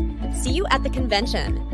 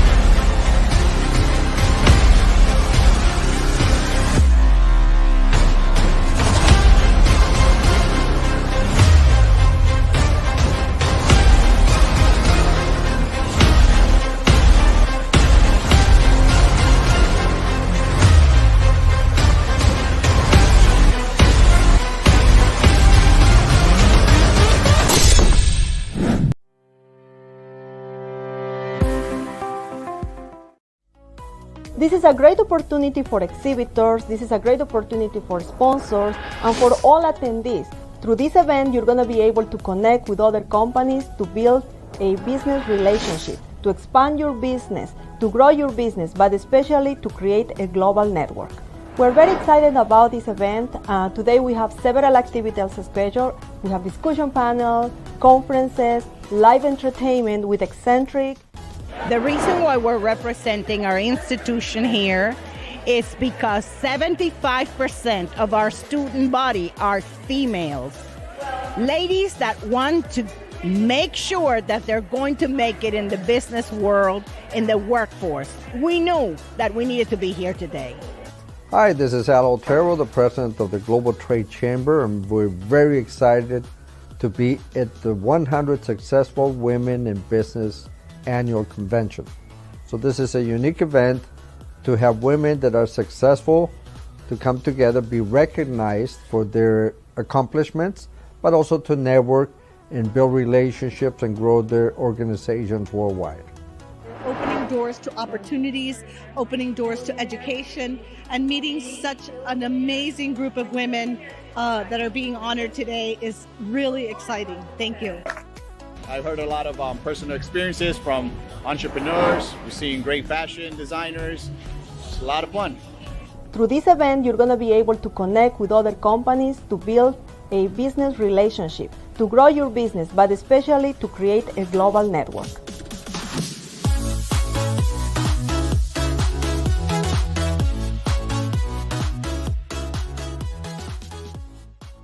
We really appreciate everything that you've done in putting this event together for us. We look forward to bringing the community together in events just like this in the many years to come. Visit our platform, which is 100swb.com, to get information and to sign up for some of the great newsletters and the network of 100 Successful Women.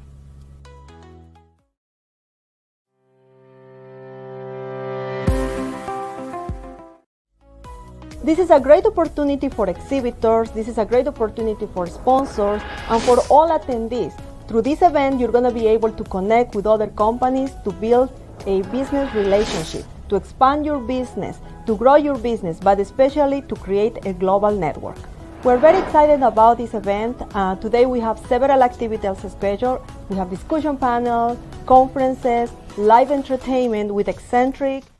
The reason why we're representing our institution here is because 75% of our student body are females. Ladies that want to make sure that they're going to make it in the business world, in the workforce. We knew that we needed to be here today. Hi, this is Al Otero, the president of the Global Trade Chamber, and we're very excited to be at the 100 Successful Women in Business Annual Convention. So this is a unique event to have women that are successful to come together, be recognized for their accomplishments, but also to network and build relationships and grow their organizations worldwide.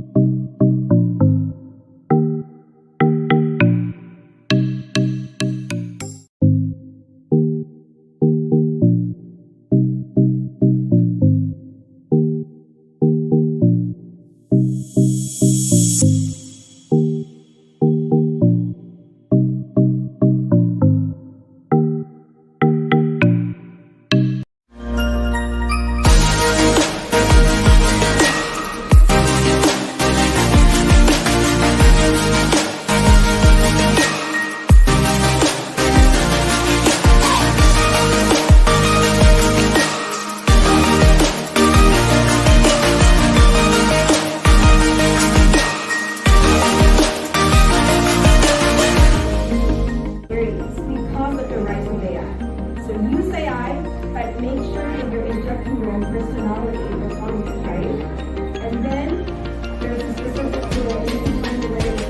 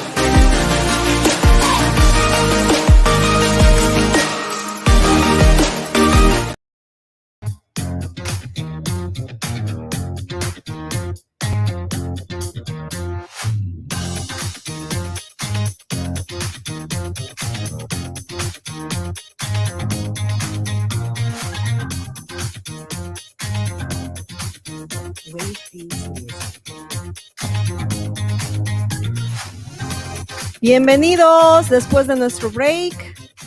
Welcome back. Okay, so we're gonna do the second part of our conference. This is gonna be the last segment for our speakers to do these amazing presentations. The next presentation is gonna be bilingual. So the speaker is gonna do the presentation in Spanish and I'm gonna be helping with the English. So be patient with me. Maybe I'm not gonna be sure about some terms, okay? But I think we're gonna do a good team. And I forgot to tell Professor Medina that I'm also a faculty member of Ana Jimenez. So somehow we're gonna work together as a team. Okay, so as I was saying, our next presenter is gonna do a presentation related with applications and the importance of the applications, the apps for mobiles, but important from the financial perspective. So how you can learn about this application, how you can educate yourself, but especially how you can be practical with this information. So without further introduction, let me bring to the stage Professor Jose Medina, who's the director and founder of Finanzas al Maximo. Welcome, please.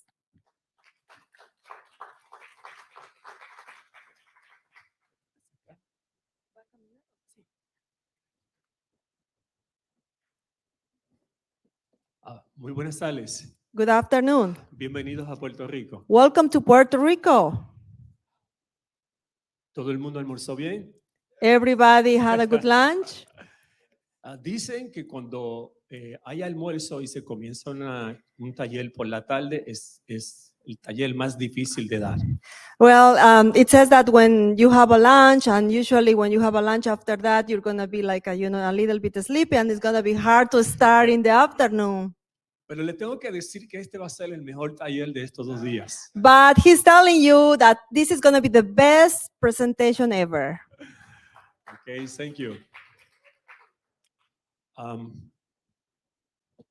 Vamos a hablar la tarde de hoy We're going to talk about sobre aplicaciones applications y cuán importante en el proceso de emprendimiento. and the importance in the entrepreneurship. Y definitivamente lo voy a presentar con mi propia experiencia y mi testimonio empresarial. And he's going to present this by experience because he has experience doing this. You should be doing here. You should be here. Yes. You are a professional interpreter. I mean, you're more than welcome to come here. Yeah. Podemos generar. Okay, we can. Sí. All right. So the second part is going to be you. Yeah. Hay muchas maneras de generar dinero. There are several ways to generate money. Publicando blogs. Publishing blogs. We talk about blogs, right? Yeah. Hacer talleres o webinar virtual. Virtual webinars. Usar mi conocimiento, experiencia. You have to implement your knowledge, your experience. para ofrecer un servicio y un producto. to provide a service and a product. Y llega el dinero. Llega el dinero, empieza a llegar el dinero y qué bueno. And the money start coming in. Pero si no manejamos el dinero del emprendimiento, fracasamos. But if you don't manage the money to start a business, to do for entrepreneurship, so you're going to fail. Y mi enfoque en esta charla con ustedes es hablar de la importancia del manejo del dinero. And his focus of the presentations today, today's presentation, is to talk about how you can manage the money. How you can manage the money, right? Es mi área de especialidad. That's his concentration. Okay. Soy un Certified Personal Financial Counselor. ¿Hay alguien preocupado por sus finanzas personales? Are you worried about your personal finances? Any person? Yeah, everybody. ¿Se puede identificar con algunas de las imágenes que están allí? Do you identify yourself with one of the pictures you see here? Yeah. Muchas personas nos dicen, y son las estadísticas, la tensión más fuerte que tenemos diariamente están relacionados a asuntos económicos. A lot of people tell us about the statistics and all these concerns about the financial situation, right? Yeah. ¿Cómo hacemos entonces un buen manejo del dinero? How you can make a good management, how you can manage properly the money. Queremos que muchas personas puedan saber cómo se maneja el dinero y tener éxito en las finanzas personales.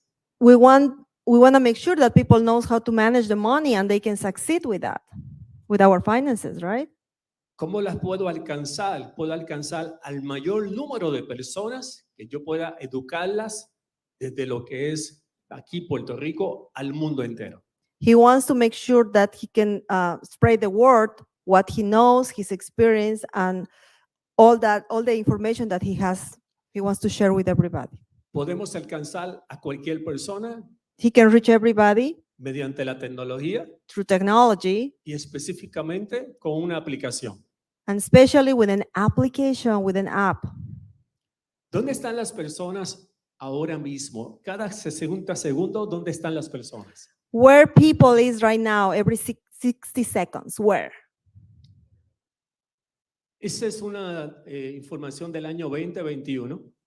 That's a chart from 2021, as you can see, Internet Minute. Y es interesante en términos de personas descargando aplicaciones. And it's very interesting because you can see people downloading applications. Cada 60 segundos se descargan 414,764 aplicaciones. Okay, 1 second. Yeah, it's big number. Every 60 seconds, people is downloading 4,100. I got lost. 764 applications. Es un número grande, es un big number. It's a big Yeah. number. Ahí están las personas y particularmente la generación de los millennials y la generación Z. So people is spending time downloading this application, and the Generation Z and millennials are there. Por cada día que pasa se descargan 251 millones de aplicaciones. Wow. Every day, people downloads in general, right? 251 million applications per day.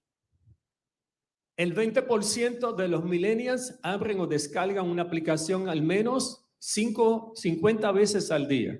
At least 20% of millennials are opening, or at least 50 times they are downloading or opening applications every day, per day. Mientras he estado hablando aquí, ustedes tienen un celular en la mano, ¿cierto? While he's talking, you are using your phone and probably, Y de vez en cuando lo mira, ¿cierto? and once in a while you are looking at your phone, or you are looking at your phone right now. Estamos ahí estamos en el celular no cada 60 segundos, estamos en el celular cada segundo. You are not using your phone every 60 seconds. You are watching at your phone every second. Entonces, esa situación es una amenaza o puede ser una oportunidad. This situation can be a threat, or can be an opportunity. Yo lo veo como una oportunidad. He sees it as an opportunity.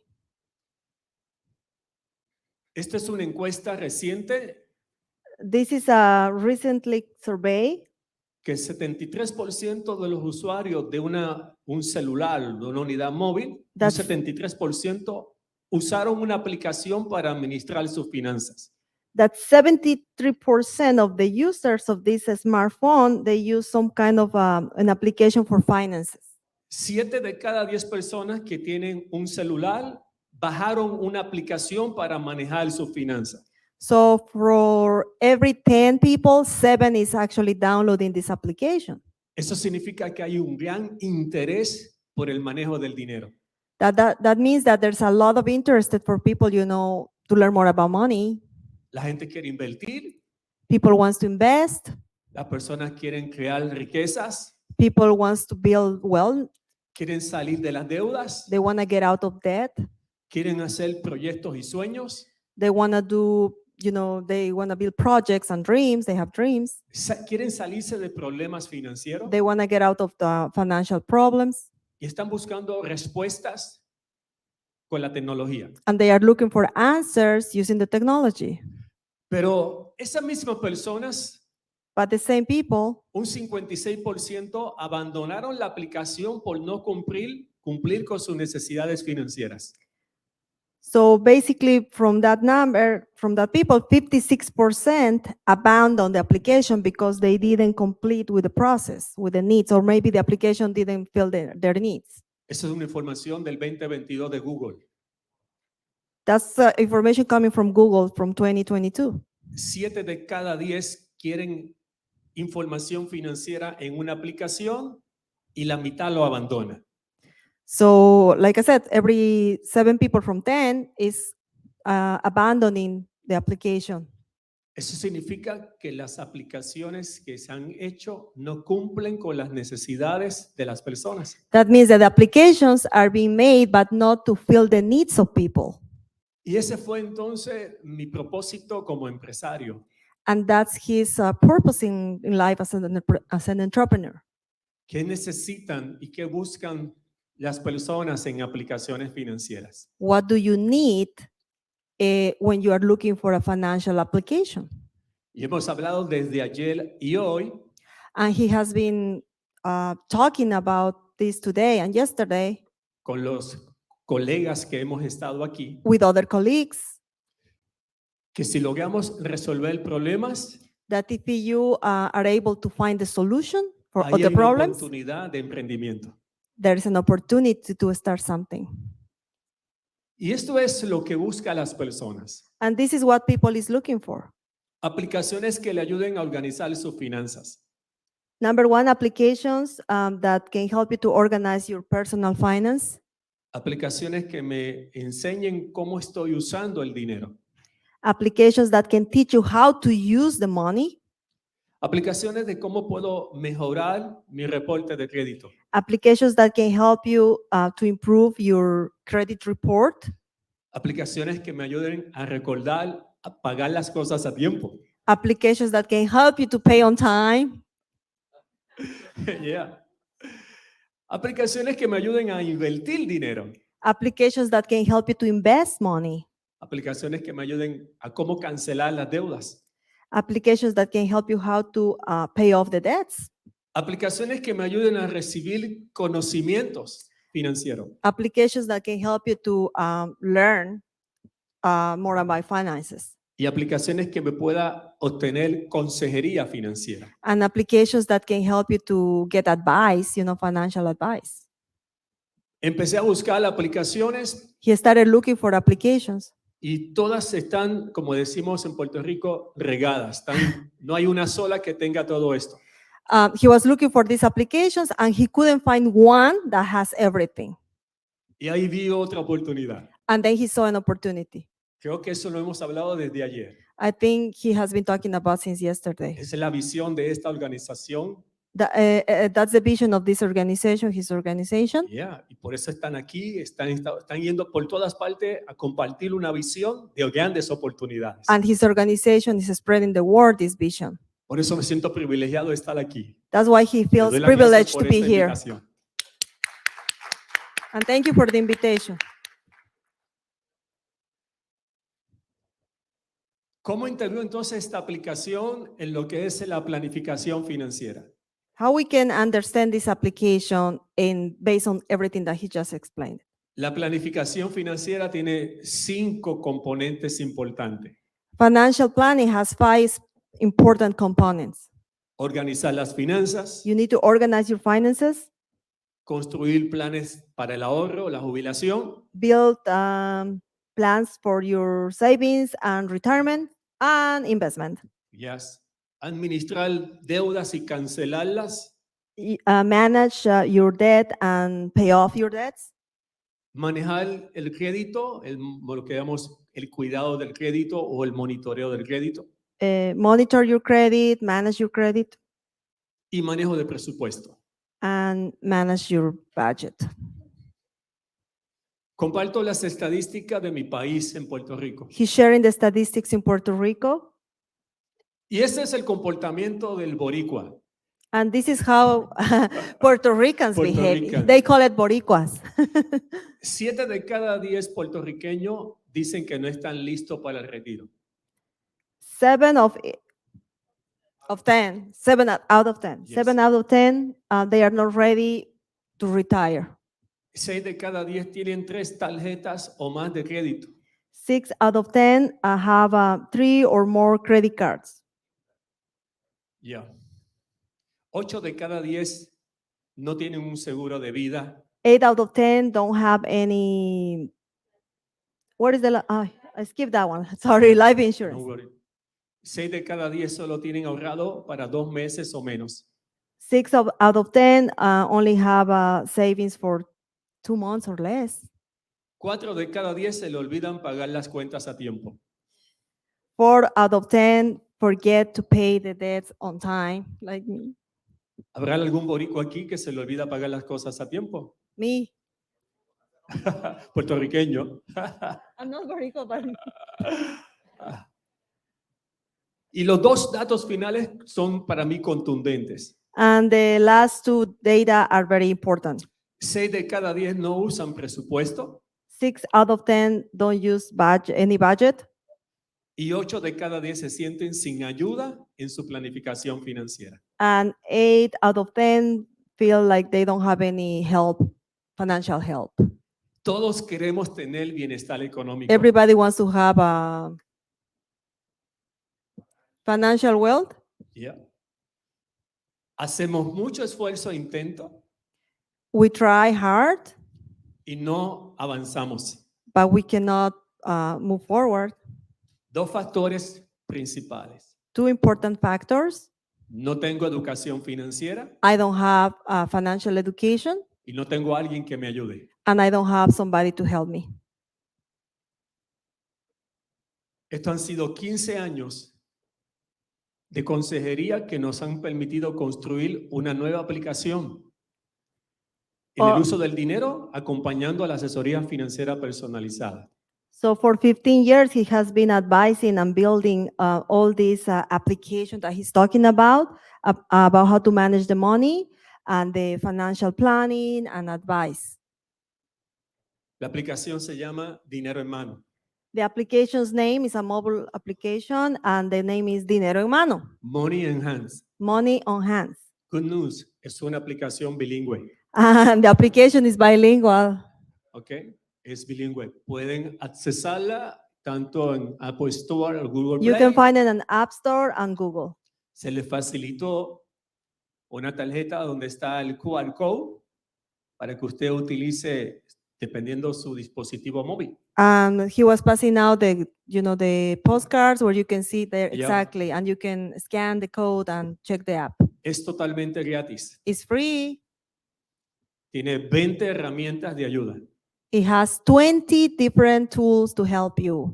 10 totalmente gratis. 10 totally free. Y otras 10 adicionales And the other 10 por una suscripción. for a subscription. Es muy cara la suscripción. It's very expensive, the subscription. Yeah. $5.99 al año. $5.99 per year. It's very expensive.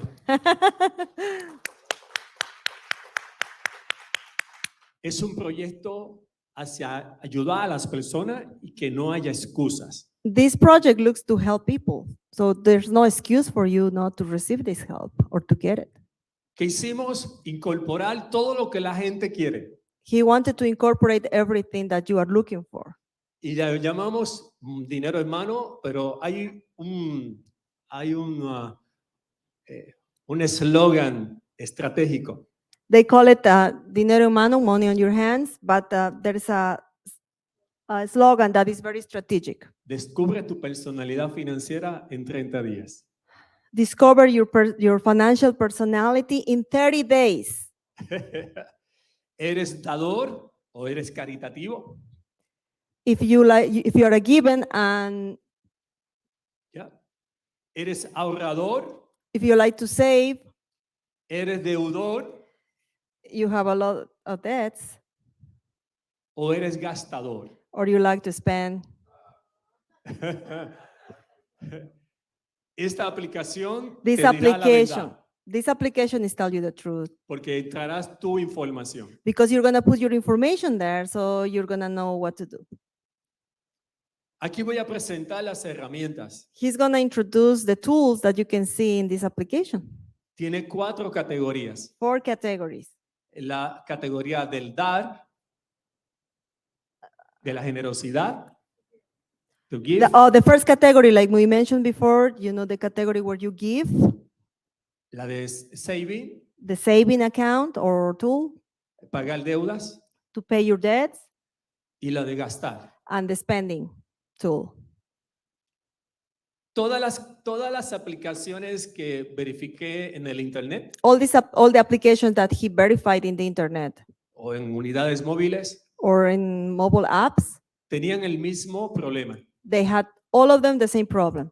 Solamente aparecen 2 categorías: You only see 2 categories, ingresos income y gasto. and spend. La pregunta que le hago es, cuando ahorro dinero, ¿eso es un gasto? When you save money is actually an expense? No. No. That was easy, right? That was easy. Saving account es un activo. Es un asset. Saving account is an asset. It's no expense. It's wrong definition. Okay? Por lo tanto, tiene una definición equivocada. The definition is not being applied properly. Pago de una deuda no es un gasto. When you pay a debt, it's not an expense. La deuda es un pasivo. The expense is a passive, not active. Así que primero tenemos unas 4 categorías para yo saber cómo manejo el dinero en 4 áreas de mi vida. So you have 4 categories, and then this is going to help you to manage your life. Lo segundo interesante es que me dice el número de entradas. The other thing that is interesting is that the application, it tells you the number of entries. Si ustedes ven en la parte de la categoría del gasto, en este ejemplo aparecen 17 transacciones. If you see the number 17, you're going to see how many transactions you had through this application. Que mucho se gasta. So you can see that you're spending a lot because that's the expenditure tool. Que poco se ahorra. That you're saving very little. Y tercero, and the third one, me dice cuánto porcentaje del dinero recibido he utilizado por cada categoría. It tells you the percentage that you are using in each category. Yeah. El gasto en este ejemplo, he gastado un 54% de mi salario en gastos. So it tells you that in this case, the 54% was expenses from the salary. Un 21% en pago de deudas. 21% paying debts. un 13% en ahorrar dinero 13% saving money, y un 11% en lo que es la caridad. and 11% of what is quality. Este punto de la caridad, quiero This, explicar algo muy particular. this point of the quality, he's going to explain something very specific and particular. Ninguna aplicación la tiene, No, you're not going to find this on any application, pero hay personas que practican la fe but people practice faith y dan ofrenda y diezmo, and they give the the tithe and offering, okay, to the church, a la iglesia. Eso no es un gasto, that's not an expense. es una inversión. It's an investment Es when un you're giving to the principio- church. Es un principio bíblico, It's a Bible principle, okay. Eso es muy especial también. and that's very special. ¿Qué más tiene esta aplicación? What else you can see in this application? Tiene una opción de un filtro de transacciones. You can see an option of a filter where you can select, right? Yeah. Yeah. Y puedo ver And you can en see diferentes colores in different colors cómo he usado el dinero how todos los to, días. how to use your money every day. Los colores son importantes, The colors are very important, muy importantes. very important. La aplicación también tiene algo adicional, es que tiene el acumulado del año. Another feature that you see in this application is that you can see the annual use, basically. ¿Ya? Yeah. Por lo tanto, sé cómo estoy manejando el dinero este mes So you can see how you manage the money this month y cómo lo he manejado durante el año. and how you manage the money, in the past, during the Esto year. es importante, le hemos llamado a esta categoría W2. This is important, and they call it to this application W2.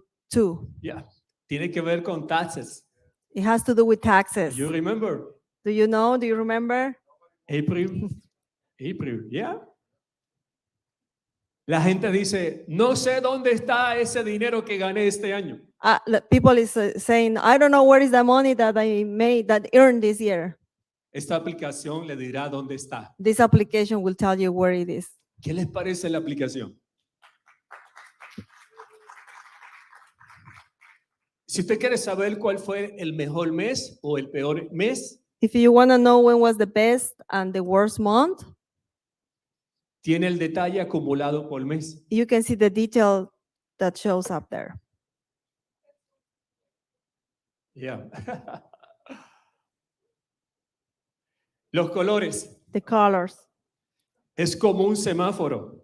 It's like the lights, the traffic lights.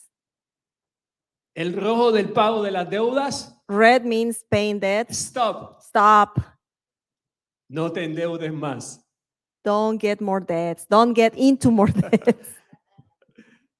El yellow, el amarillo, el semáforo dice precaución.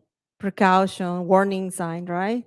Los gastos, hay gastos prioritarios y hay gastos que son opcionales. There are expenses that are basic expenses or expenses that you need to go through, and other expenses that are optional. Amarillo es precaución. So yellow is warning. Y el saving, and el insurance, and retirement, and investment, todo eso es verde. And the green one is everything related with savings, retirement. Y si usted ve un semáforo verde, ¿qué usted hace? Sigue, ¿verdad que sí? No se detenga, lo está haciendo bien.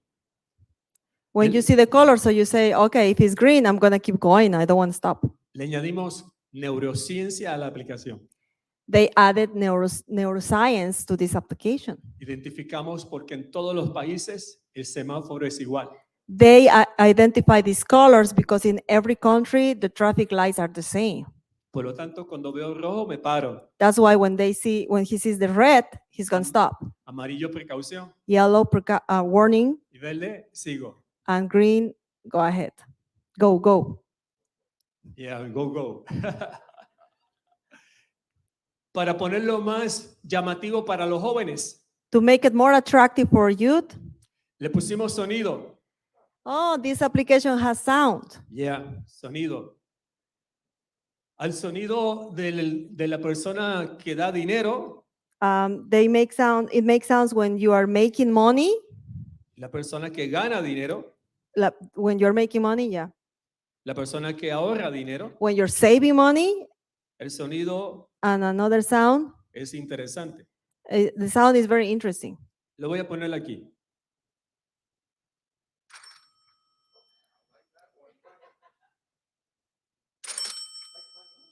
¿Listo? Yep.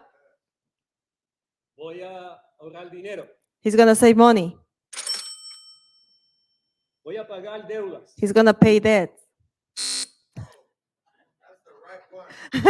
De electroshock. ¿Ok? Voy a gastar. He's gonna spend money. Es concepto de neurociencia. This is a neuroscience concept. A los jóvenes les encanta. The new generation, they love this. Bajan la aplicación, descargan la aplicación y empiezan a jugar con They ella. download the application and they start playing with it. Cuando lo hago en una escuela superior, When they high teach school, at higher education, todos lo que hacen es entrar dinero. they just push on the green light, which is making money. Ese es el que le gusta. That's what they like. Entonces, So cuando entra información, llegamos a la parte final. when the information, when you enter the information, then you go to the final part. Yeah. Se oprime un botón que está en forma de pie. You press the button that is in a pie shape, Yeah. Y sale su resultado and then you see the results. de salud financiera. That's the graphic where you see the results of your financial health Con sus porcentajes with the percentages, y tiene una guía de poder medirse si lo está haciendo bien o mal. and a guide is included in this application that's going to tell you if you're doing good or not. Todo el mundo me decía, no sé si estoy manejando bien el dinero. Everybody was telling him, I don't know if I'm managing properly or not the money. Las aplicaciones que tengo solamente entro información, pero no me dicen si lo estoy haciendo bien. The application I'm using, they only tell me how I bring the money in, but nothing about. Esa es la primera aplicación que tiene una forma de usted evaluarse todos los días. That's an application that you have to keep a balance and to learn how you're doing every day. Las medidas son de los estudios que hemos hecho. Y esa es la meta de la administración del dinero. So this is a study. He's not just talking. This is a real number and statistics. So this is the study, and those are the percentages that the study brought. El dador debe ser un 10% o más para aquel que practica la fe cristiana. The giver, when we're talking about giving the church, so you should be doing 10%. La deuda no debe sobrepasar más del 20%. Your debt should not be more than 20%. Ahorrar dinero más del 20%. You should be saving more than 20%. I'm very depressed right now. Ahí está, en la parte del ahorro está el retirement plan, ¿ok? Y el insurance. In the saving plan, you're also including the insurance. Yes. Y no se debe gastar más del 50%. And you should not be spending more than 50%. Ese es el 100% del dinero que recibimos. That's, from the money that you're receiving, this is the breakdown. Esa es la aplicación que es gratuita. This is a free application. Todo lo que decimos está ahí disponible. Le añadimos un valor. Everything that he said is in this application, and he added the value. Unas 20 herramientas de ayuda. And you see all the tools that you can see in this application. La gente necesita educación financiera. People need financial education. Y tenemos más arriba, está mal marcado, dice tips financiero. And Sorry. the application also includes tips, financial tips. Yeah. Y sale en 3 formatos. And you can actually see it in 3 different formats. En video, as a video, YouTube, in podcast, YouTube, and blog. todas las semanas, Every week, you can find these tips. todos los miércoles. Every Wednesday, Educación financiera financial al education, alcance de todo el mundo. reachable to everybody. Segundo, Second, si la persona necesita a alguien que lo ayude, if you need somebody to help you, la aplicación dice encuentra un asesor certificado. the application actually helps you to find a certified financial advisor. Yeah. Y la página lo va a dirigir a este enlace. And then that page, when you click there, it's going to send you to that page and Hay that link. 507 asesores certificados entre Estados Unidos, Puerto Rico y República Dominicana.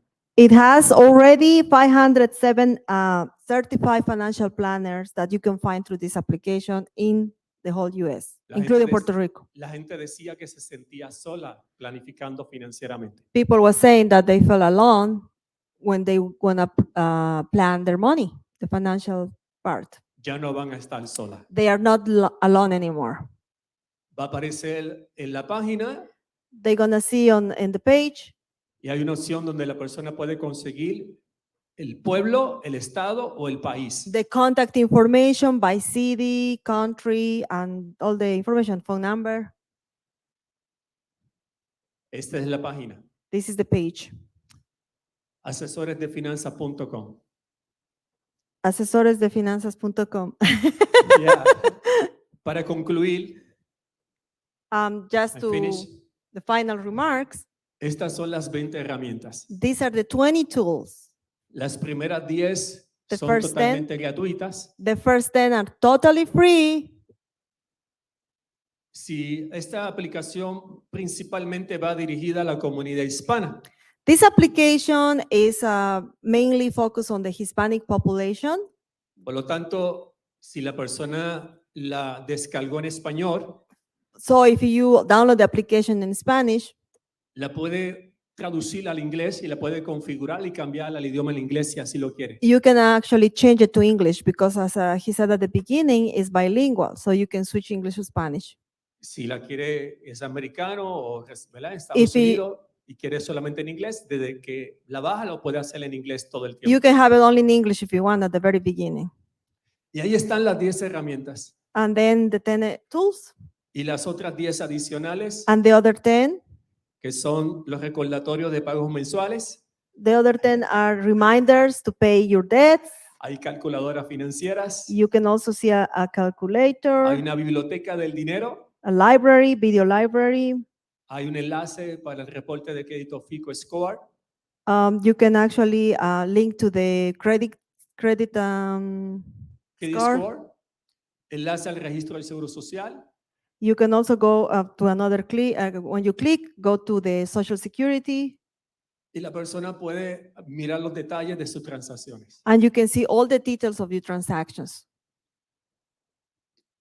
Esta es la manera de bajarlo cuando la gente, This is how you download. ¿no? Pero ustedes la tienen ahí con But you have el it QR on, code, on the QR code. y una vez te lo baja, va a pedirle una información, And then once you download, it's going to ask you for the information, correo electrónico y número de teléfono email and phone number, para poder estar en contacto con usted. so they can be in contact with you. Importante, esta aplicación no se conecta con sus cuentas bancarias. The most important part of this application is not going to be in any connection or link with your bank accounts. Es segura totalmente. You can trust on this application. Esto es cuando usted entra, esto es lo que va a ver inmediatamente, que es la pantalla principal. So once you download and you access to the application, that's you what you're ready? going to see on the first screen, the homepage. Tiene un tutorial, It has a tutorial, es bilingüe el tutorial. and the tutorial is also bilingual. Y la gente que está como asesor certificado en esta aplicación, And people that is part of the financial advisory, but certified financial advisor, son certificados por nuestra institución, they are actually certified by his institution. Instituto de Finanzas Personales. Son 507 personas certificadas 507 people that are qualified and certified con un código de ética. with a ethic code. ayudar a las personas. to help people. Nuestro próximo curso es en enero del año que viene. The next seminar or course starts actually next May on 2024. Es auspiciado y certificado por la Universidad Ana Geméndez. It's sponsored and supported by and certified by the Ana Jimenez University. Concluyo con In conclusion, una reflexión. he's going to reflect about Las aplicaciones móviles ya son parte esenciales del diario vivir the applications, the mobile applications are part of your daily life. y debemos de aprovecharlas para recibir educación financiera, herramientas para esta generación. And you need to take the opportunity to learn and get informed and get all these applications, financial applications. Las aplicaciones para los emprendedores que están aquí The applications that are for entrepreneurships like you, debe ser una idea it has to be an idea que debe de incorporar en su proyecto de emprendimiento. that you need to incorporate in your entrepreneurship or in your project. Mi socio Onyx That's his partner. y Rafael Vasquez es el desarrollador de esta aplicación So his partner is the dog, y es su socio también. and the other is the one that developed the application. Las mascotas fueron los que dieron la idea. The pets are actually the ones that gave him the idea. Mi preparación me ayudó a dar la idea. His education helping to actually generate the idea. Rafael fue el que leyó mi mente. Rafael is the person that actually read his mind. Es un gran amigo que está en el He's área a de tecnología very close aquí, friend that's de upstairs la helping us Universidad with the Ana Geméndez. Un technology. aplauso para Rafael. Es un experto creando aplicaciones móviles. He's an expert creating applications, mobile applications.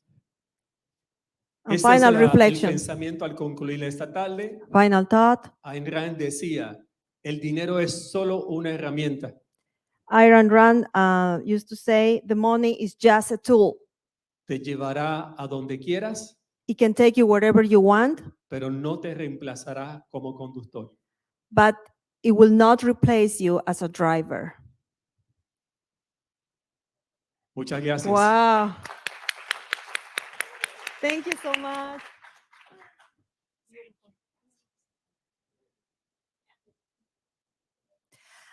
I'm so surprised with this application, and I'm more surprised about my translation, how I did. I wasn't sure. I did good, yeah? Did that make you look good, Professor? Yeah, okay. Well, I'm impressed with this application, and I'm gonna download because I really believe that we need to learn about different ways on how we can save money, but educate ourselves. And when you start looking at the spends that, you know, the money that you spend every day, every month, you don't take control. I mean, I don't. I just use my credit card, because I remember all the time about MasterCard, yeah? Or, right, you can buy whatever you want, the rest MasterCard. So I'm telling you, I'm gonna be the first customer here. Okay, so we're gonna do a break. I think we have time to, we have, yeah, okay. Okay, so our next speaker is gonna be Miss Alize, but in the meantime, we prepared her presentation. Let's do a quick, short, okay? Let's go to a break, and then we'll come back with more. Thank you. Short break, don't move.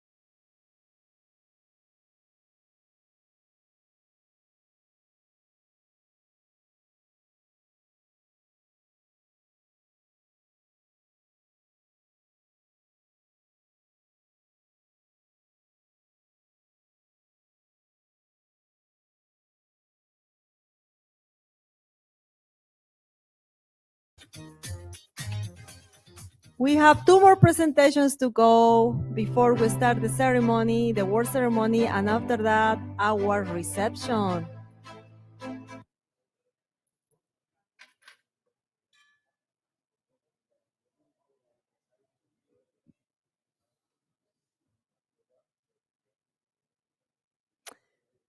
Okay, my next speaker is a beautiful lady, like everybody this morning was beautiful, right? I'm very talented. She's originally from France, and she's an expert in marketing, so we're gonna be learning more about that today. Let me introduce our next guest. Alize Utteryn is the CEO of AlizeLaVie agency. She's gonna talk about Go with Digital that creates growth. So let's welcome Alize.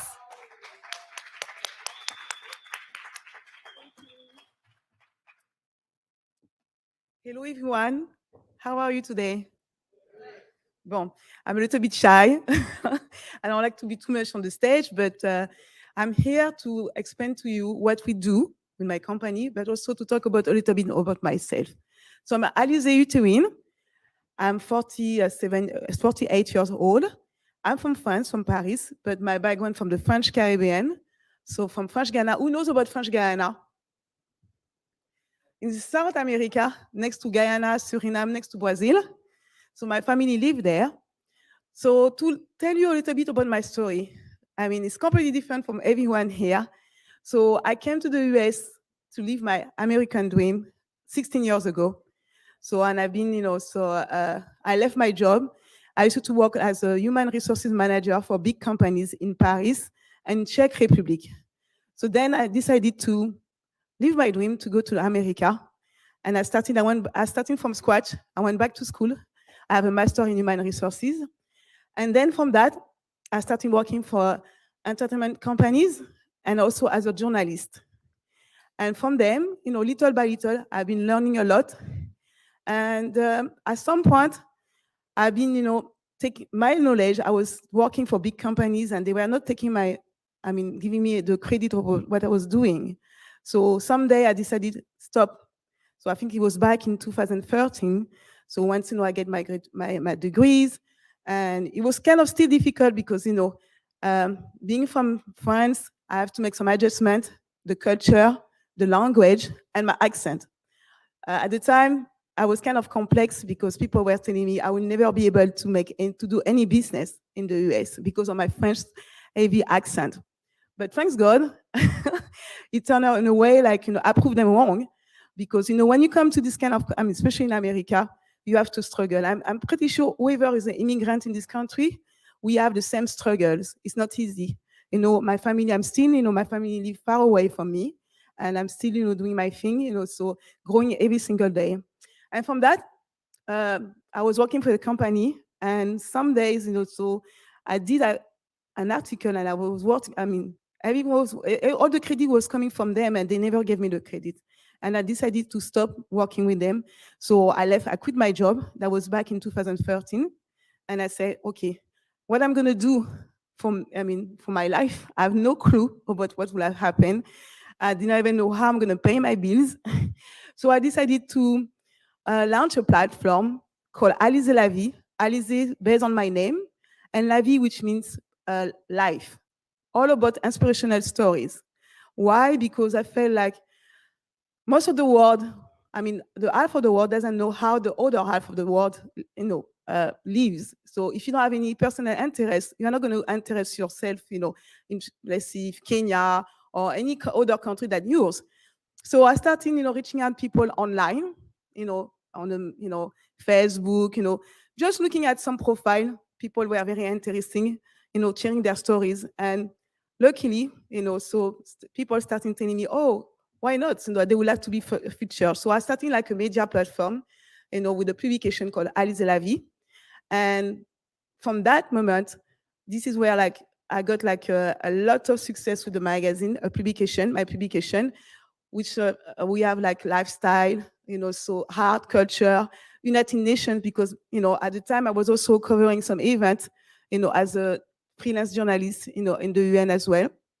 So in 2014, my publication was able to be featured in at least, in terms of visitor, more than almost 500,000, visitor a month, having with the top country, United States, France, and Japan.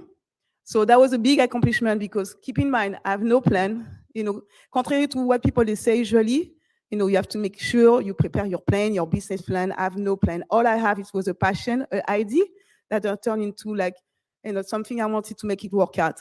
So I wish, being here, like when I listen to everyone talking about what they do, that, I could have this kind of resources at the time because I'm pretty sure I would be more successful. But anyway, things happen for a reason. You have to learn sometimes, learn the hard way. So from that, being successful, what we have been doing, we get a recognition at the United Nations in 2015. So I was, being awarded as a global change maker, with the prominent people, from ambassador, from a very well-known journalist. And I would say anyone can do a magazine. It's not about doing the magazine, it's about the content. How you stand out compared to others, So what I truly brought, in a way, to bring something new on the table, it was truly about the content. Inspirational story, people from all over the world. In less than 5 years, we were able to feature more than 450 people, all over the world. So, and because of that, I've been very consistent with my passion. So I've been able to build a big network, very valuable network. And from that, at the time I was doing a lot of things on my own, and I decided finally, to get, a bigger team. And this is where we started having the AlizeLaVie agency, which is a digital marketing agency. But, where is, sorry. So from that, okay.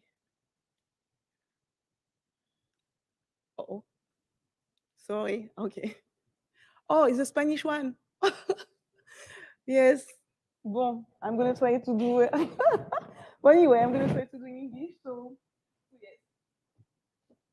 So we started doing the marketing agency. So I have a team where we have been doing more than 10 years of experience.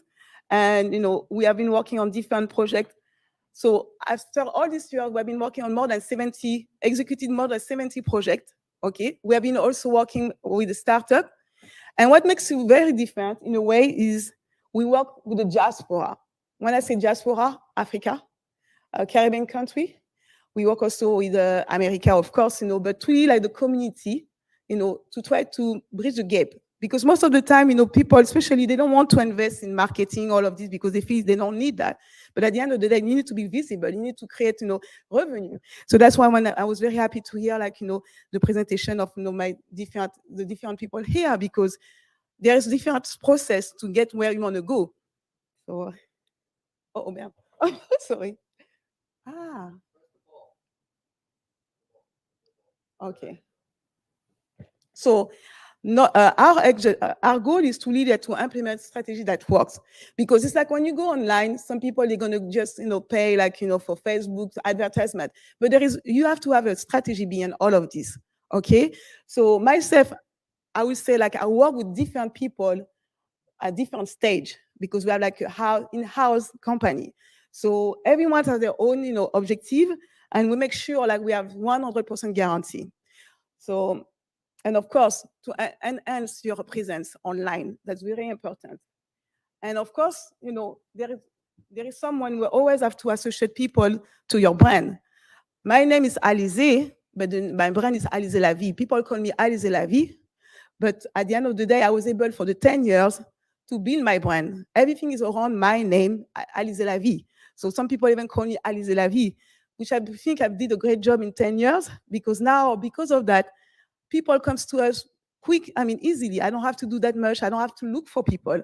And because of the network, now we are very upscale clients. So being in Puerto Rico right now is also to expand our services. Oh, man.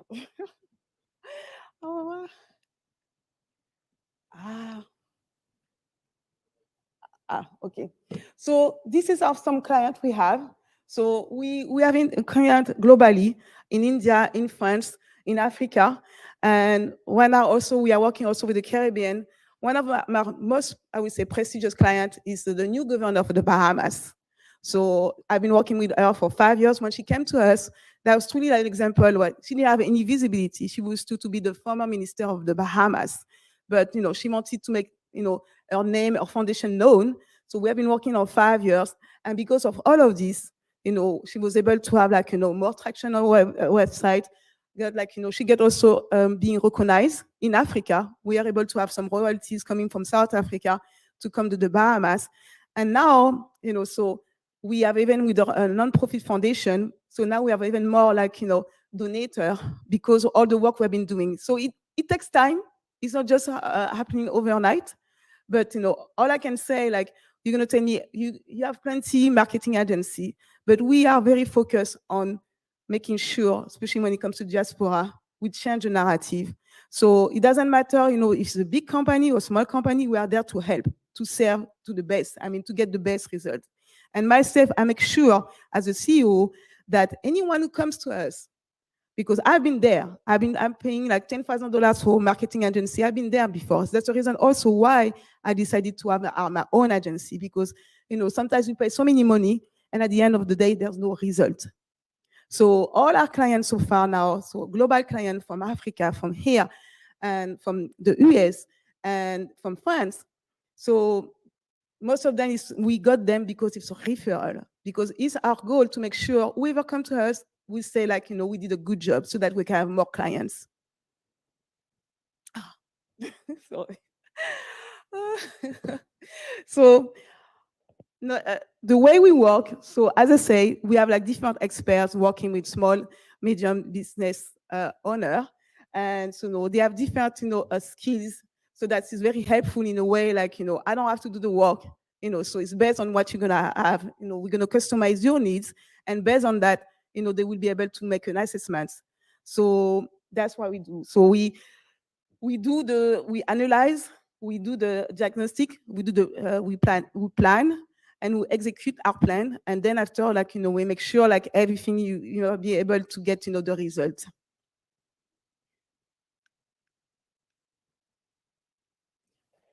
So in terms of our team, as I say, we have some designer, we have people in charge of all the social media, we have also people who can write content, and also those who are very specialized in terms of implementing strategy, and we have also some people who are specialized in editing video, and also for the ad, so how to make sure you can generate revenue with the ad.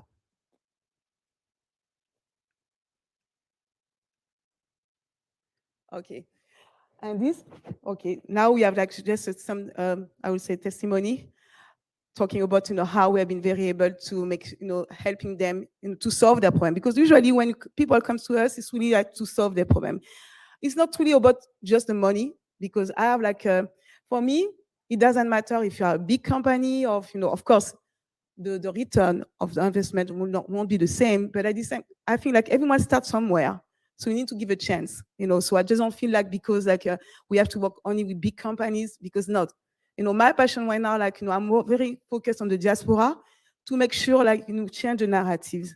That means even a small project, we take it, okay? Because we are able with my team to make sure we can bring you to the next level. I just came back, I was in September. I've been traveling a lot. So what we do, we make sure we find some business opportunities. So I'm very connected with, we have our partner, investor, but they share the same vision. That means we want to make sure that we are bringing something valuable to the country, especially those who are undeveloped. For example, I'm in Puerto Rico right now. We have some business partner being interested in implementing a plant, a solar plant here. So also, when it comes to also to build some houses, in terms of, because we know for the weather, for the condition, for the hurricane, so they are much willing to invest, for example, in Puerto Rico. That's my first time here. But when I come here, I make sure the marketing agency is like a window, to help. But at the same time, we connect whatever we can do to bring some value to the country. And I just when I was just in the audience waiting for my presentation, we have one of our clients who got approval to set up a solar plant in Africa, in Ivory Coast, so in 10 days. So it's just to tell you, so I don't think I'm bringing something very special in terms of any other marketing agency, but we do things with passion. So we are there to make sure everyone's going to be successful, because if my clients win, I win myself. So, and that's very important, because I mean, I would say it's not really about generating $1 million. It's really about like making sure people are successful and they can also help their own country. That's very important for me. If anyone comes to me, they don't share this ambition, I will rather not to work with you, because it's not about just the money.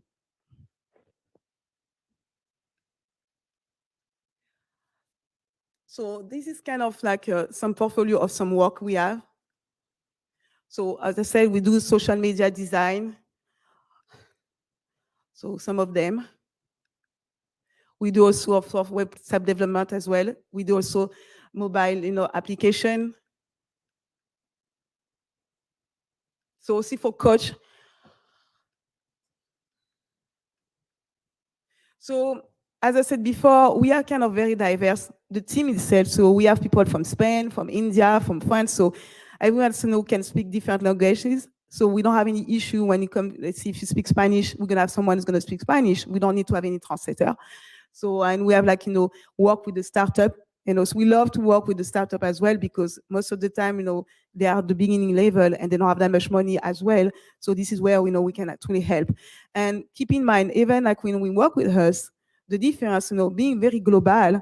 So we always have, when we do a project, we always try to connect the people we have to see what they do, to try to introduce that to our other partner. We are also working with the funding partners.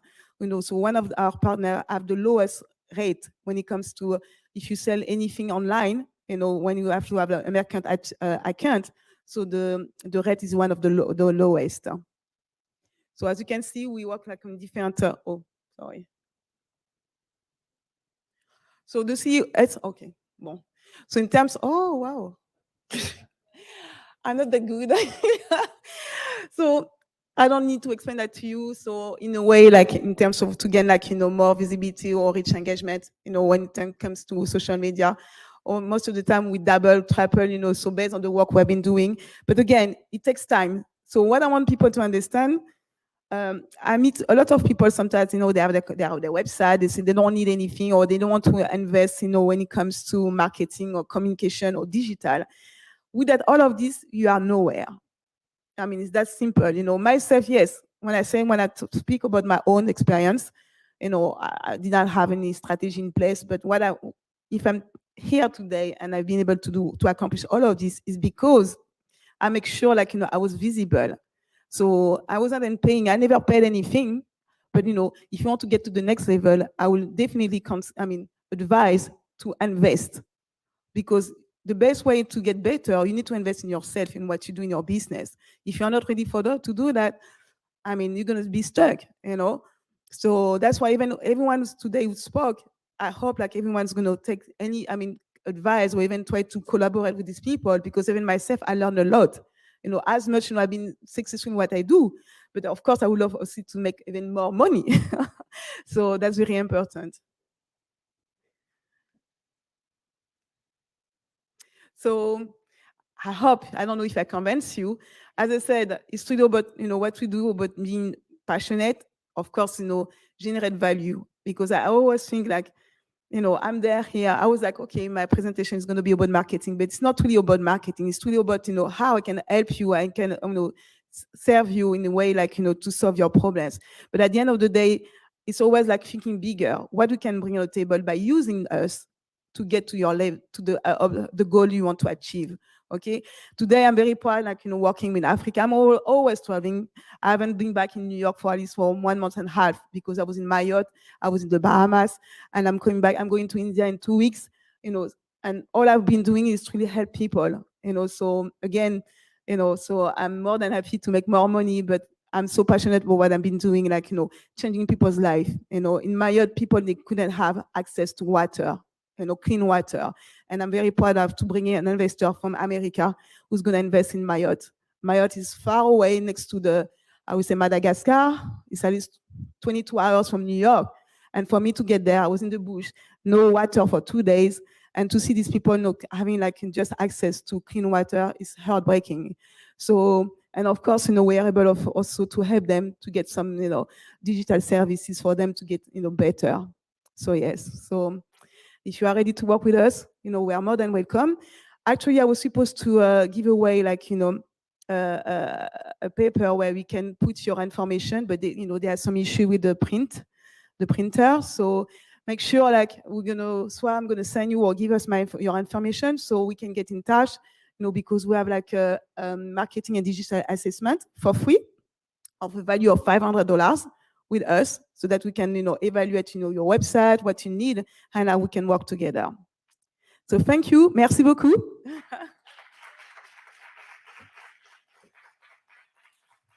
Okay. Thank you.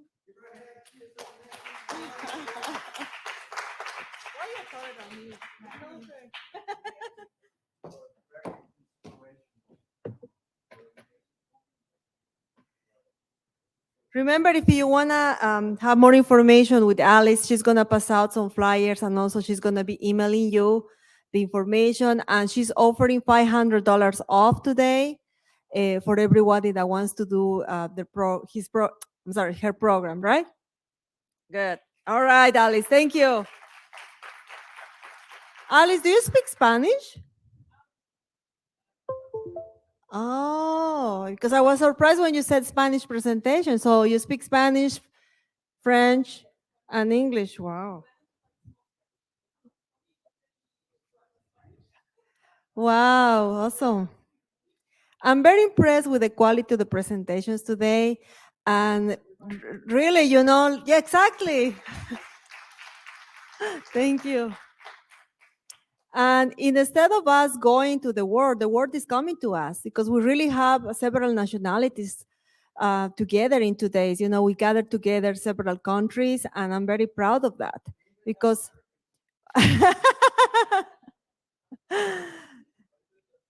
and for our last presentation, closing our conferences today, I'm going to introduce a member of the Global Trade Chamber.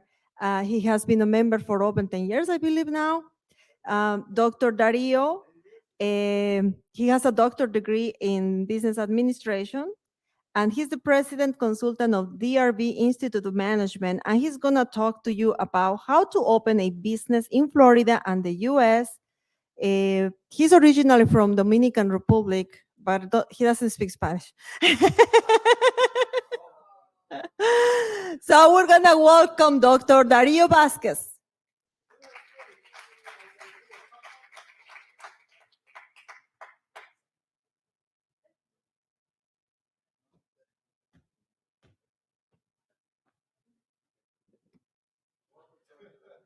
Hello, hello. I just want this microphone. You want Celia Cruz here today? Hello? Okay. How is everyone doing here today? First time in Puerto Rico, believe it or not, because one time I had like a late over for going to another state, but the hospitality in Puerto Rico has been wonderful. I'm a business consultant and I specialize in the hospitality industry, so I've been checking out different establishments. But one little thing about Puerto Rico, because everyone has a story to tell, and I have my own. Back in 2017, you are all familiar about there was a Hurricane Maria that devastated the island. And so we were over there in Florida. There was a former colleague of mine all the way down from Jamaica, and we came up with an idea. What can we do to help those people from Puerto Rico that were affected? So we created a job fair, and we ended up helping 12 people from here from Puerto Rico. And there were 2 gentlemen that I still remember. One gentleman was 69 years old, and he lost everything. And Valerie, the lady from, I believe, from the Hyatt Hotel, he said he's hired because he had such a great personality. even though it was kind of sad. And another case was a little bit sad because the gentleman was only 23. He didn't speak English. So in Miami, you know what I did? We found him a job in Hialeah. Those of you from the States, you know, Florida, Miami, Hialeah, the Cuban community. And thanks to that restaurant, those people, they got jobs, and something that I did for the island, okay? Okay, now let's talk business, because we are all here for business, right? And when it comes to opening a business, there are many steps you need to take. And all those presentations here yesterday and today, they have been wonderful. But to open a business in Florida or United States, yes, I'm saying or United States, you will have to take a different approach. And my advice to any business owner from any country has always been, it is important for you to work with like partnership, especially if you are bringing your business from another state or another country, in this case, let's say from Puerto Rico. It is important to partner with someone who is already in business or someone who will be able to guide you through, because in the United States, we are talking about 50 states. Each state is different. And relocating from one state to the next might make a big difference. And I have a lot of stories I'm not gonna be explaining to you, but one of them recently, that gentleman was opening a restaurant and he made a bad investment because he didn't seek help before opening. By the time he came to me, it was TL, too little, too late.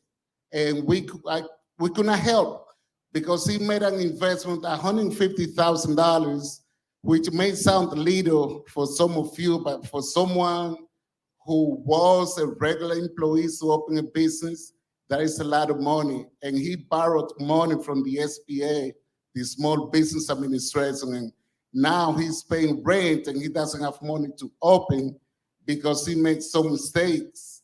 And one of them is, if you're going to open a business, some people from the island are afraid that they don't want to they don't want to borrow money. They don't want to talk about credit, anything like that. But if you are a small business owner, you know that you will need some working capital.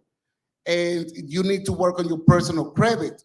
Because if your personal credit is not great, banks are not going to facilitate any business loans to you. And so I have many stories, but when you're going to open a business, you need to work with someone. Get a professional business consultant that will be able to guide you through, because that will help you avoid those mistakes later on. And during those presentations, people were talking about the website and social media, and I couldn't agree more. But yes, you need to have your own website, because social media platforms, if you say the wrong thing or if you looked at someone differently, they are going to deplatform you in a second. So your website is, because you pay for a domain name, and that's when you are going to have your business on it. But how about getting all those permits? What do? You want to open a business and you are planning, but what state should I go to?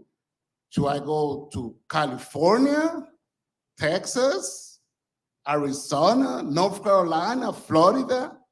Well, all depends on the type of business you are looking to open. Okay, if you are in technology, probably part of California will be good for you. But if you are like in hospitality and tourism, maybe Florida might be better for you. Why? Because we have all the beaches. Florida is a tourist destination. Here in Puerto Rico, I can see that you have a lot of tourist activities going on.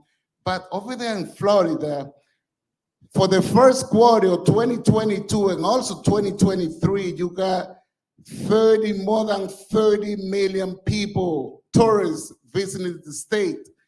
What that means is, depending on the type of business you would like to open, that might be a good venue for you, a good route for you to take.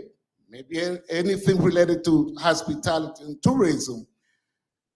Right now, I have some clients. One of them is 22 years old. Okay, do we have young people here? Probably at the university we do. 22 years old, and that client came to me a little bit late because someone took a lot of money out and didn't do anything at all. But I was able to help that client. And one time we were talking, I asked, how much money are you planning to make per year? The client said, well, first of all, I don't want to work for anyone. I was good. And the client said, 100. I want to make $100,000. So my next question was, how are you gonna make all that money when you are selling like smoothies and those type of foods? And she gave me some prices. And I was like, no, this is not gonna take you there. We need to work on pricing strategy. And we did, and that client is so happy that keeps sending me new clients to help business. So another person, like 23 years old, helping a mother that is about to retire from the school system. And that client is on the way to make like $350,000 in a food truck, in a food trailer. Can you believe that? It's a simple truck. You know, like an old UPS or FedEx truck, and you fix it. And that person is doing that because why?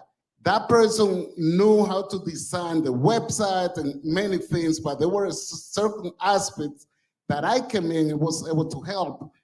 In getting all those permits, that person was panicking. I said, no, don't worry about that. This is how we're gonna do it.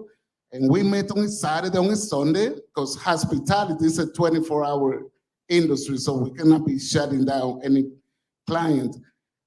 But you need to think about a business owner. A business owner is like someone going to getting a PhD, that person is gonna be forced to be a journalist.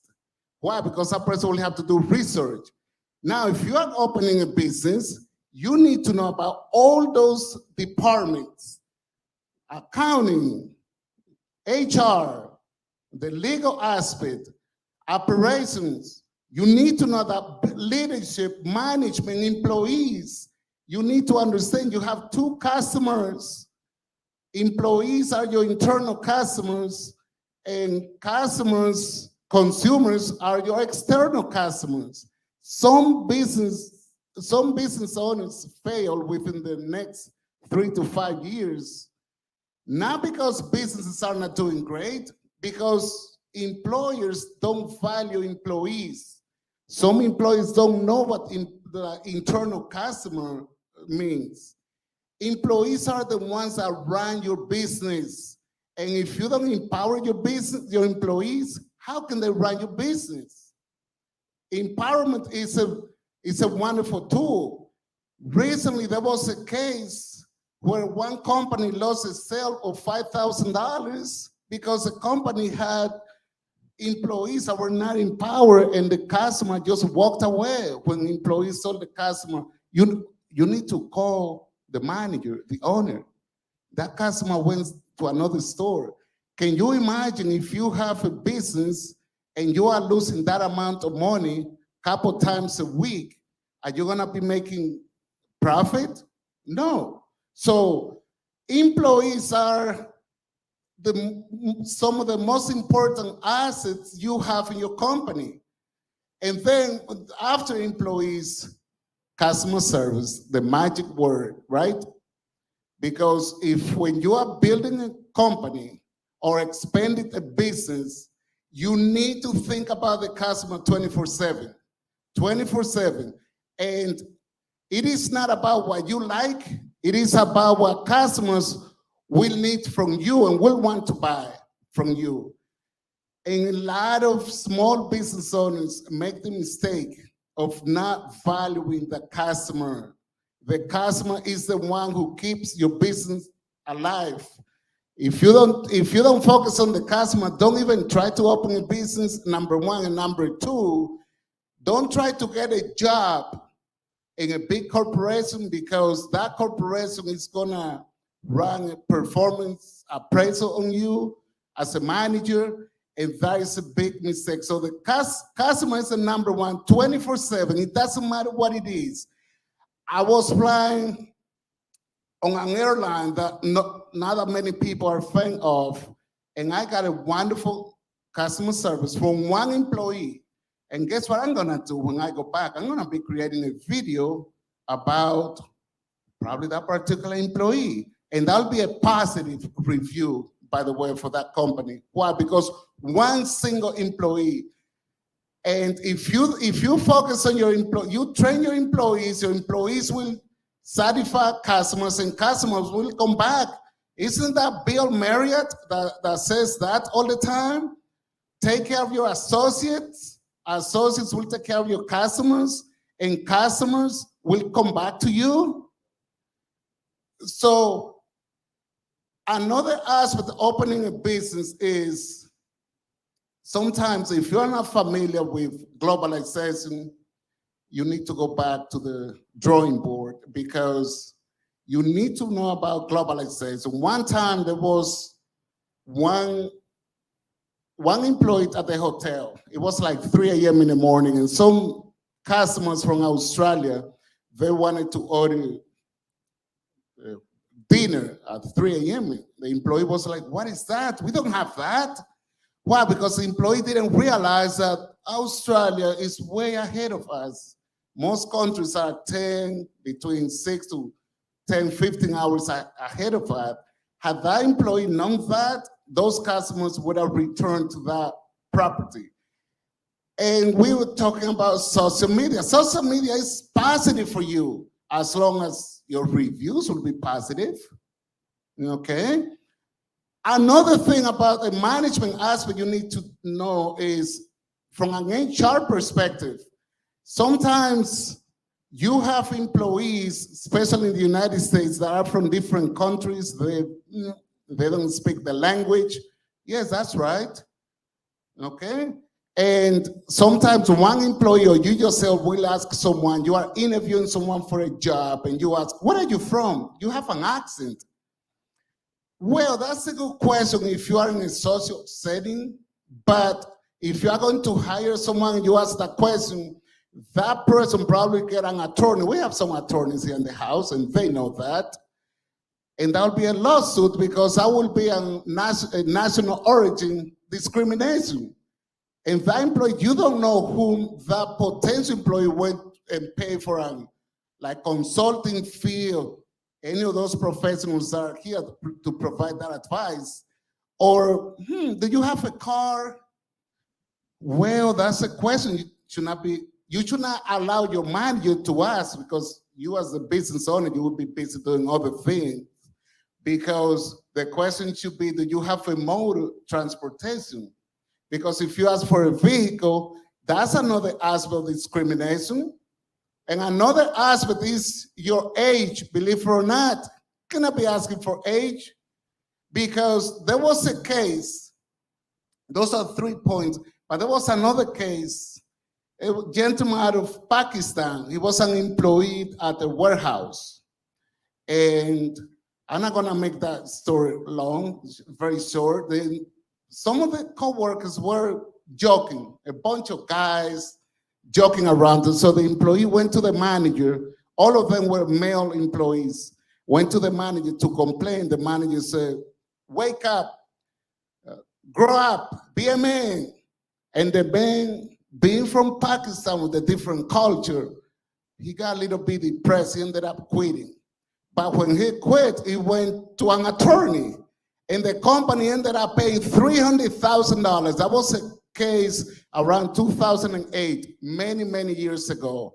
And to put in perspective, if you have a company and you have to pay out $300,000, how much money do you have to make in sales to generate $300,000 profit? Let's say you are making 10%, talking about like $3 million, something like that, right? So Opening a business is the way to go. If you are 19, 20, you graduated from college, what is my advice to you? Go and work for a company for a year or two. And after that, open your own business, because that is the way to go. When you open a business, you not only benefit yourself, but you're gonna be benefit someone else.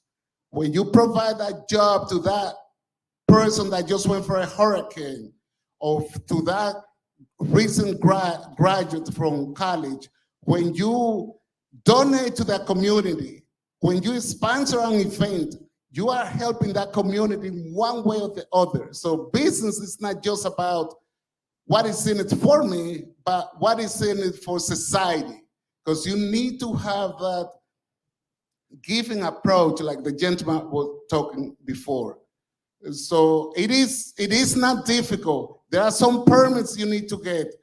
Someone was wanting to open a place to open juice, and the person got afraid when I said, well, you need to get a permit from the FDA.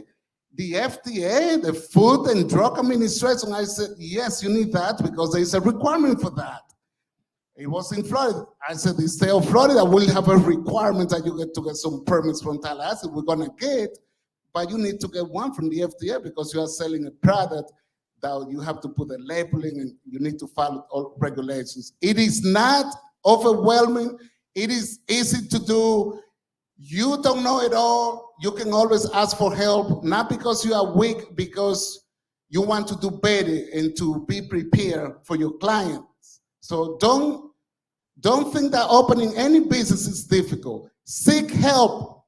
Seek help. It doesn't matter what industry you are in, you will be able to open a business. And one thing about Florida, in the United States, you have those states competing among themselves.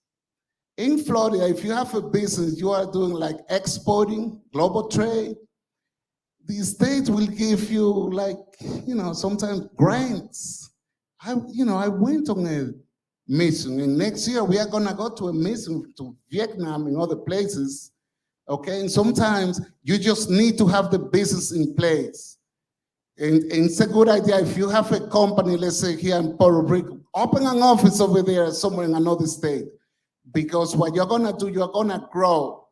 According to the Small Business Administration, the SBA, around 95% of consumers are outside the United States. What that means is when you have a business, think about globalization, exporting, that's the way to go. And it is not difficult. If you want to export a product to another country, you just need to work with someone else from that country. And in terms of a partnership, you can open a business coming to the US or going outside the US, because a partnership is the most important and it's an easy way to get into the business. And talking about the partnership, you know that you need to have this operating agreement. You need to have that. And sometimes you may want to know what type of corporation should I open. All depends on the type of business that you want to have. If you want to get tax discounts or deductions, probably you can open a C Corp. A C corporation, when you offer like health care to employees and you pay the premiums, when you go out and file your taxes the following year, guess what? The IRS allows you to deduct penny for penny, okay? You pay $1,000 deductible on premiums for one employee. You are giving benefit to the employee, and the IRS is gonna give you that money back through tax credits.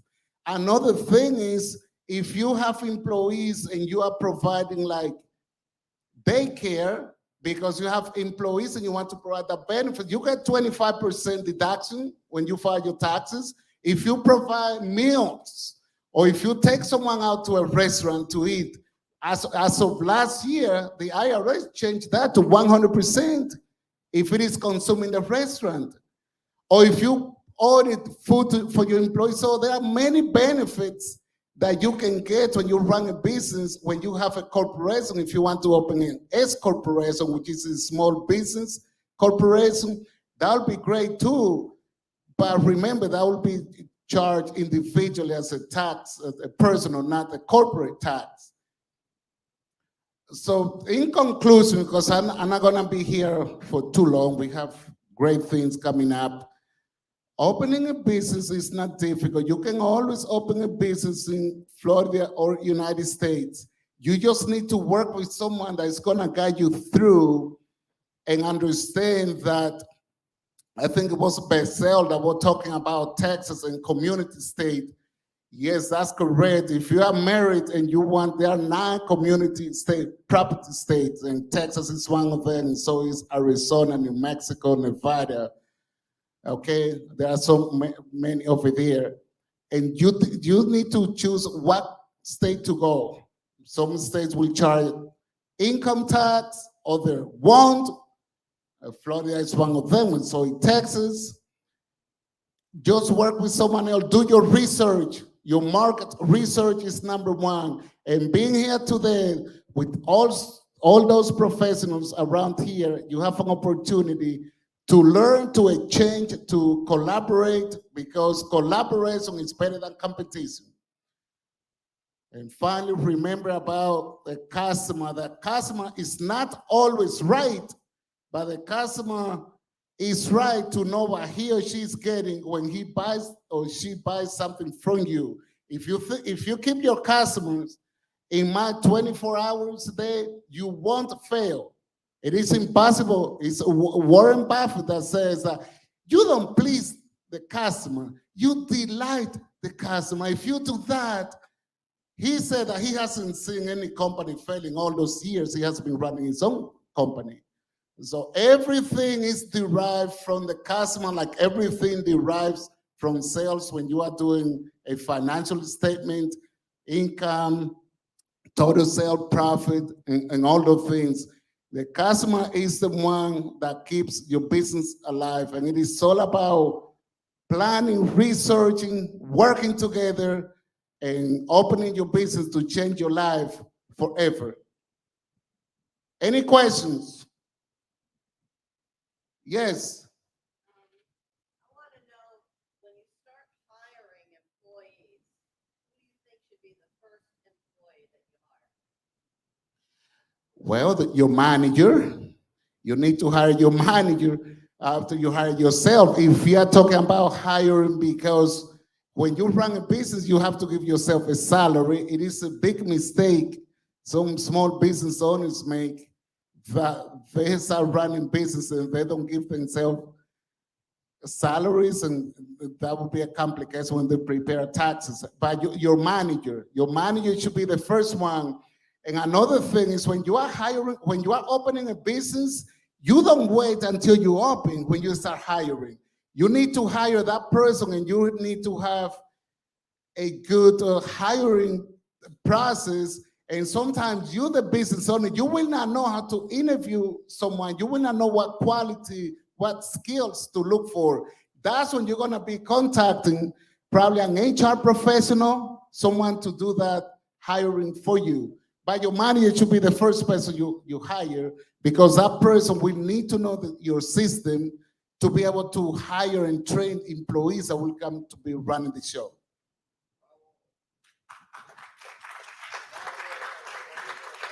Okay, thank you.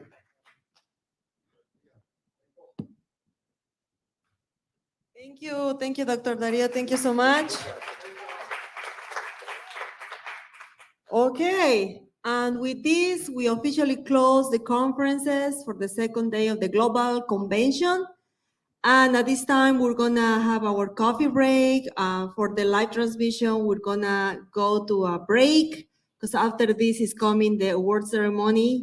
Okay, so stay tuned for the ones that are watching us. And for everybody here present, let's take a break. We're gonna use this break for our snack. They call it merienda here in Puerto Rico, remember? And after this, we're gonna start the award ceremony. Thank you so much.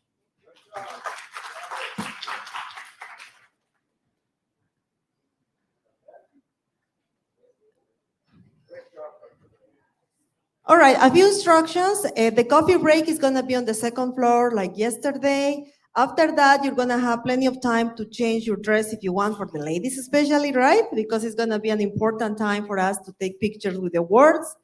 The award ceremony is gonna take place here. And after here, we're gonna go back to the other building for the reception, okay? So just for you to plan ahead. But the ceremony is gonna be here, all right? I'm gonna change my dress just in case, because I wanna look good for the ceremony.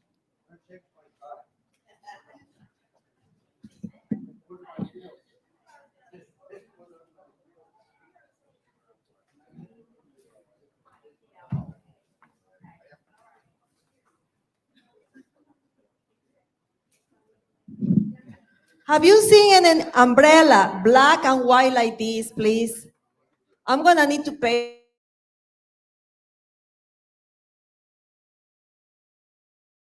Umbrellas now. And if you have seen any glasses, also let me.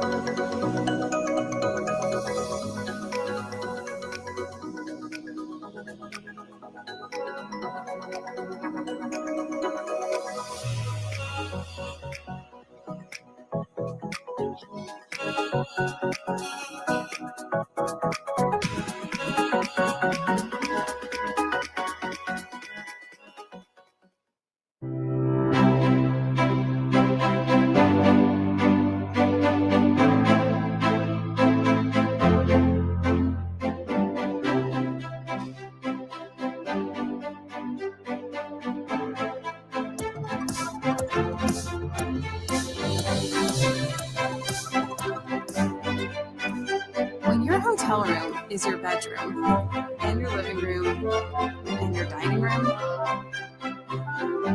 maybe you need more than a hotel room. Get an Airbnb.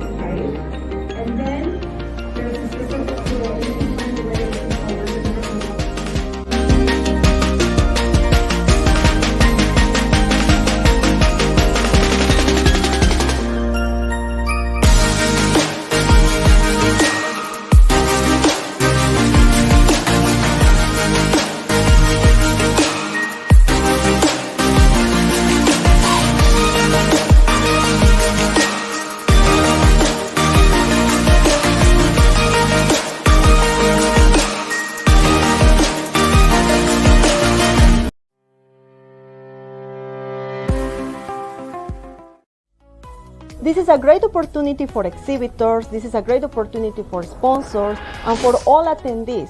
Through this event, you're going to be able to connect with other companies to build a business relationship, to expand your business, to grow your business, but especially to create a global network. We're very excited about this event. Today we have several activities scheduled. We have discussion panels, conferences, live entertainment with eccentric. The reason why we're representing our institution here is because 75% of our student body are females. Ladies that want to make sure that they're going to make it in the business world, in the workforce. We knew that we needed to be here today. Hi, this is Al Otero, the president of the Global Trade Chamber, and we're very excited to be at the 100 Successful Women in Business Annual Convention. So this is a unique event to have women that are successful to come together, be recognized for their accomplishments, but also to network and build relationships and grow their organizations worldwide. Opening doors to opportunities, opening doors to education, and meeting such an amazing group of women that are being honored today is really exciting. Thank you. I've heard a lot of personal experiences from entrepreneurs. We're seeing great fashion designers. It's a lot of fun. Through this event, you're going to be able to connect with other companies to build a business relationship, to grow your business, but especially to create a global network.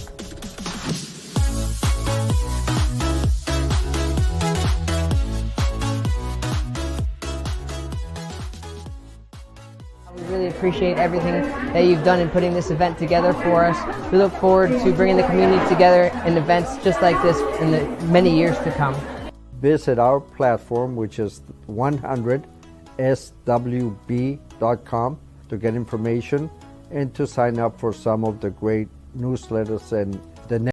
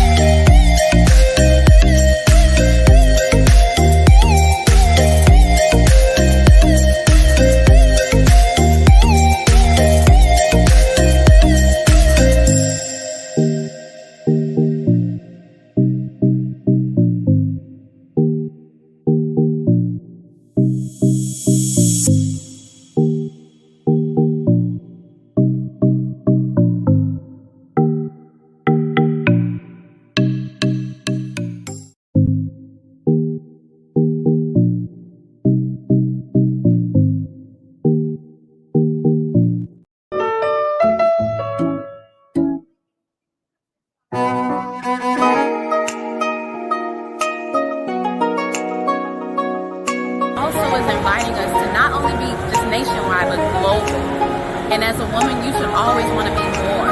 So definitely truly honored, and I'm very thankful for this award. And she's an amazing woman who's helping other women meet all the 100 successful women in business. We're rocking it here. You can do it. Come on, we'll help you out. See you then.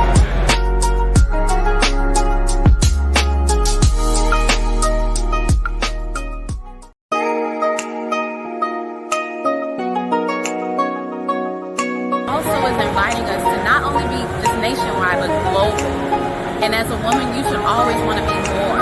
So definitely truly honored, and I'm very thankful for this award. And I'm an amazing woman who's helping others.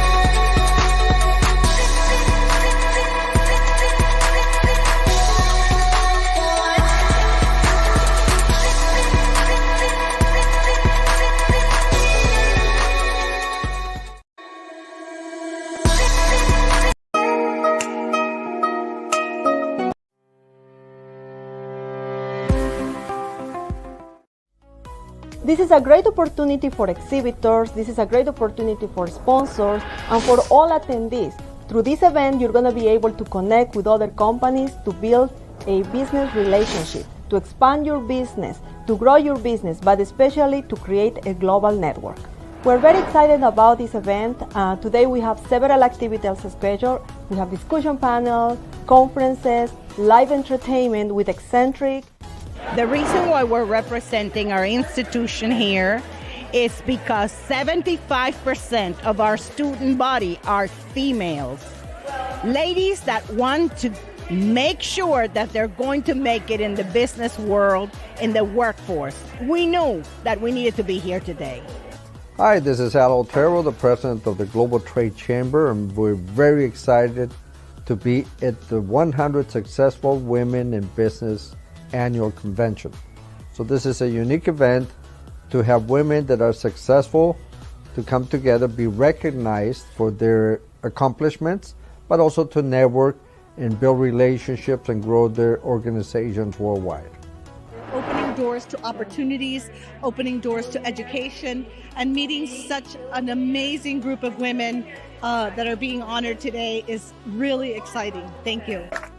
I've heard a lot of personal experiences from entrepreneurs. We're seeing great fashion designers. It's a lot of fun. Through this event, you're going to be able to connect with other companies to build a business relationship, to grow your business, but especially to create a global network.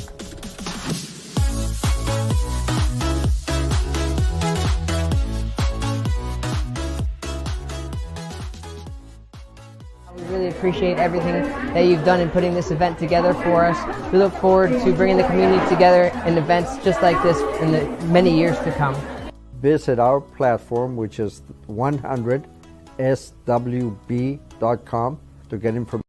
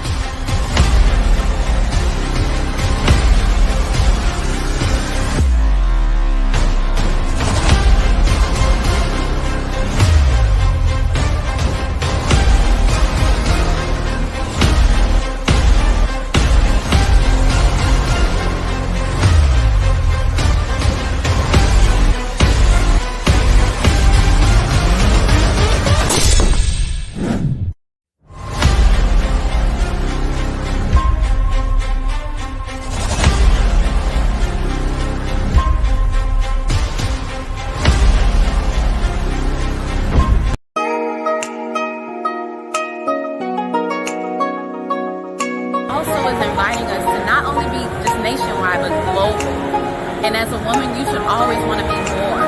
So definitely truly honored, and I'm very thankful for this award. And I'm an amazing woman who's helping other women meet Now, the 100 Successful Women in Business, we're rocking it here. Come on, we'll help you out. See you then.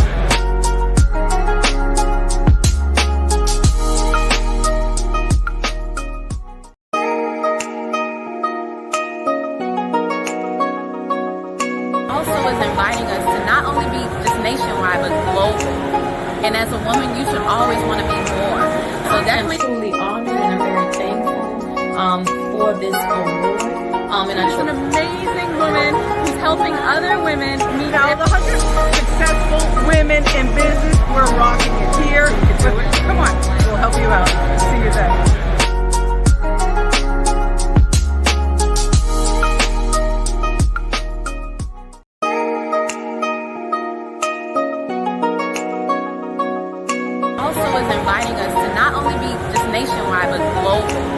And as a woman, you should always want to be more.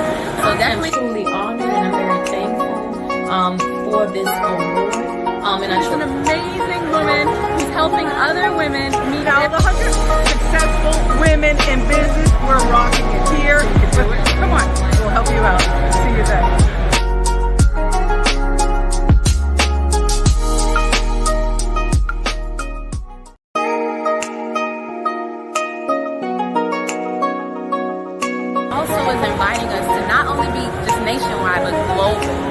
And as a woman, you should always want to be more.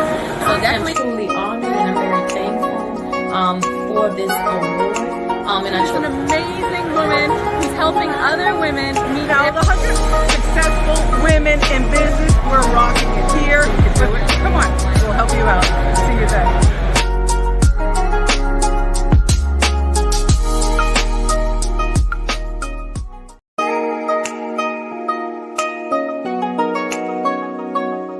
Also is inviting us to not only be just nationwide, but global. And as a woman, you should always want to be more. So definitely truly honored and I'm very thankful for this award. And I'm an amazing woman who's helping other women meet Now, the 100 successful women in business, we're rocking it here. You can do it. Come on, we'll help you out. See you then.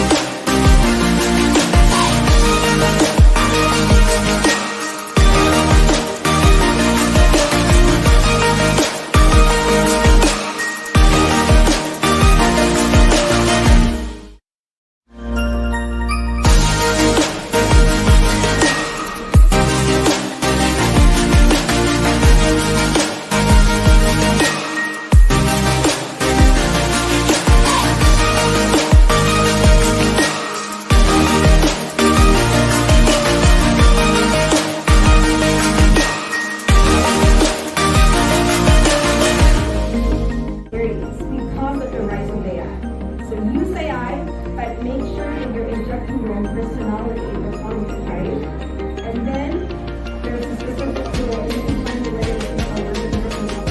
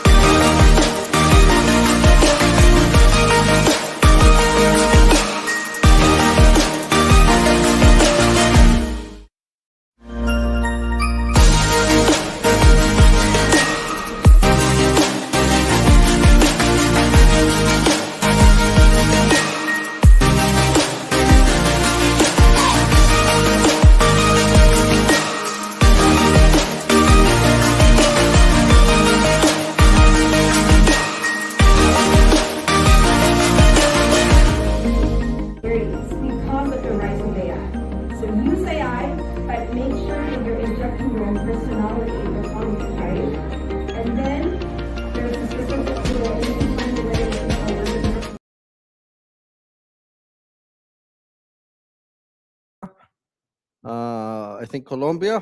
From My, several countries, I can't remember. my all. son from Colombia, I paid him $5 to respond.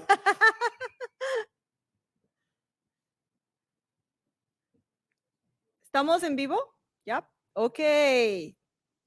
Thank you. Thank you so much. And at this time, I want to congratulate and also say thanks to our beautiful IT team from Anna Jimenez University. They help us so much during these 2 days. Thank you so much. You know, being backstage is not easy, little details, you know, you need to be paying attention all the time, and not always you have everything right, but they make a lot of effort to make this event successful. Thank you so much. All right, so we're gonna start officially our award ceremony. And I'm gonna, for this, invite our president, Al Otero, to do the welcome. I am Al Otero, the co-founder and president of the Global Trade Chamber. We have been helping companies start, grow, succeed, connect globally for over 15 years. So give the chamber a hand. 15 years. And every year we choose a city or a country where we showcase it for the whole year. It's the best place for international business anywhere.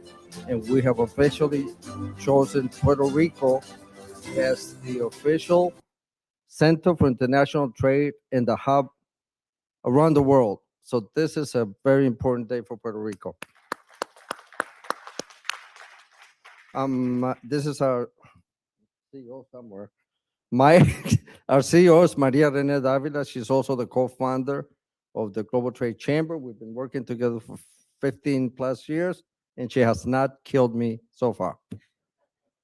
And the other thing that one of her greatest accomplishments is that she started 5 years ago, the 100 Successful Women Business Network, that this year we did our first roadshow from San Francisco to Miami, and every city was a total success. So Maria has been empowering and recognizing and promoting women all over the United States and in other countries. We have Bazal and Cielo are two of the ladies that go to every city with us and speak and empower. So we actually have a team of incredible ladies, several of are here, attorneys, everything. So we're very happy to bring them to Puerto Rico. These ladies represent many industries, many nations. And we have our host, Ana Jimenez, a big hand for the best university anywhere in the world. And Chancellor and Vice President for International Affairs, our friend and the lady that made this happen. Cynthia, stand up because you really deserve a big hand. Cynthia Nazario. This university has impressed us since we met her and the president several times and really is a leader in education globally. So thank you, Cynthia, for the great work that you do. We love Puerto Rico, can you tell? I'm taking any donations for bottles of Bacardi before I go back. What? Can I ask for that? No. I have a collection of rums from many nations, but I'm missing Puerto Rico. So this is an exciting time. First time in Puerto Rico doing an event. Everybody's asking us to come back. We're going all over the nation next year with the Women Business Expo starting in Miami at the March, the woman, when? March 8th, International Women Month. We're going to have our Women Business Expo and Convention and Awards in Miami at the Convention Center. You're all invited because men need to do women business with women, right? Yep. Why is that? Because we estimate that 80% of the decisions in business or home that are financial are either made or influenced by a woman. How powerful is that? Give yourselves a hand, ladies. So we appreciate the great ladies. You're all invited to March. We're going to start with awards. Is that what we're here? Oh.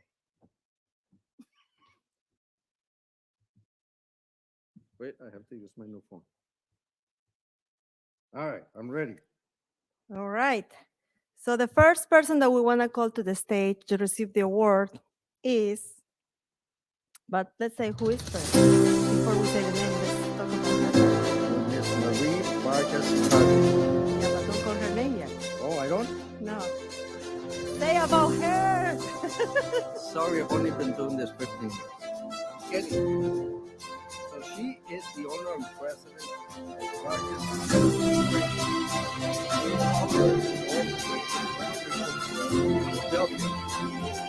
She is a self-made Muslim business. She started her business. Now she's in 4 states, I believe. And she said she hasn't gone to college, so she's going to think about getting a degree of This is a self-made, extremely successful lady. Give her a hand. She's originally from Puerto Rico. And she's the owner and founder of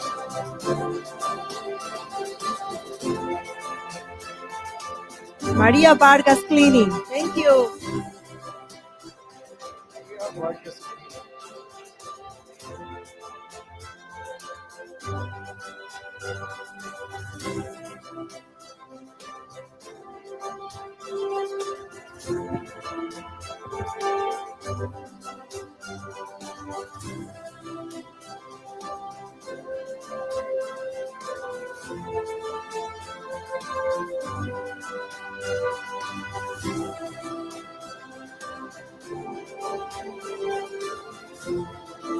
We need a beautiful photographers to capture the moment.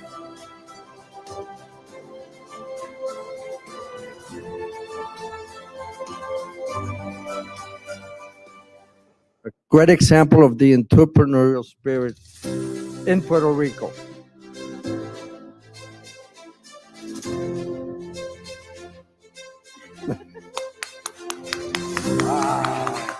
Bravo!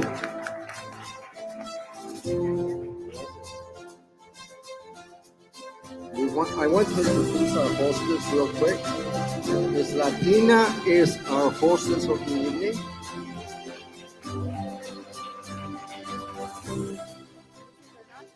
She has recently won the Miss International World pageant in Florida. She is the queen of queens. So thank you for being here with us. She's also a very successful entrepreneur. Miss Latina. All right.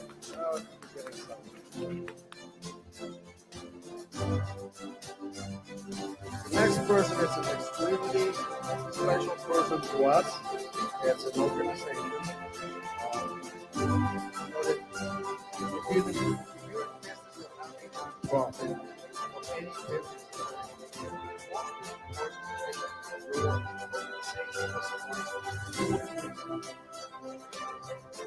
we are so lucky to have the foremost authority and sponsorships written up in many magazines.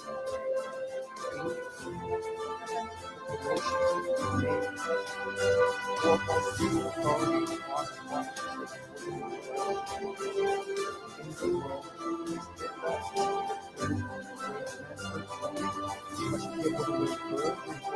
California.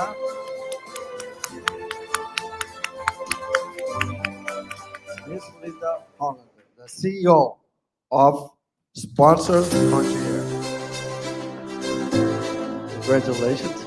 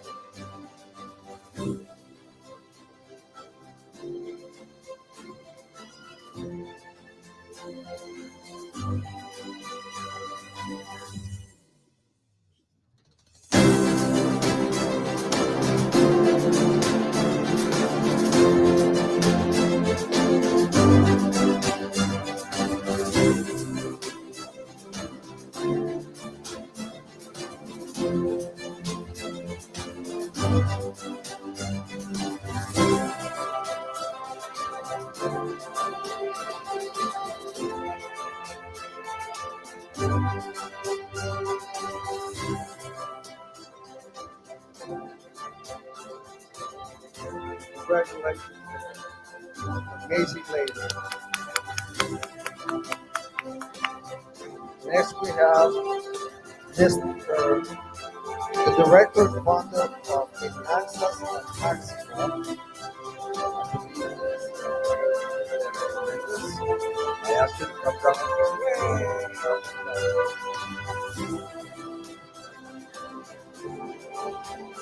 Yes, he's actually done webinars for the Great Chamber. He's just a very, very well-known gentleman here in Puerto Rico. And he's Mr. Jose Medina. Give him a warm round.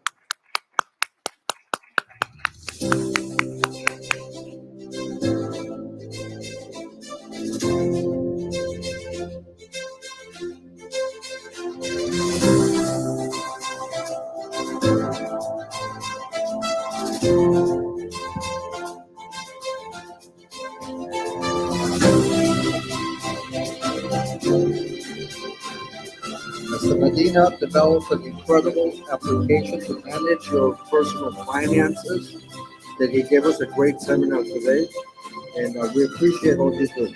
So thank you for being part of this great event at Ana Jimenez University.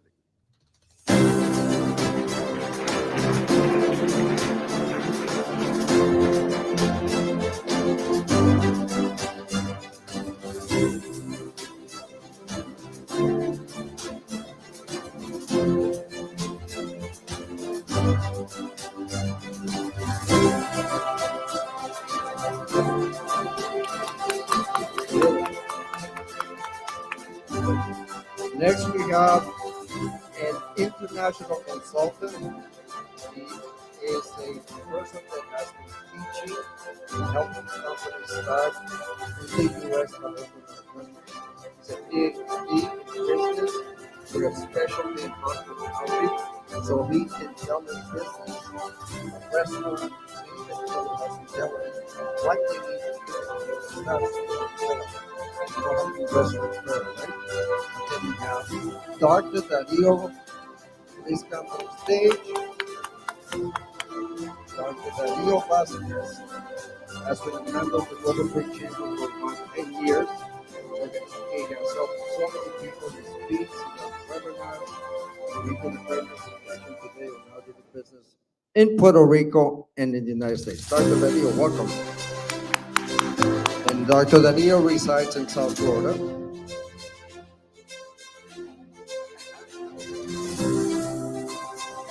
And they tell me that Dr. Dario is the most eligible bachelor in South Florida. All you single ladies.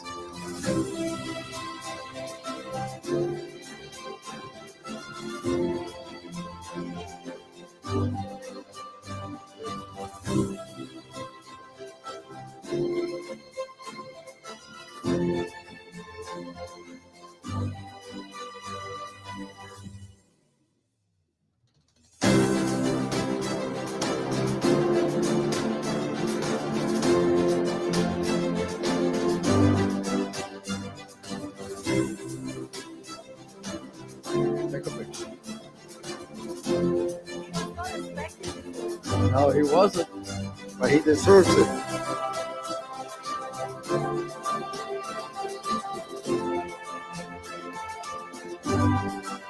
Thank you, Dr. Dario. You can speak later after the event.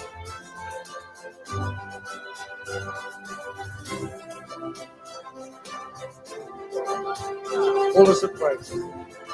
Next. There are young people that are extremely successful. And there's young people that are helping other people be successful. They have great personalities, they're multicultural, and this is the future. It's the young people that are taking the lead and helping the next generation. And this young lady is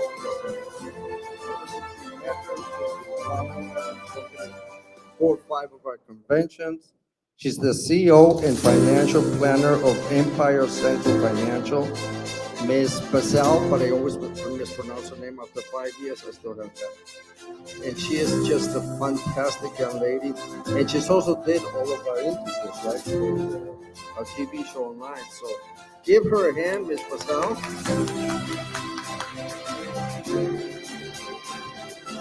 And Ms. Bazal is here all the way from Dallas, Texas.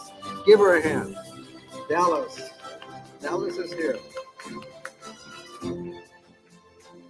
Her and her father own a very successful CPA and financial planning company that's helping people all over the United States. So happy to have her here with us.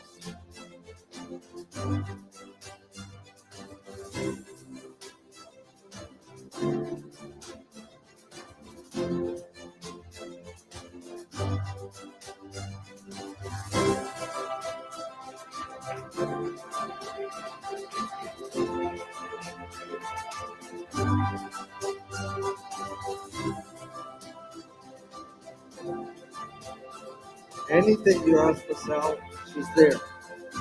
She's always helping, always available to do great things. So we appreciate it. And your dress matches your work. Thank you. Get this chair. Great. All the way from Dallas. Now there are people that travel the world, really motivating, inspiring, with a heart of a servant. And this lady is absolutely awesome. She's the CEO of the AlizeLaVie agency from France, and she travels Africa all over the world helping companies start and grow. She is the amazing Alize Utteryn, a French, American, Latina, I don't know how many languages she speaks, but she truly is a great entrepreneur. Welcome. We appreciate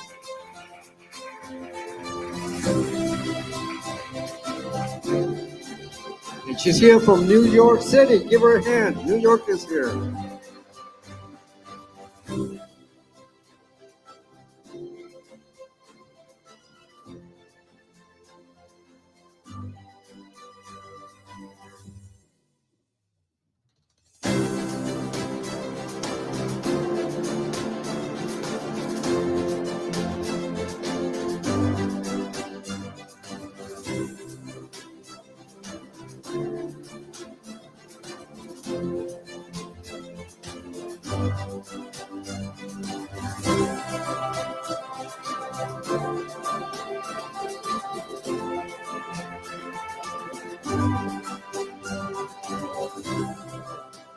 The next amazing young lady is from, originally I believe from Trinidad and Tobago. She resides, I believe, now in New York City.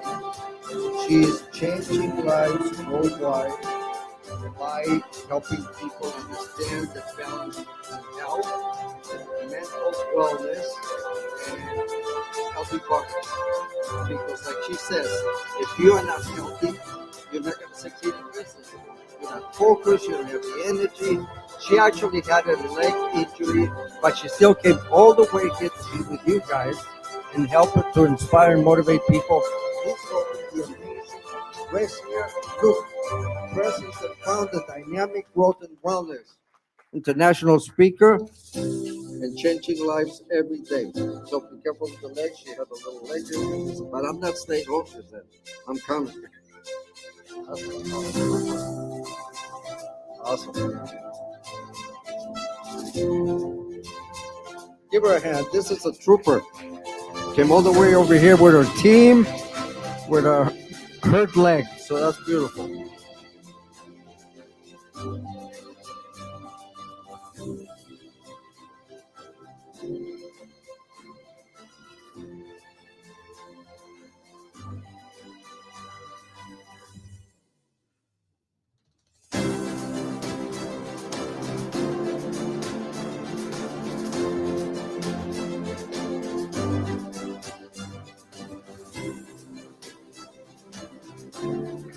Bravo!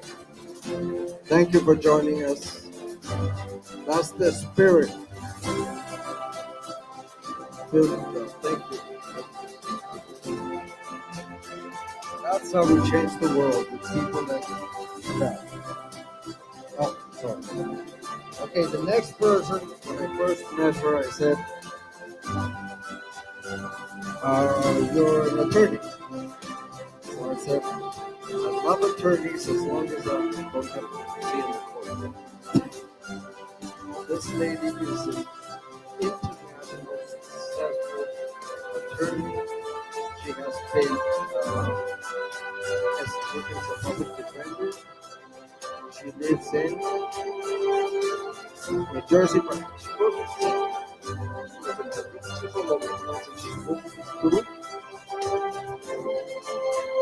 Dubai. And she was a speaker in Miami. So this is another lady that follows us. I really don't have too many attorneys that I like or my friends. But this lady has won my heart because of her fantastic personality, knowledge, and expertise to help others succeed.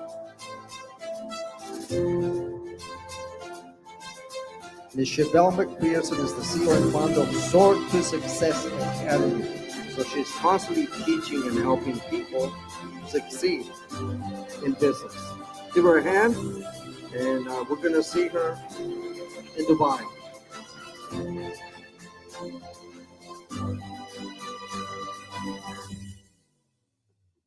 So she will be moving to Dubai, and then we're talking about having our next women convention in Dubai next year. So you're all invited to Dubai. So she will be our host and ambassador in Dubai.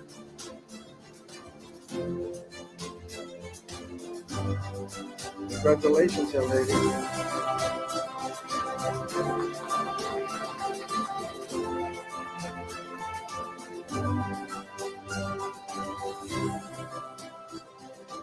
There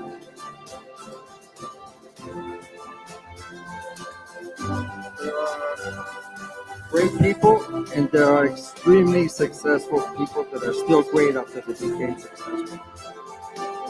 How's that? You become successful, you're international famous, and you're still the nicest person. I mean, that's not easy. So I have that person. This young lady is originally from Peru, which has the best ceviche in the world. She is in the community in a perfect position. We have a problem because she is incredibly successful. She actually was a broadcaster on CNN News and NBC on the screen.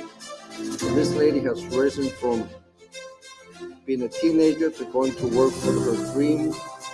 She worked for USA Today, the TV show. Have you heard of CNN? Anybody? The Yesterday and Today show and the Tomorrow show. So she has been a true success story. A young woman in the man world of broadcasting. But more than that, a Latina in a man world, and she rose to the top. And then she said, I can't take any more of this. I don't have a life.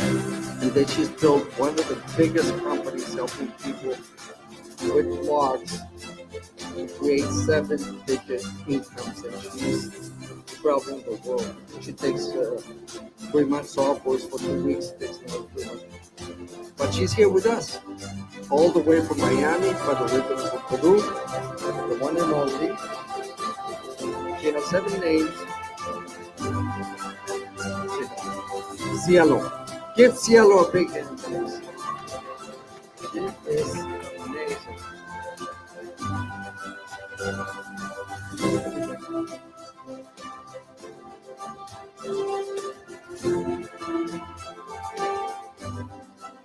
So she's the founder and CEO of BLENDtw, and she has, I think, 5 blogs that generate about $2 million a month in revenue. Is that success? Give her a big hand. And very humble, the nicest young lady I met with Bazal. Those two are brothers. She's here with us all the way from Miami.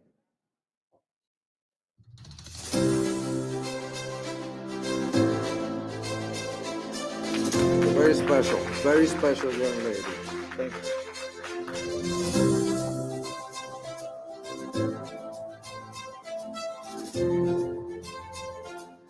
We have a very, we're based in Florida. Anybody know where Florida is? Okay. So we're based in a city called Sunrise, Florida, which is like right in the middle of Fort Lauderdale and Miami. It's called Sunrise. And we actually have a neighbor in the city that's a very successful entrepreneur. And she followed us all the way from Sunrise, Florida to be here with us today. She's the president of Eco Project Solutions USA Inc., Ms. Mirta Candia. She's an amazing lady. We love her. And whenever we ask her to be somewhere, she's there. But she's an extremely successful lady, helping people in many nations. And she helps with capital for national and international projects. Give her a big hand.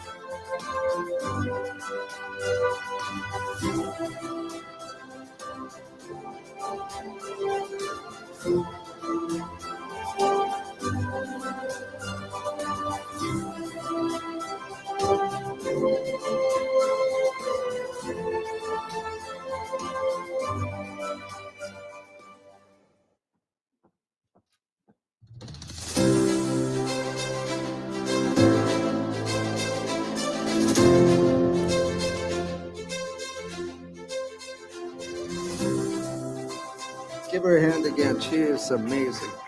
We appreciate it.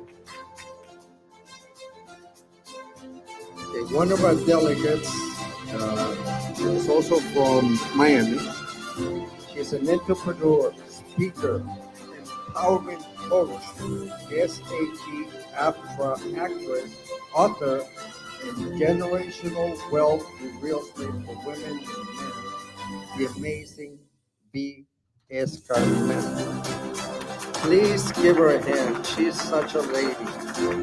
Very special. So happy to have you with us today.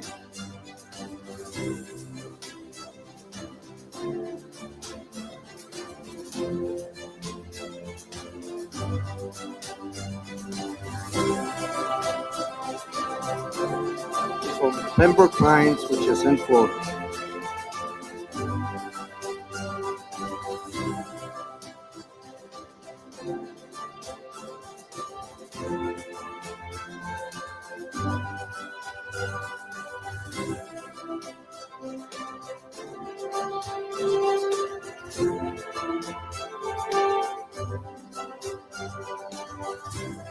She has been named as one of the most successful Black women in business and industry for 2020. Legacies of Florida Top 2040.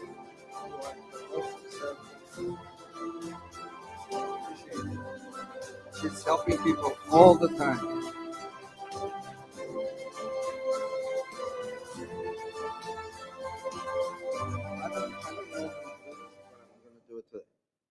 Okay, we have the founder, CEO of Upright Property Management.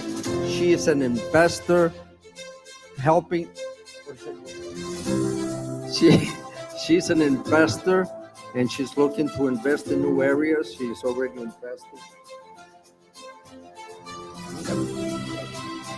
So this young lady is just helping a lot of people generate wealth through investing in real estate.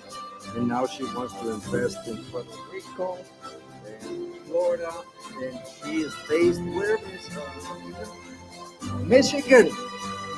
So she's here from the car manufacturer state of the country, Michigan. Detroit. Near Detroit? Detroit's in the house. And she's a sweetheart. Not only she's beautiful, but she's nice. Okay. Great. Okay. We have a very special couple that I met at a business expo, and all they said was, "Who is this crazy Colombian coming to talk to us here?"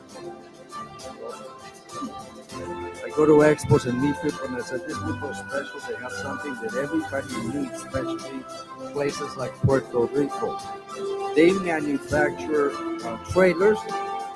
They can go into devastated cities where there's flooding and hurricane and so forth, and they can build a whole infrastructure of trailers that they ship and put out to laundry bathroom. So you have to use it. We have here Ms. Barbara Rogers, CEO, founder, and Mr. Rick Rogers, general manager for Montauk Portable LLC. And they're from North Dakota. Can you get more American than North Dakota? We love them. They're the nicest people, but they are running an amazing international organization. Please meet them before you leave, because they help devastated areas with the full set of trailers, with everything. Not an infrastructure.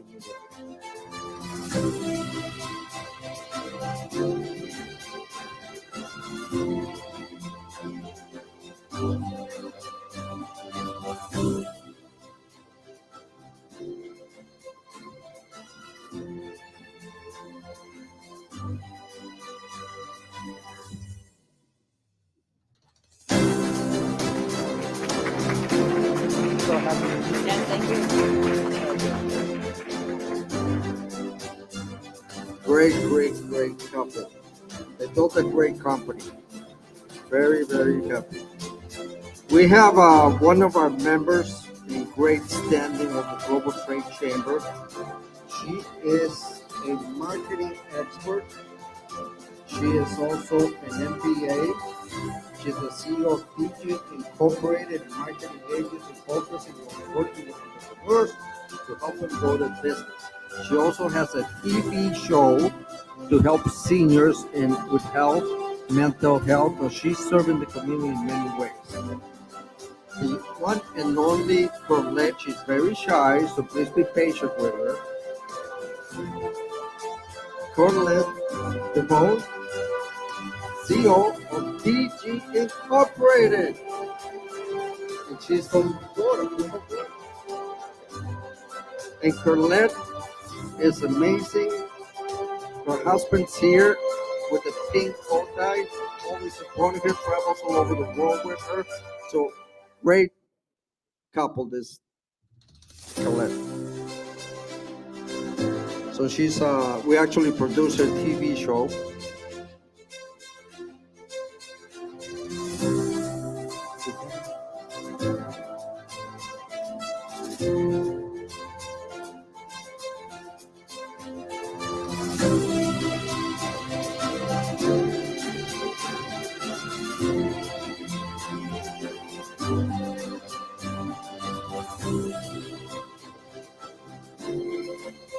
And she travels with us to many cities, right?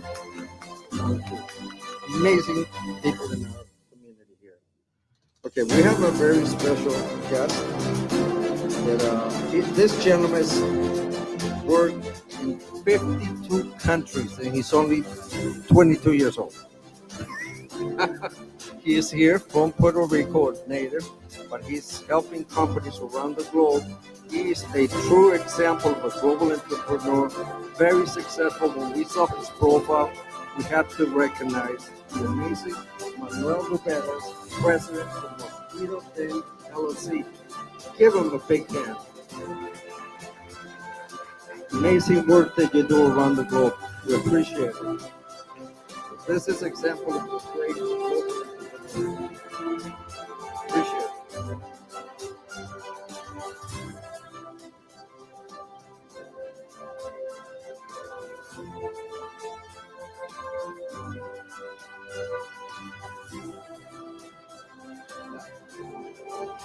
I have another one for you. I have somebody else from Puerto Rico. It's like great work.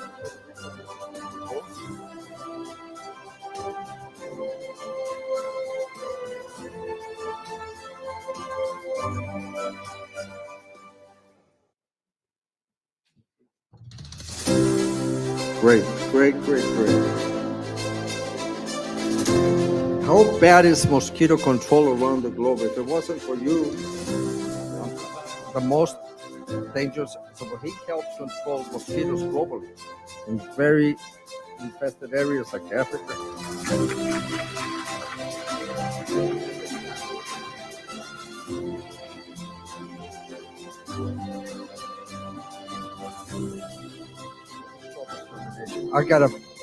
So the microphone died because they don't want the Colombians speaking too much. Well, that's okay.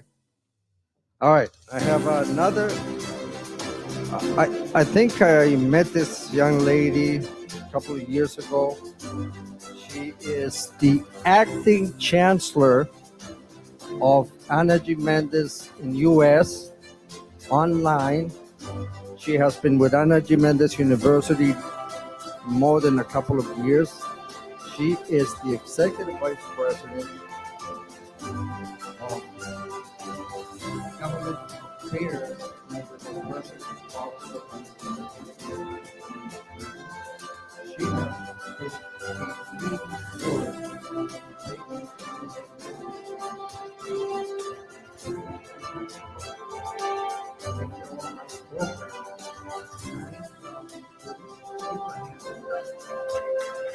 Cynthia Rosario.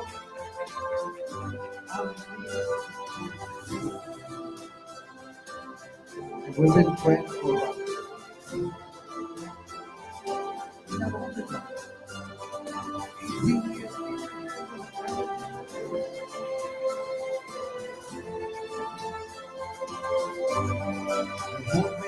is in Florida, but she lives in Washington, in Puerto Rico, and I don't know how many other cities.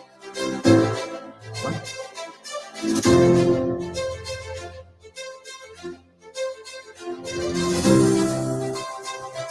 This is a very special award for amazing women leaders in the world.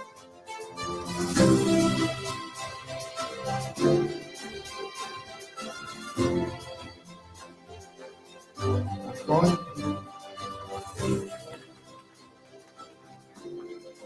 She's been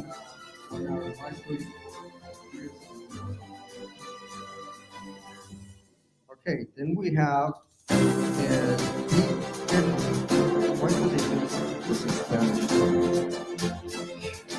dice Díqueno, asociado de la Escuela de Negocios de Alimentos, Dr. Juan Rivera Ortiz. He is making something, and he's a nice guy, and he's Puerto Rican. I mean, what if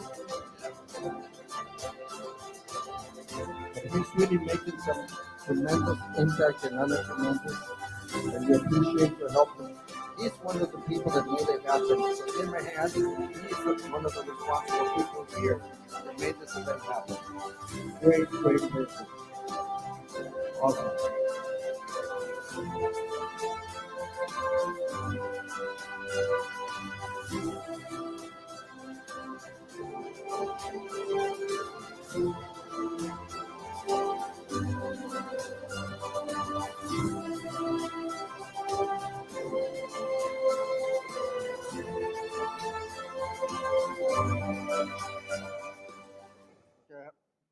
I have one very special guest. That is, you know, I travel around the world where I meet a lot of VIPs, ex-presidents of countries. I meet mayors, and in London we had 3 mayors come to our event. But it's not often that I say, this is a true public service. Very happy to have made this gathering.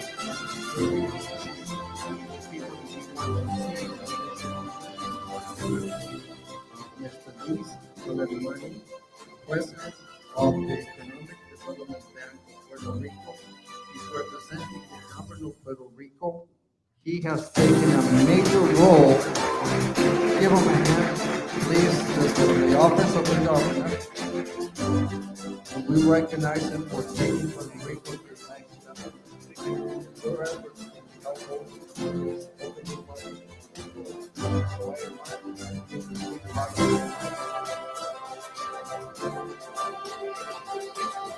Give a hand. This is the new Puerto Rico.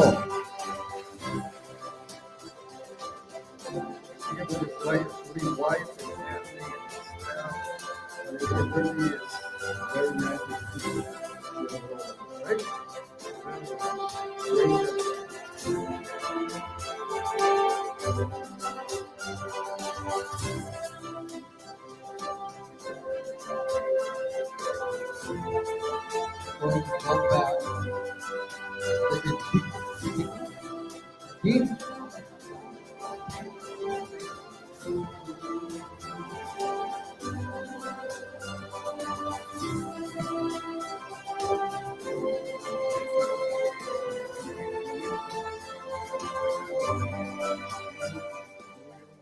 Y dirección de proyectos con fondos externos, logrando la aprobación de sobre $10 millones para la implementación de proyectos que aumentan la capacitación, el desarrollo de negocios, la creación de empleo y el fortalecimiento familiar. Con su visión, el compromiso de la subvención de Small Business Administration para implementar el crecimiento empresarial para mujeres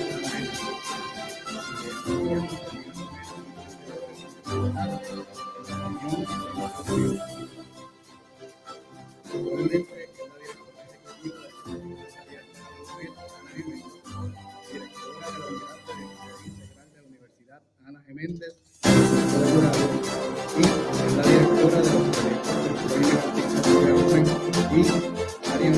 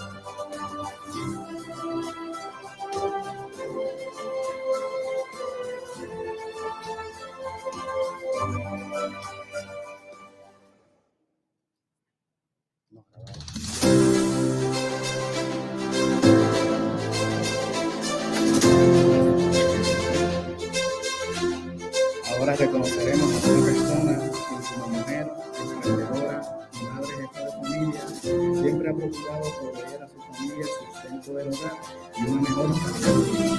Su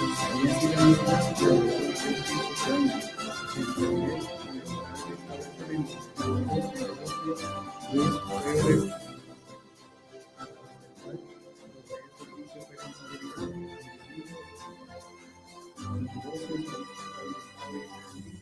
A través de los programas de capacitación del Instituto Empresarial para Mujeres, su compromiso con la comunidad queda evidenciado a través del servicio de negocios, brindando a aquellos que necesitan asistencia técnica.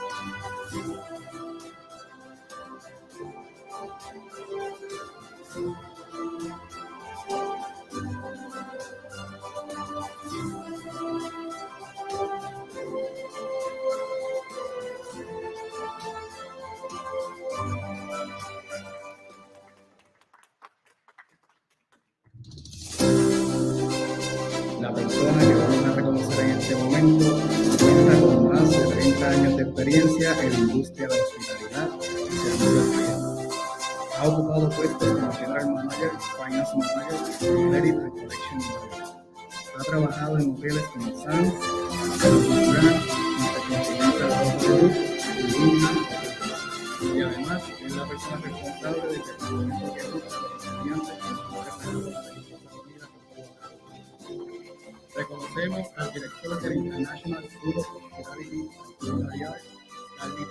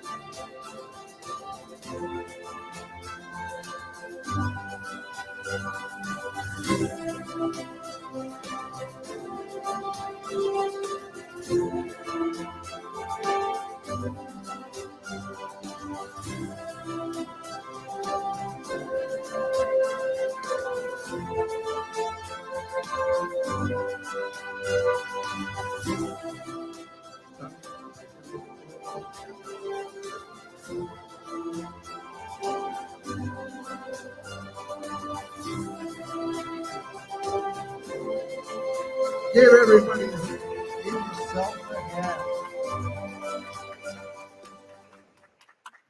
What a beautiful group. We're as multicultural as you can get. going to ask our special hostess, Ms. Cynthia Nazario Cordona, Team CEO of something, she's the best of everything. Come and close this. Cynthia has told me. We love you.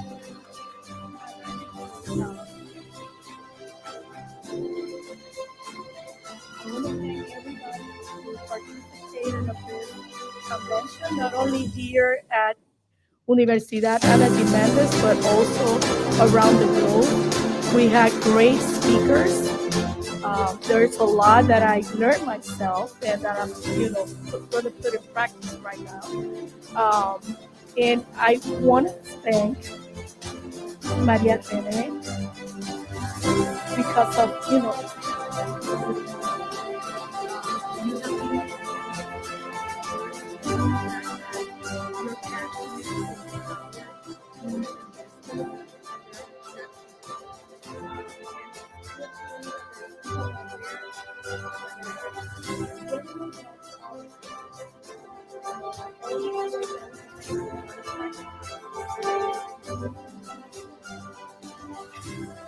just know that we appreciate not only you here, the people that you have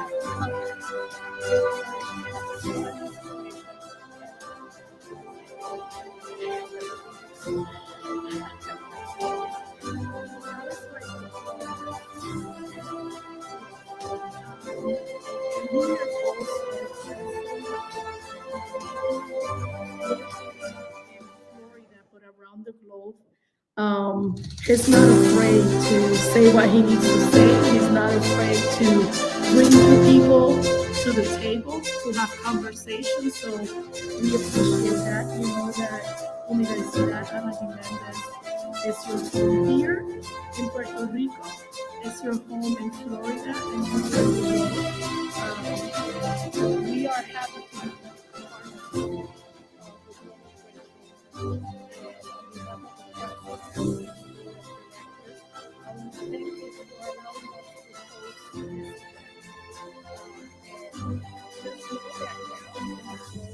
Back to where the restaurant is, so that we can enjoy the reception.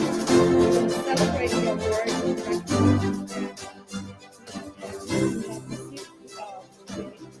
and we'll have an opportunity to do that.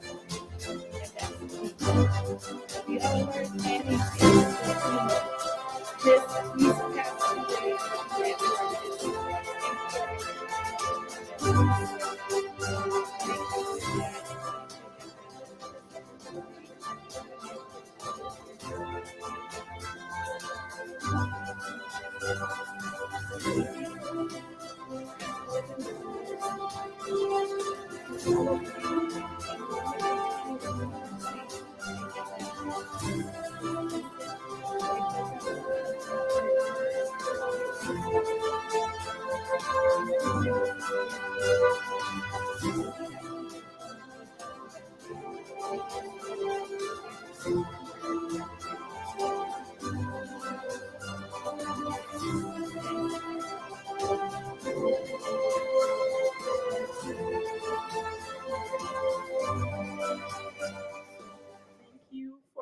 For what you have done, and I want to say, I just saw the students, if I may. I have to say thank you to our international students. I don't understand. They can stand up. They have been our volunteers these past 2 days, and thank you for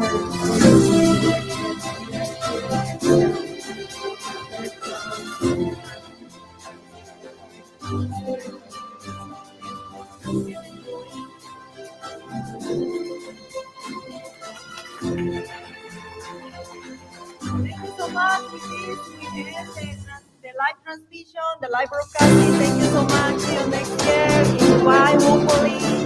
See ya. Thank you. I'm gonna ask everybody, all the recipients, to come to the stage to take a group picture, please. Bring your rewards and let's take a beautiful picture.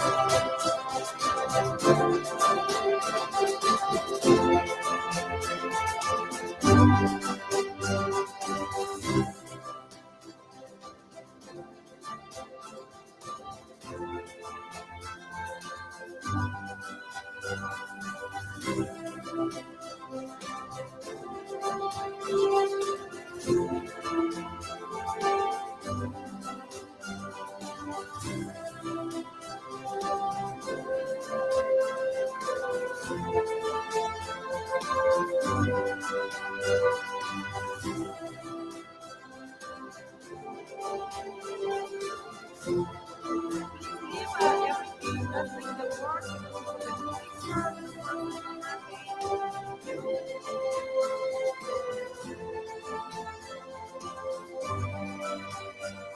photographer, Jairo, is going to organize us, so he's going to tell you where to go to look good.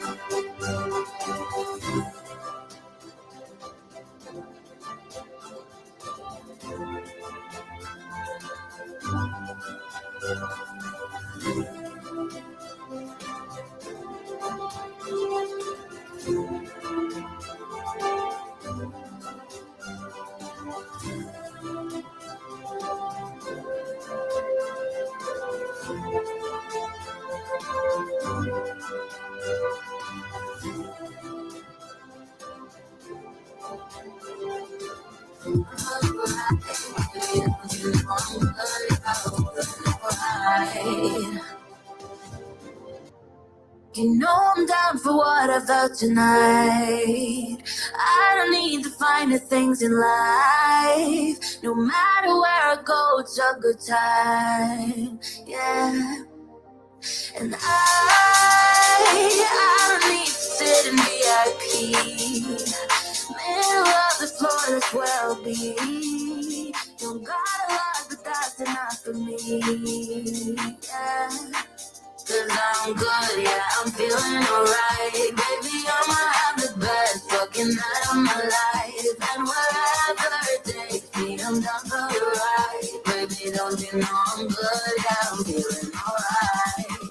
Cause I'm good, yeah, I'm feeling alright. Baby, I'ma have the best fucking night of my life. And wherever it takes me, I'm down for the ride. Baby, don't you know I'm good, yeah, I'm feeling alright. Cause I'm good, yeah, I'm feeling alright. Baby, I'ma have the best fucking night of my life.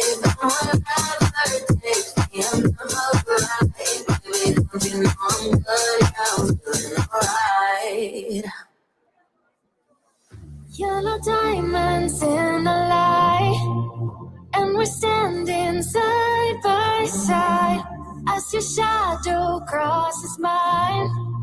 What it takes to come alive. It's the way I'm feeling, I just can't deny.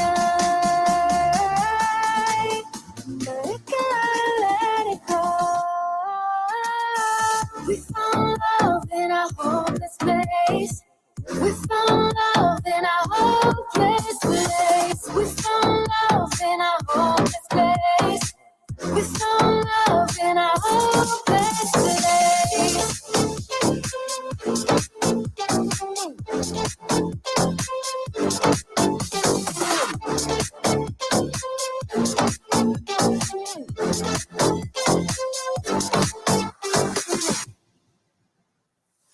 Shine a light through an open door.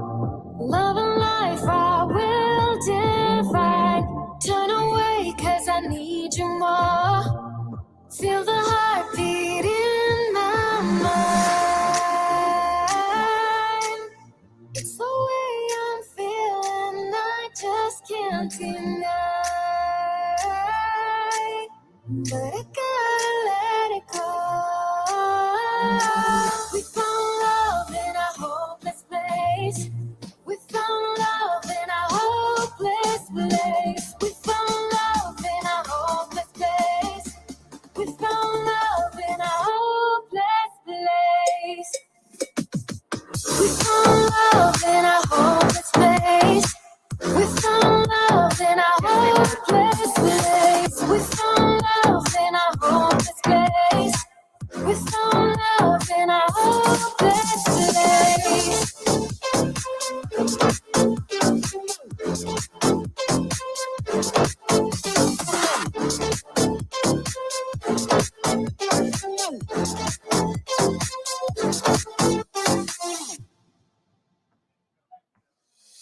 want you ugly, I want you disease.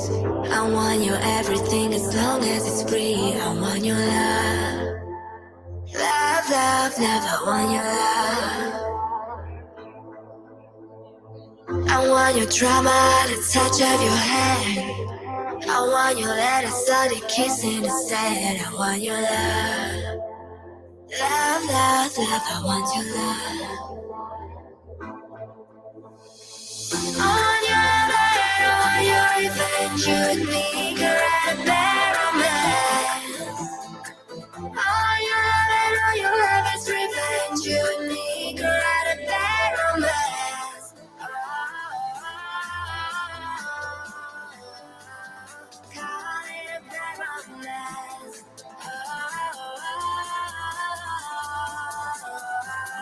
Caught in a bad romance. Rama, ooh la la, want you be romance. Rama, ooh la la, want you be romance. I want your heart, I want your desire. 'Cause you're a criminal as long as you're mine. I want your love. Love, love, love, I want your love. I want your psycho, your vertigo stick. Want you in my right window, baby, you're sick. I want your love. Love, love, love, I want your love. I want your love, I want your revenge. You and me could write a bad romance. I want your love is revenge. You and me could write a bad romance. Caught in a bad romance.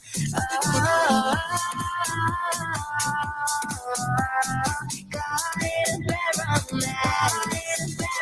I want your love, and I want your revenge. I want your love, I don't wanna be friends. You don't know, I should tell you, you don't know.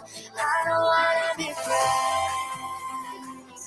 I don't wanna be friends.